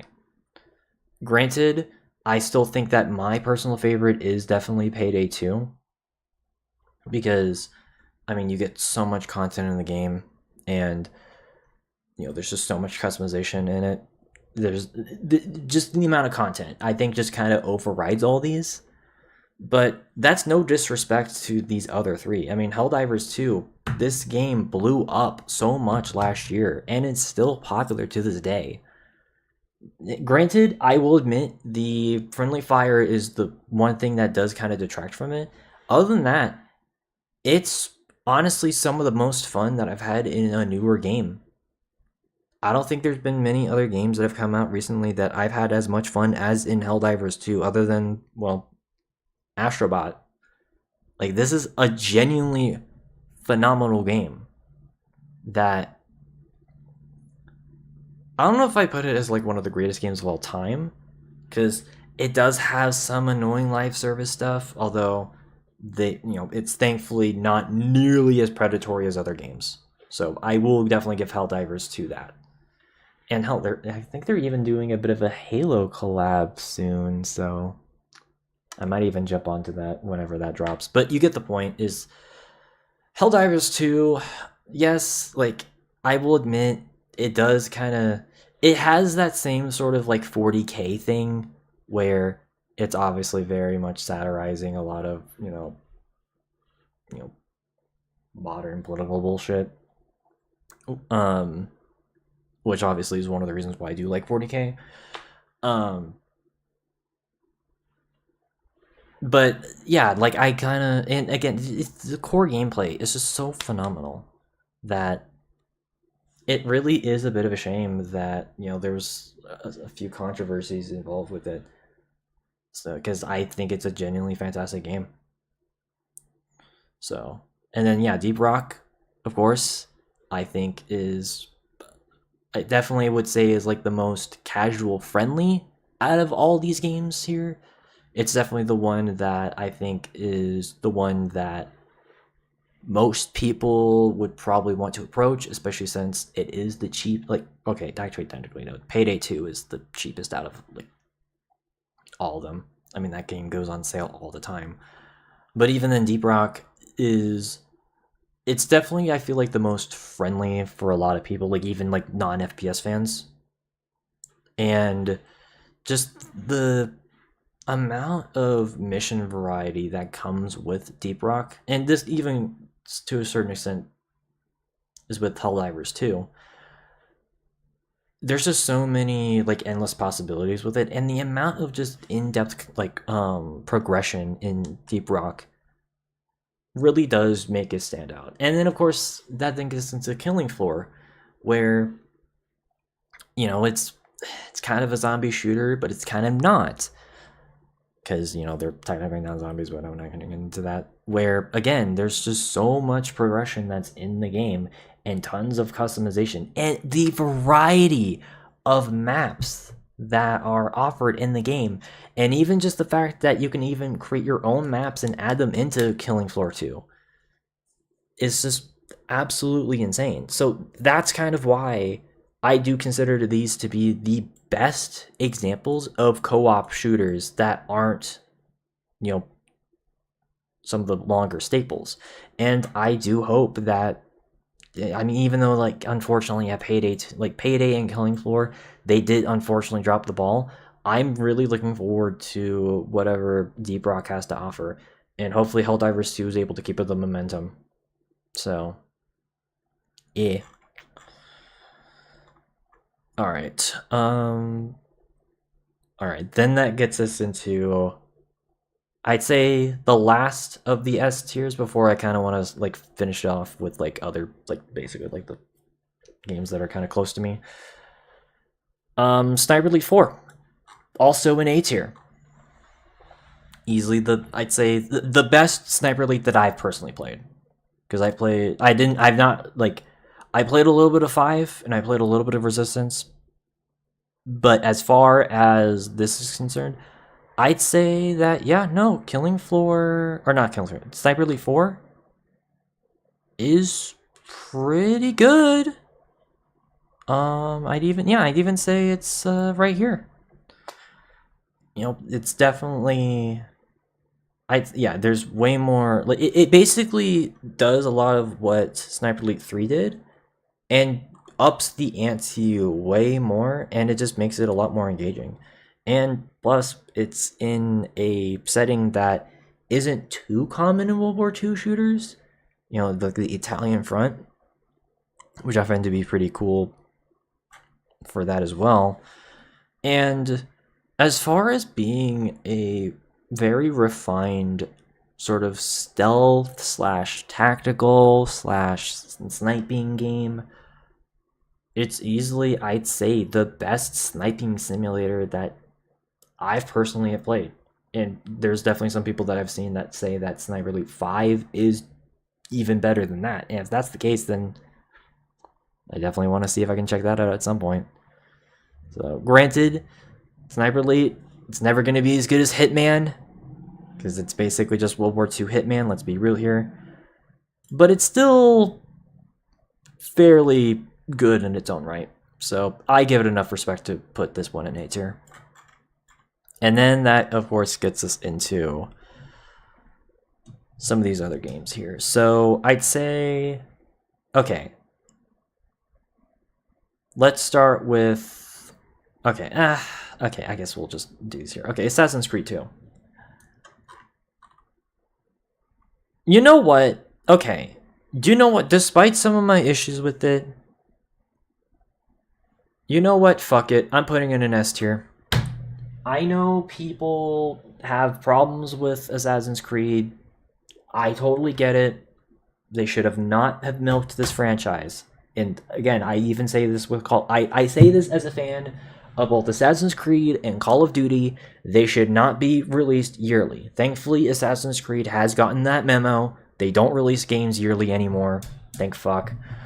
But I'm just gonna be honest. Assassin's Creed 2, I have grown a lot more of an appreciation for it overall after playing through it last year. And I think it is a genuinely really fun game. Ezio is a much better and much more interesting character than Altair. The cities, I think, for the most part, are a lot more engaged, like a lot more engaging in,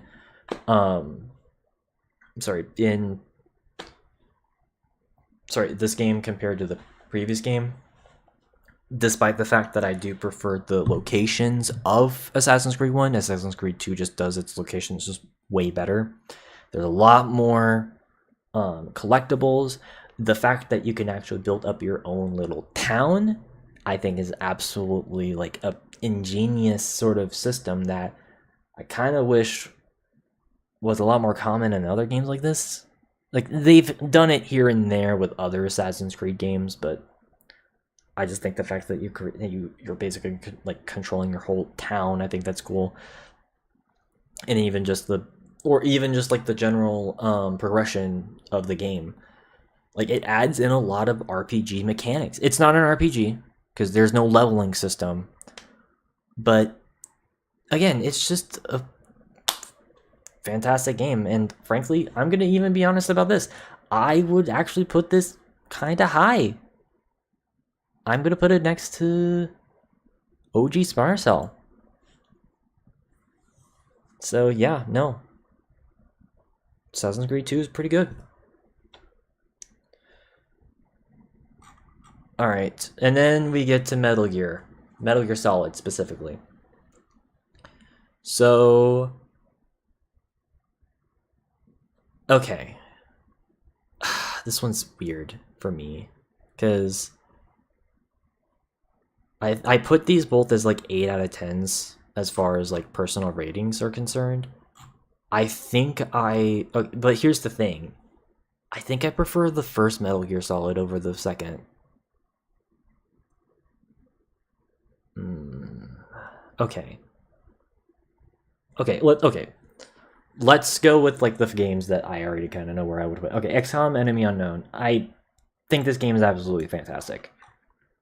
As a matter of fact, I'm gonna put this like high A.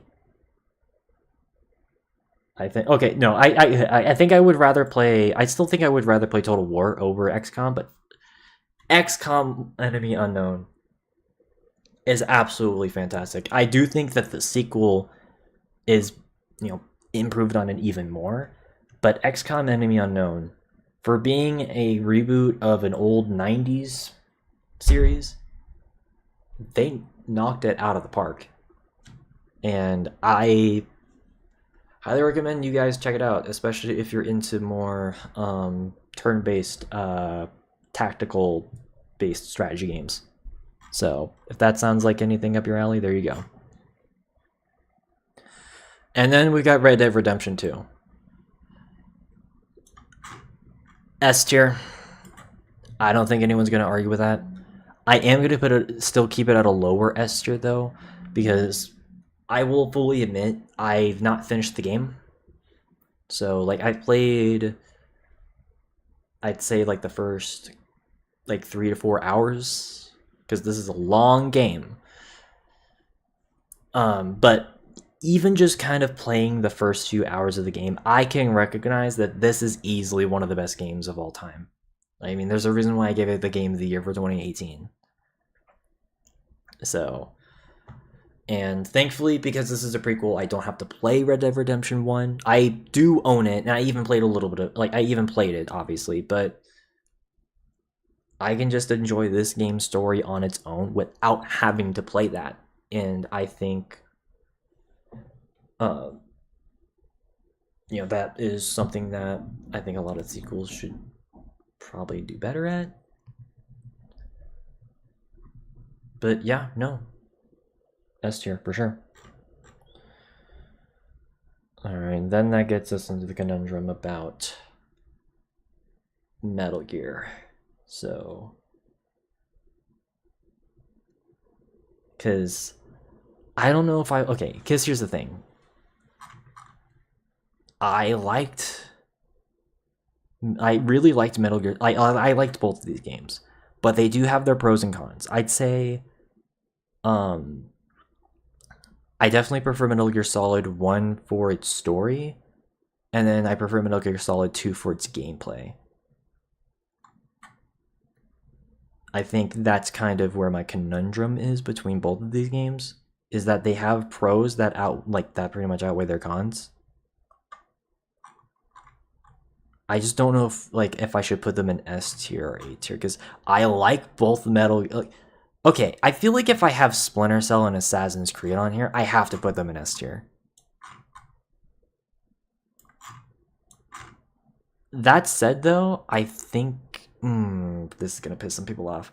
I prefer the game. Hold on, where's my?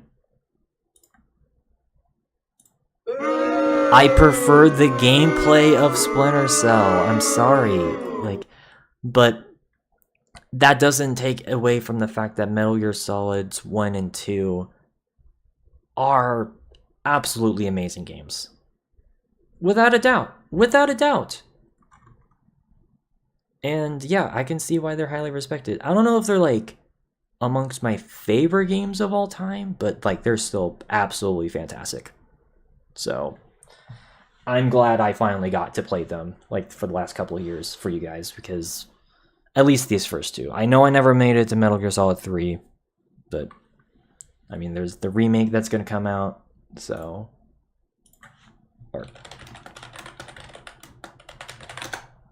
it's not out, right? Okay, it's coming out next week. So mark your calendars. All right, and now that it gets us into some of these more closer to home games. So, I think first of all, Silent Hill the second, that's going in God. Again, this is one of the few games that has ever made me cry. Actually, okay, you know what? Yeah, I mean, we're already going to be talking about games that made me cry. So, but yeah, this is the first one that we're going to be talking about. Silent Hill 2, God. I think that this is easily one of the best games that I've ever played. And that's saying a lot. This game, it fucking hurts. But it's still, I find it to be an absolutely fantastic sort of commentary, or not even commentary, but just kind of a lesson talking about mental health, which was something that just was not a thing from either movies or especially video games. So the fact that this game, that was one of the main things that tackled, already alone was a massive big deal for this game. And not only that, but also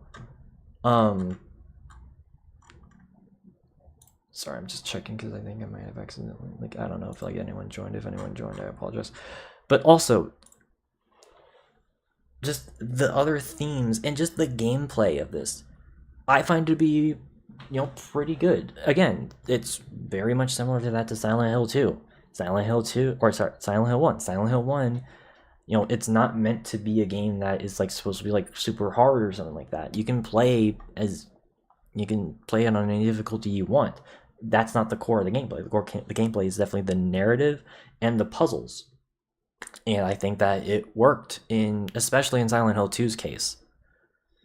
So I will say it's definitely a game that isn't the most replayable. It's definitely one of those games that I would say it's kind of a one and done. But that first time you play it, absolutely fantastic. And like I said, this game made me cry at the end, so that should say something. But yeah, let's go to something a bit more lighthearted.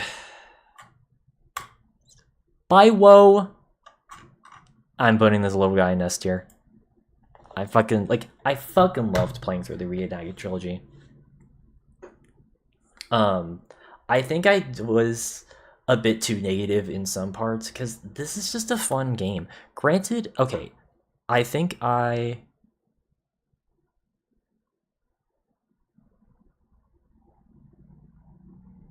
there. Yes. I mean, this is a fantastic remake. It's kind of also weird because I did forget that I actually did own Spyro. Like I remembered I owned the first Spyro game, but I kind of like while I was playing through Spyro 2, I was like, okay, this is feeling familiar. Turns out we did also own Spyro 2. I forgot that we owned Spyro 2 as well because those were some of the games that I remember growing up with, but my cousins ended up taking it, and or they took the PS1. So, but like still, Spyro is like this original trilogy is, again, a good example on what pretty much helped make the original PlayStation. And this Reignited trilogy is a fantastic adaptation of all three of those games, and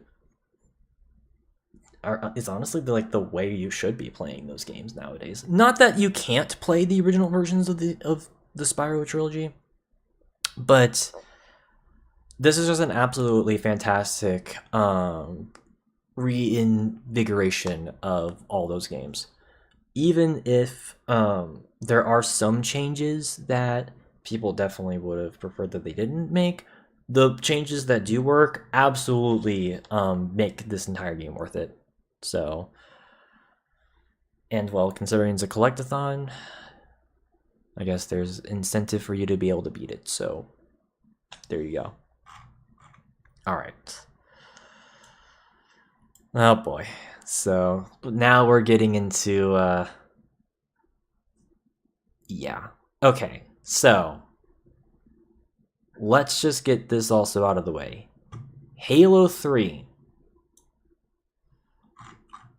God as well. And I'm actually going to put it right next to Halo 1. It is absolutely legendary. Again, this game also made me cry. This is the second game that made me cry. So I will fully just straight up say that you can honestly interchange Halos 1 and 3 between each other, because they both have amazing campaigns. And, they're amazing for different reasons. And here's the thing as well. They both have amazing gameplay.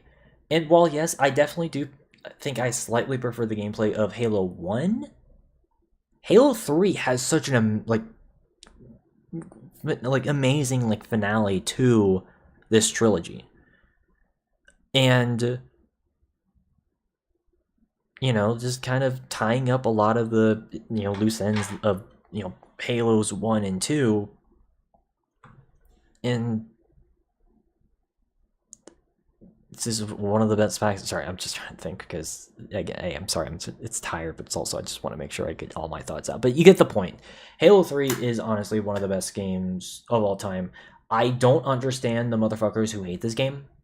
Again, you are not correct. Because yes, there is a group of people that say that this was like a shit sequel. Granted, I don't think those people have been active for like years. Although, I think if there's anything that we've established on this tier list series, or even talking about the Caspian Game Awards, is that there's always going to be people who are going to be complaining about games. I mean, fuck. I remember seeing people complain about the Dead Space, the original Dead Space. Because, dude, okay, I have to rant about this. So, I'm just going to be straight up right now. There's a reason why I don't try to look up to a lot of there's very few video game reviewers that I look up to today. I'd say the one that I still kind of hold close to me is James Rolfe from Angry Video Game Nerd. But he's kind of the only one that is held up from that era, because I mean, I'm sorry. I guess I'm just kind of because I'm just remembering. There's this one fucking reviewer from The Escapist. I think his name was Yahtzee. He recently had a falling out with The Escapist, but he had some of the most bizarre takes I have ever fucking heard.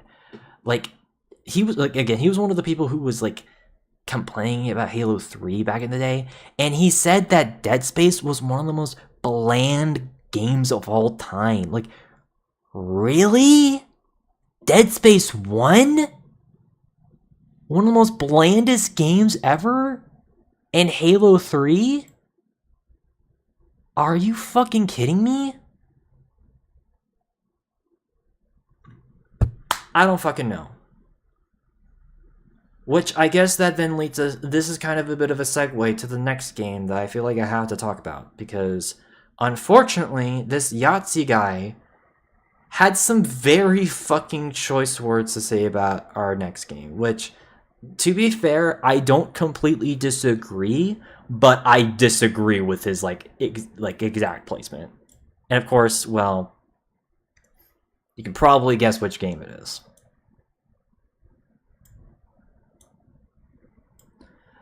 Security breach. Again, I have a complicated history about this game. Again, this game had a terrible launch, just like Battlefield and fucking Battlefield 4 in 2042, as well as a bunch of other games that we've compared. Again, we've said this a million times before, get your fucking launches right. That said, though, people like fucking Yahtzee fucking despise this game and say this motherfucker said this was the worst game of that year. I'm sorry, but like, no. It's not the fucking worst game of all time. I'm sorry, but like, granted, I get where like that sentiment comes from, though, because yes, the game had a terrible launch, story's non-existent, and well, I mean, it was completely different compared to like some of the other games in the FNAF franchise. But like, here's the thing, is that gameplay wise, I didn't even think it was that bad, because again, I'm gonna be honest, I don't think I particularly care about these older style of FNAF games as much anymore. I think if I want to be playing a game, I want to be able to move around, which is of course why I have some of the other survival horror games up here that are like all the way up here. But like, and like, I like some of like the sections of the game, like the fucking section where you're with the endoskeletons. That shit was fucking creepy as hell. I'm gonna be honest. And even the, like, obviously the daycare area, a lot of people have talked about that as well. Sorry. And but like all that stuff. But for me, like, here's the thing. Yes, I have a security breach poster back there, but it's mostly due to like it's mostly out of respect for, you know, the voice talent as well as the art direction, because those are easily the best parts of the game. Is the voice acting in this game is absolutely fantastic and spot on casting. And this is, again, another game that I will fully admit is honestly, like, once you get like max settings on, it's absolutely one of the most beautiful games ever. I know there's like footage of like with like low res, you know, textures and stuff, but I'm assuming those were done on like either those were like on like PS4 / Xbox Ones, or I'm assuming those were on lower end PCs, because I messed around with this Mega Machine that I have down here in Security Breach, and it absolutely is a beautiful looking game. Like, I make the joke that this is basically like the modern day Crysis, you know, because again, Crysis was like the whole meme, is can it run Crysis? But like, that's not an inaccurate like comparison, especially when you're talking about the polygons that are used on the models of the game. So I don't know. I will fully admit though, like, if it was just the base game, I definitely would put this in average. Because I'm gonna be real with you. Like, it's not the fucking worst game. Dude, have you not played literally like a lot of these games down here? Like, have you not, like, again, it's not even the worst FNAF game. Fucking Pizza Sim is absolute dog shit. I don't know why people defend this shit. It's trash. It's trash. I stand by that. But yeah, like at its core, it's an average game. But here's the thing,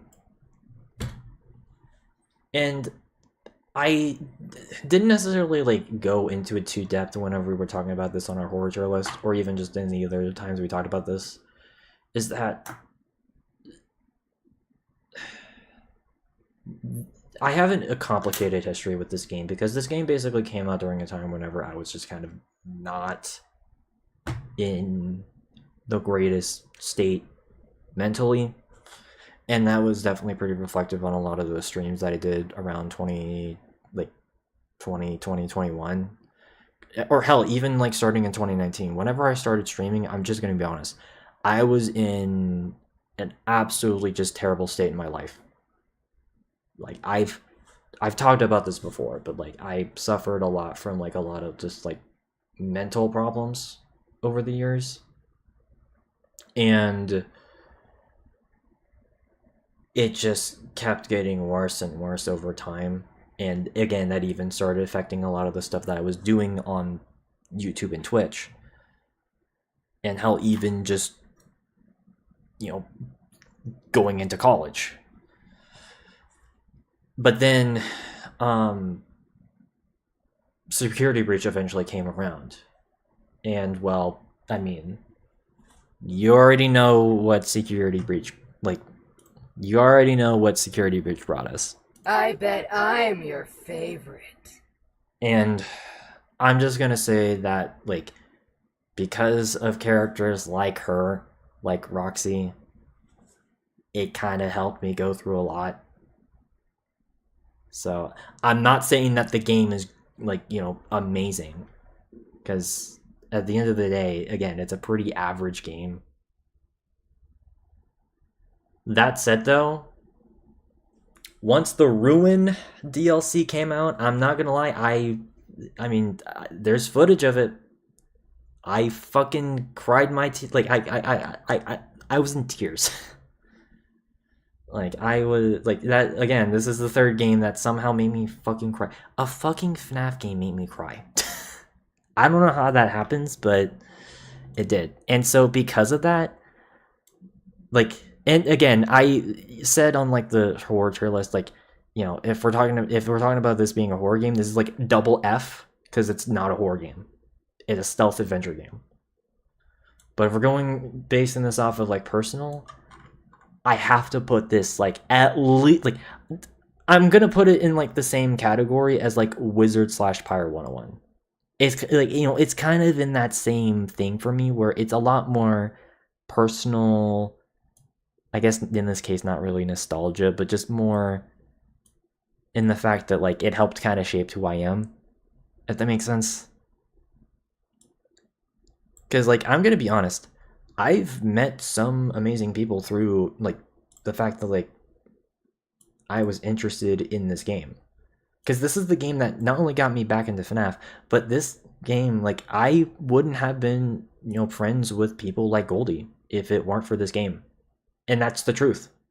And I wouldn't have known about some of the other people that I've met in real life if it weren't for me, you know, getting into security breach, and then by extension, feeling more confident going to like, you know, like talking to people and going to conventions, and then of course, you know, meeting some amazing people who are even a part of the cast here, and even just meeting, you know, people from like that exchange. So in a weird way, this game just means a lot to me, just for just the fact that it basically made me who I am. That said, though, objectively speaking, like I said, it is closer to like an average.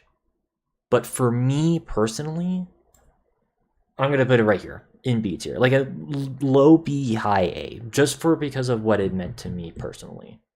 Like, it's that one. It's the one like thing I'm willing to admit is a guilty pleasure of mine. So you can take it or leave it. Actually, you know what? Fuck it. As a matter of fact, fuck it. I'm gonna put it right here. Fuck it. Sue me. So, but yeah, now let's get into the games that I feel like a lot of people would just say are just more objectively good. So, let's do it. So, first of all, all right, we got the other Shantae games. So, okay, OG Shantae, or excuse me, we already got OG Shantae. Risky's Revenge. This is definitely better than OG Shantae, that's for sure. And yeah, I would definitely play it above a lot of other games here. Though it is better, it's not better by like too much. So, because it is admittedly a pretty short game, because there's not really too much for you to do, and admittedly, art direction wasn't the strongest in this game, but I think the areas still look pretty good. The pixel art of the actual in-game stuff, I think, is also pretty fantastic in this game. So yeah, no, it's just an overall solid game all around. So could have done some stuff better, but pretty good. But that's where Pirate's Curse comes in. And this is the God tier game. Pirate's Curse is fantastic. If you've never played it, go do it right now. Okay, you probably should play Half Genie Hero first, and then play Risky's Revenge, and then play Pirate's Curse, because you might get lost and wonder why she doesn't have powers. It's explained in Risky's Revenge, but it's a fantastic game. I think that Pirate's Curse is easily the best game in the Shantae series. It takes the all the concepts of it being a Metroidvania and cranks it all the way up. And it's just a fun game all around. There's some really funny dialogue and exchanges that are made throughout the game. It has really good art direction as far as like the pixelation stuff. And again, I don't even really care for anime that much. Like, I'm gonna be real with you guys. Here's a bit of a secret. I've kind of been starting to like wane in like not just interest in like anime, but just kind of getting a bit annoyed by anime aesthetics recently, because I just feel like I've been overexposed to like a lot of anime related stuff as of late. That said, though, Shantae is still kind of the exception, which, I mean, to be fair, it's technically not like an anime art style. It's more anime influenced. But even then, I still think that these games are pretty good in pretty much all those directions. And well, I mean, you can probably guess that, like,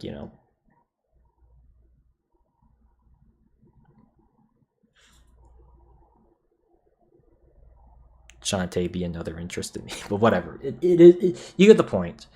Like, even just putting that bias aside, it is still a fantastic game. And again, it helped me get into more 2D style of games, because keep in mind is that by the time that I was a kid, 2D side-scrolling platformers were kind of dead.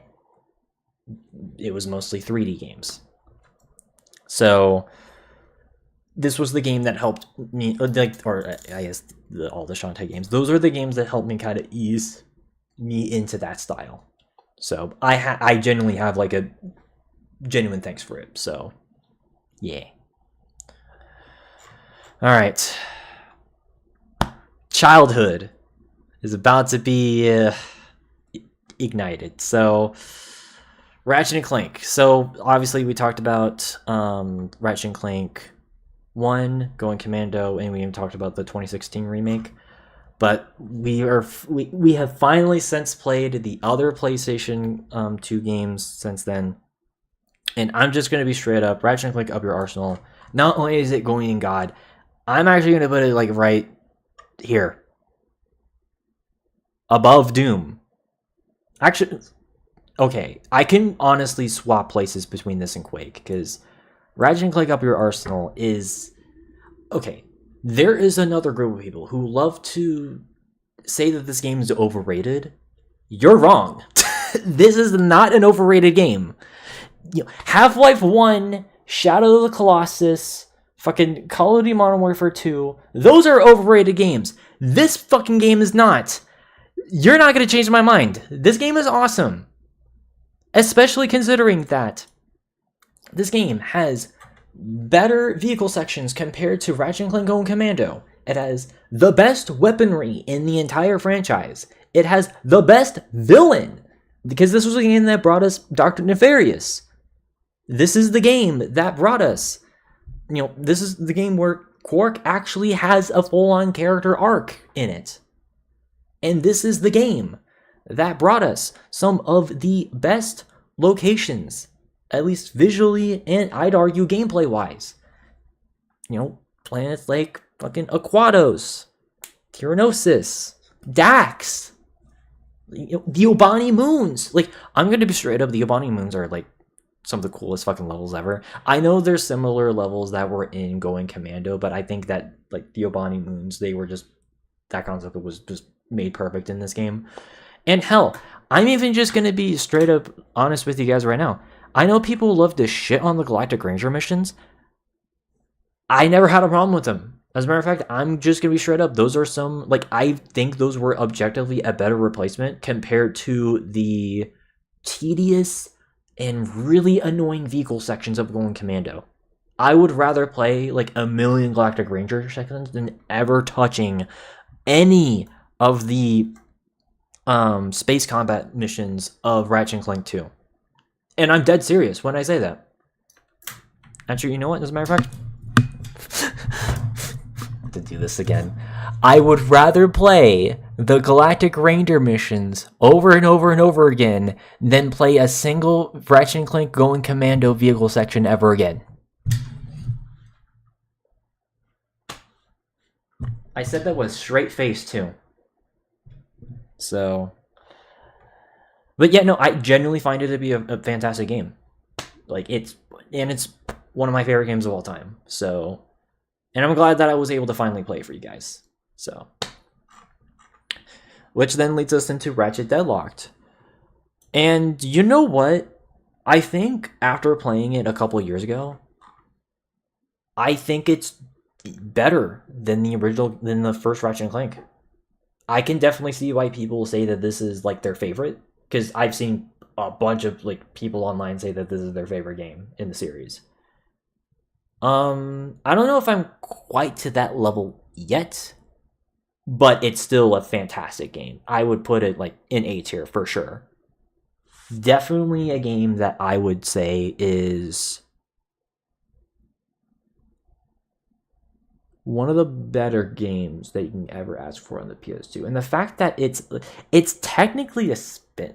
Okay, it's treated as it was marketed as a kind of a spin-off in North America, even though it's really not. You kind of have to play it in order for you to understand kind of what happened to the characters in UPA, which I will admit, that's kind of the one thing that I don't like about this game, is the fact that it just completely got rid of all of the characters, because I guess some people really didn't like UPA, and those people are just objectively wrong. But even just besides that, story criticism, it's still a fantastic game. Okay, Gleeman Fox is an absolutely fantastic villain for this game. And even just exploring all of the different challenges, because this is basically just the challenges from this is basically the Annihilation Nation challenges / the arena challenges from Going Commando, but just put into one game. And those were some of the most fantastic parts of those games. And so yeah, no, I'm just gonna be straight up Deadlocked, find a PS2 copy if you can. And I do mean PS2 copy. Do not get the PS3 version. That is a cursed version. So, but then that leads us into the Sly Cooper games, the final games that we're going to be talking about tonight. So, Sly Cooper, of course, is my favorite series of all time. Sly 2 being my favorite game of all time, and Sly 1 being an absolute god. Well, this is where an interesting thing comes around, because interestingly enough, Sly 3 and Thieves in Time. Okay, this is where we have a bit of an awkward conversation. So, Sly 3 came out 20 years ago. September 26th, 2005? Yes. And this was okay. Well, let's talk about Sly 3. So, I guess just to kind of put it bluntly, recently, I guess not recently, but like weirdly enough, I have kind of discovered that Sly 3 kind of has a weird, like, weirdly enough, Sly 3 has a group of people who don't really like this game. Where, like, you know, it's mostly like a story thing. Then there's also some people who have massive problems with the gameplay and how it was like, a lot of the gameplay was different. At least the level structures were different compared to Sly 2. Because here's the thing about the Sly Cooper series, is that the games, they're very different from each other. I'd say, like, at least, obviously, like, as, like, look-wise, Sly 2 and Sly 3, you know, they're almost visually identical to each other, but they have two completely different level philosophies. Because Sly 1, it's basically just a Spyro clone. You know? That's kind of what it... Like, I love Sly 1, but, like, it's pretty much just a Spyro clone. Let's be real here. But then Sly 2 changed it into being kind of a general stealth adventure game, like a stealth action game. Because Sly 2 is not a platformer, and I've had that stance for years. And that stance even continues on to these games here. They're really not platformer games. They're more action-adventure / stealth games. Honestly, these games walked so that Assassin's Creed could run. And I'm being serious when I say that. Like, these aren't platformer games, or at least the sequels to Sly 1. Sly 1 is a platformer, its sequels are not. But here's the thing, is that Sly 2 had a lot more emphasis on the stealth missions compared to the more, like, action-y missions.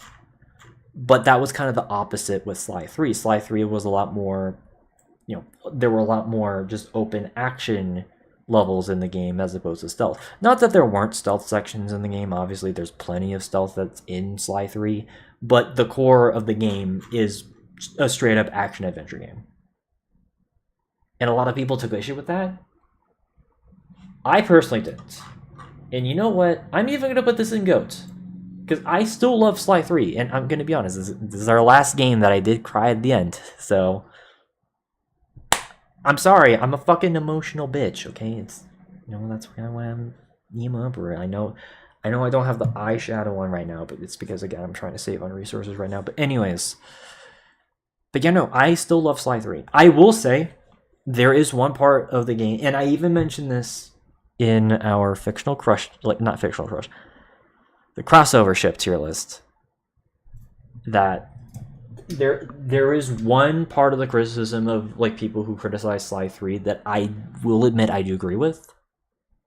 It's the way that they handled Carmelita in this game.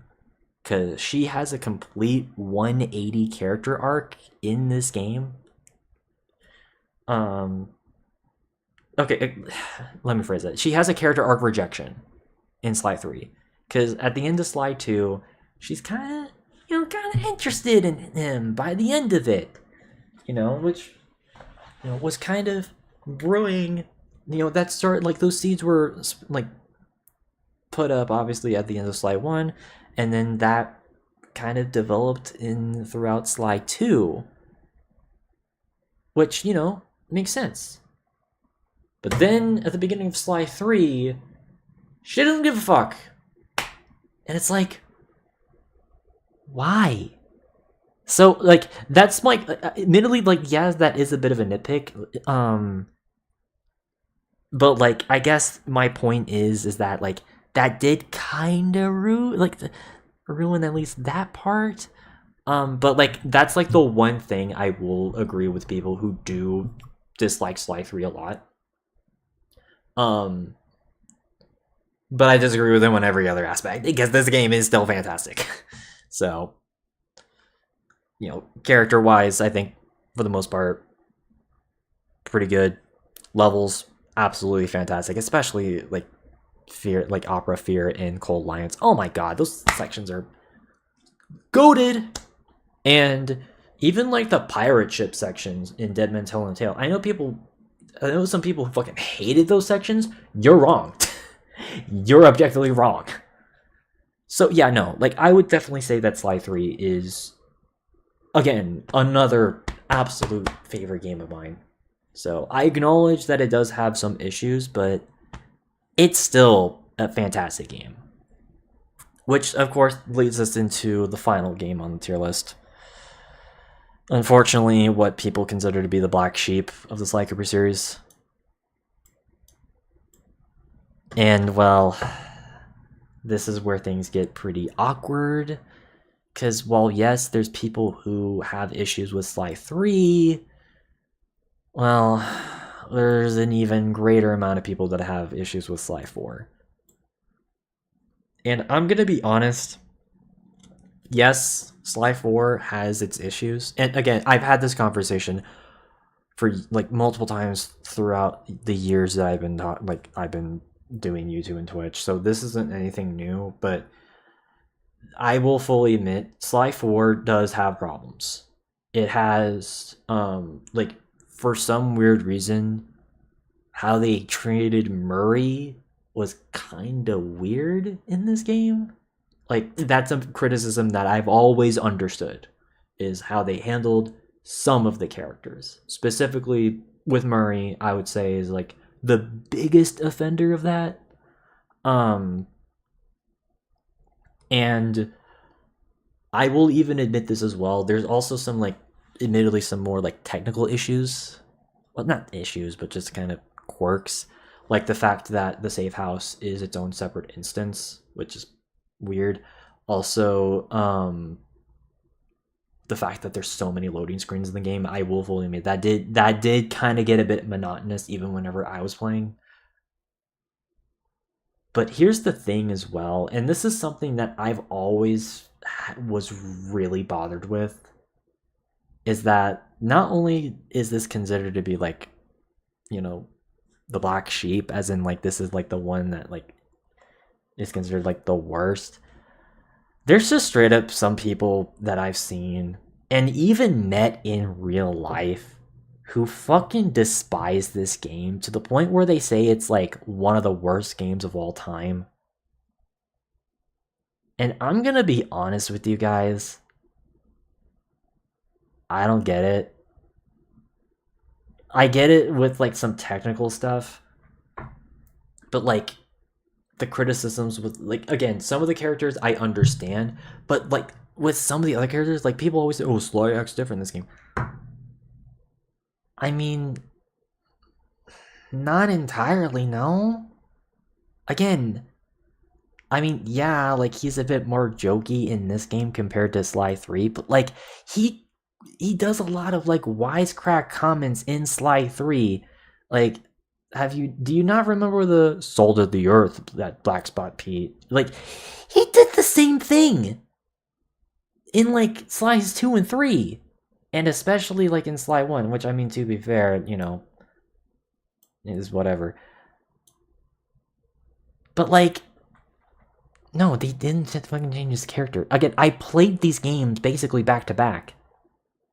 And yeah, he's a bit more jokey, but like, that's still in character. And no, there's still moments where he is serious in this game.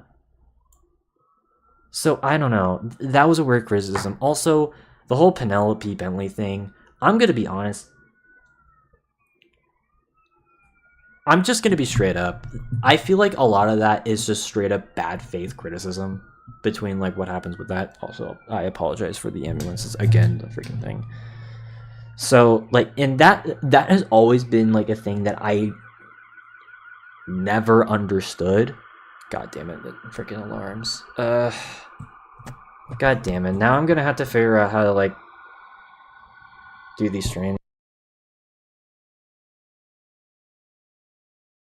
Okay, they're gone. Sorry. Okay, but yeah, no.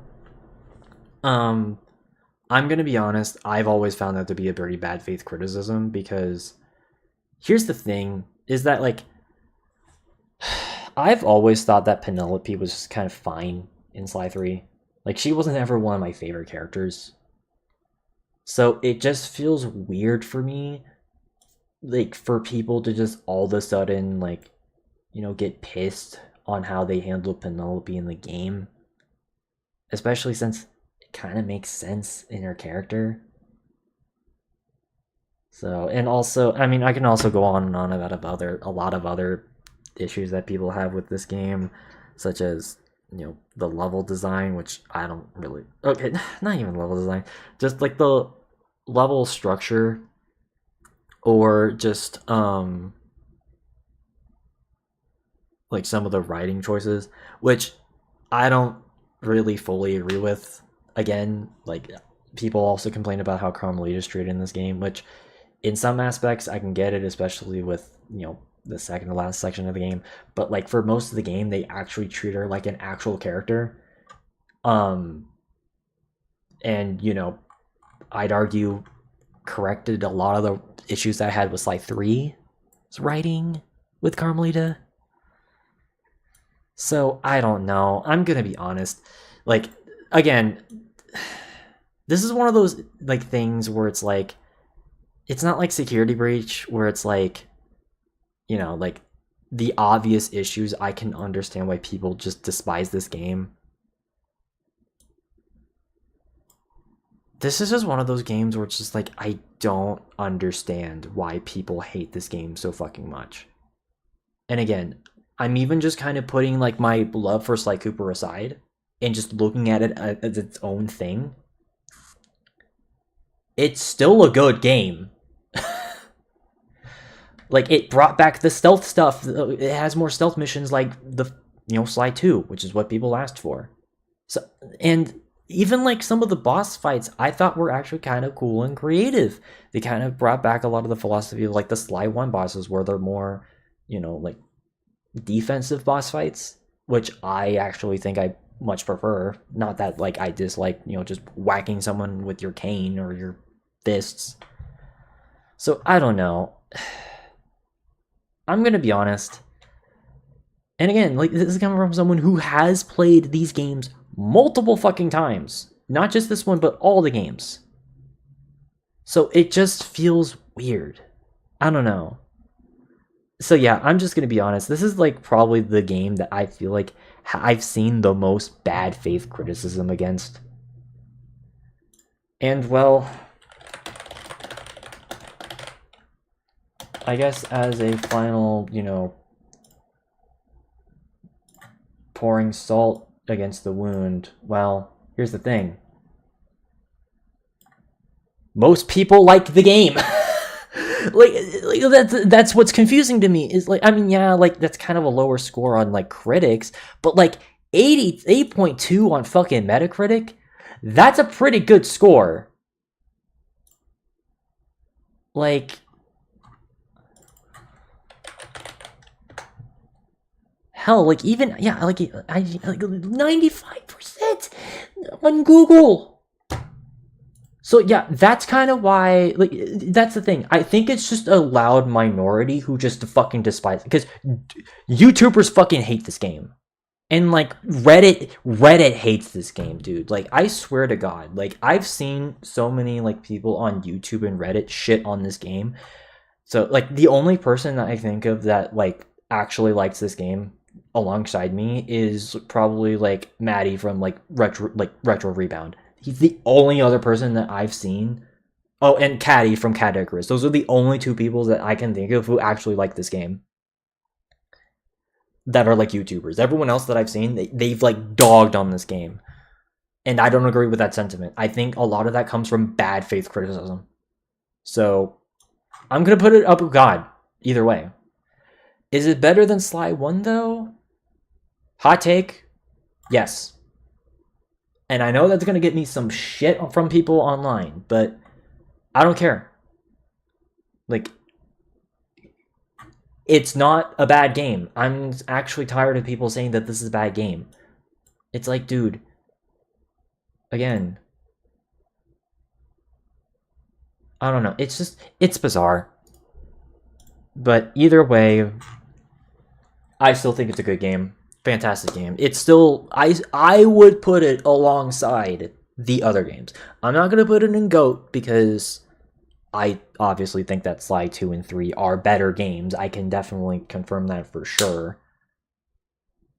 But it's still a faithful sequel for the most part. There's some things that I can definitely question about, but like, I don't know. I don't get it. Fucking people online are weird.